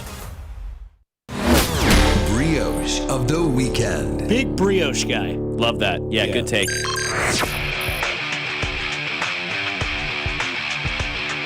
Brioche of the weekend time here on 96.5 The Fan.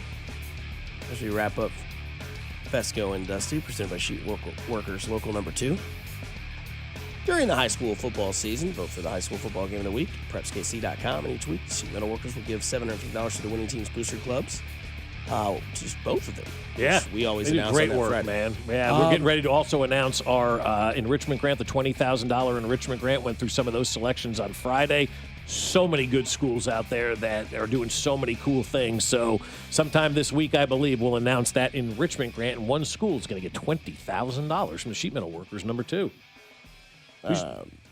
Spec was asking why people care, and that's why I brought it up, because it's like the way the text line is divided between the Liam Cohen stuff and the way that the internet was divided is the exact same. I mean, Normal fans could care less about news conferences, let alone what they say. And then you listen to Cody and Gold during the Chiefs season, it's like, I can't hear the questions. Can you turn it up? It's like, it's nothing of importance. The response will be all you need to know. Yeah. But brioche of the weekend. So you guys know that I tend to love music a lot, right? And one of the reasons of why I got into more music in college, which I'm sure you can play all your cliches, was the Grateful Dead. And we lost Bob Weir this weekend. At the age of 78, who passed away peacefully, from what the reports were. But it's not very often that musical artists or an artist of a group impact the way people's perception of music can be. And some of you lazy folks out there could be like, oh, you just like the Grateful Dead because you like to get high and do acid and whatever. It's like, no, because they have actually like talented musicians, and they had Jerry Garcia and Bob Weir and all this stuff. And I remember the first time I ever heard Sugar Magnolia, I was like, this is a great song. And my buddy was like, yeah, that's the Grateful Dead. And I was like, oh, the band that sings Touch of Grey. And he immediately goes, yeah, I mean, that's like their well-known song because it's, the popular one. And I was like, oh, really? I was like, well, then give me what I should listen to. He goes, well, here's their greatest hits. Check it out. And then I'm listening to Truckin', which is also a huge one of theirs. Sugar Magnolias, Roll Away the Dew, all this sort of stuff, Franklin's Tower. And then when I was, when my final semester of college, I had a teacher, and I swear to you, his name was Dr. Love. And he wore a tie-dye shirt. He looked like the Lorax. He wore this pungent cologne.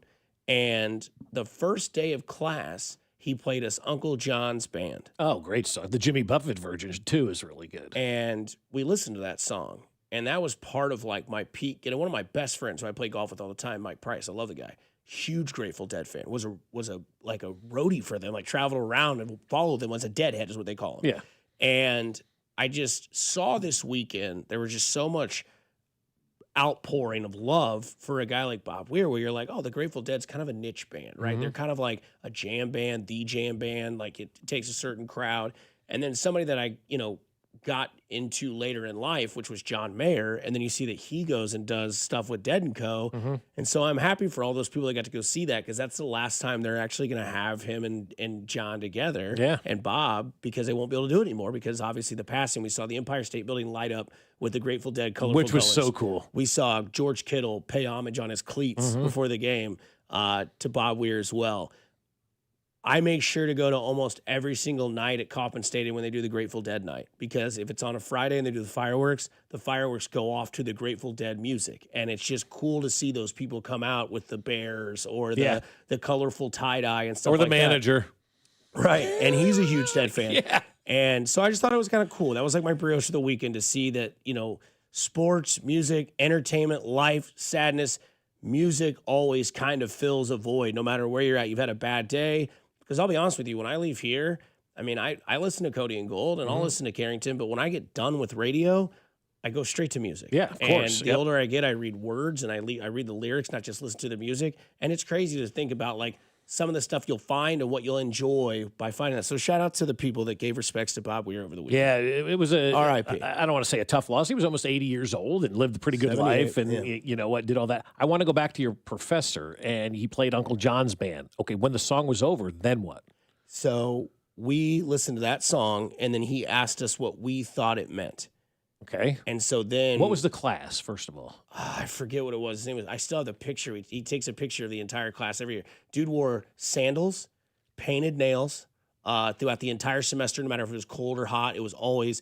And he would do stuff at the radio station. I forget what the class was called, but it was one of the greatest classes I've ever taken, because it wasn't like curriculum based. It wasn't like, hey, you need to understand what these saying. Like, it was more so like, hey, here's an article. I want you to find what you find the article to be about. And so, like, we listened to Uncle John's Band. We gave a report what the song was about. Then he kind of told us what we thought it was about. And it's just, it was a fun class. I forget what it was like, maybe something like ethics or something like that, or I don't know what it was, but it was very different. It was the type of college class that I feel like kids should go to college for. Right. I don't think you should go to college to learn composition 1. I think you should go to college to learn about what life's going to throw at you, or what situation you might have, or hey, for a slight internship, go work in a restaurant for a couple weeks, or go follow this person who works in sales and see how busy they are or maybe what they do for tactics. So, I forget what the class was called. It's been several years now since I've been in college, but I remember that was the first class I walked in and I was like, oh, this class should be good. And then I would go talk to my people in my department and be like, what class did you just have? I was like, I don't know. The guy's name was like Dr. Love. And they're like, oh, dude, you're going to have fun in that class. Trust me. So there's always that one professor on campus that everybody wants to take a class from, right? And if it was Dr. Love for you, at KU, it was Dr. Dennis Daly, Human Sexuality in Everyday Life. And you could only get his name was Richard. Yeah, I know, right? Yeah. Teaching that class. I'm Richard Daly. No Dennis. way. Yeah, I wish, right? But so Dr. Dennis Daly, like you could only get into that class if you were like a senior because the wait list was so long and they had it in a big auditorium and it was one of the best classes, that I don't even remember if I had a test or anything in that class, but I just remember that class and being part of it. And yeah, those are the ones in college that were the best, that were the more the conversational ones and whatnot. And speaking of that, my brioche of the weekend goes to all you guys on Friday. I had the best time on Friday night when we all got together. It was, so was I. And we were there till almost midnight. Like Maloney went home. Like he ghosted everybody. He Irish goodbye'd the whole place. He was gone. Chair goes through the ceiling, bringing chairs in from outside. It was the best night in the Sand Trap history on Friday night. And the fact that we were all there together, man, that was special. That was awesome. Everybody was there. We'll do it again on Friday at Cactus and continue our tradition and whatnot. But I just had the best time on Friday. I want to give a shout out to all you guys because it was just kind of cool sitting around and starting to watch a football game that never materialized. We made fun of Anselmo, and everybody had a good time. It's fun. Yeah, smashing pizza and fried pickles. Yeah. Doesn't get much better than that. Somebody on the text lines from UCM, Valuing Differences was the class that it was called at UCM. That's a great class. That's a class that Dr. Love should teach. Yeah, and that's a class like everybody should take. It was awesome, man. Like I got an A in that class. I was locked in from day one. Now, again, I'm in the final semester of college. Right. So my classes are like the uses and terminology of microphones. I'm taking, advanced sports broadcasting. I'm taking,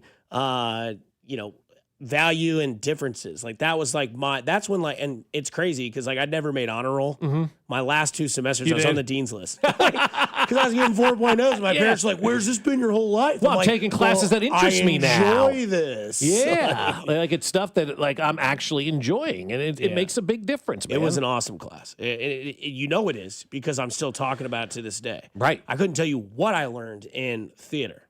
I know that I took music appreciation, but I had to just go to a concert and write a piece about what I liked the most. I'm like, well, the cello player was nailing it. Right. I don't know.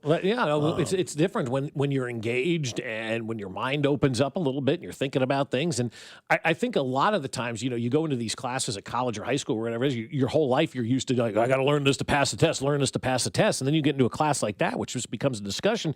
You don't need to have tests all the time. We don't need to give out grades in every one of those classes. Sometimes it's okay just take a class and what was it? Open your mind 101. Basically, appreciate differences. Valuing differences. So like everybody should take that class today. Understanding like why some people might not be the way that you think they should be because they come from certain different backgrounds. Right. And just kind of having like an open mind to the world. So, hey, you can take some of those theories and take them with you and, go do something nice for somebody. You never know. It can change their day, their week, their month, their year. It's simply cool to care. Stay kind, stay groovy, stay yourself. Coming up next, Cody Golden Drew from 10 to 2, and we will talk to you tomorrow. Kansas City, take care. You're listening to Fescoe and Dusty on your home for Chiefs football, 96.5 The Fan. Fescoe and Dusty is brought to you by Golden Oak Lending. Do you need extra cash? Golden Oak Lending can convert your home's equity into cash in as little as 14 days. Let Golden Oak Lending cure your blues. The world's largest sports book at your fingertips has arrived in Missouri. Circus Sports is sports betting the way it should be. With high app limits, player-friendly pricing, and exceptional customer service, Circus Sports is better for the better. From football to basketball, college sports to pro, start betting like the pros in Missouri. Built for sports bettors by sports bettors. Download your new bookie today at circusports.com. Must be 21 or older. For problem gambling, call the Problem Gamblers Helpline at 1-800-522-4700. Men, it's the new year, and for many of us, it's a time of deciding to make positive changes in our lives. This is Jeff for Heartland Men's Health, and if you're suffering with erectile dysfunction and are tired of the frustration and embarrassment ED causes, you should call Heartland Men's Health today, because there probably isn't a better resolution you can make than to be done with ED. You see, ED doesn't just affect you, it can also affect your partner, even if they don't talk about it. But here's some great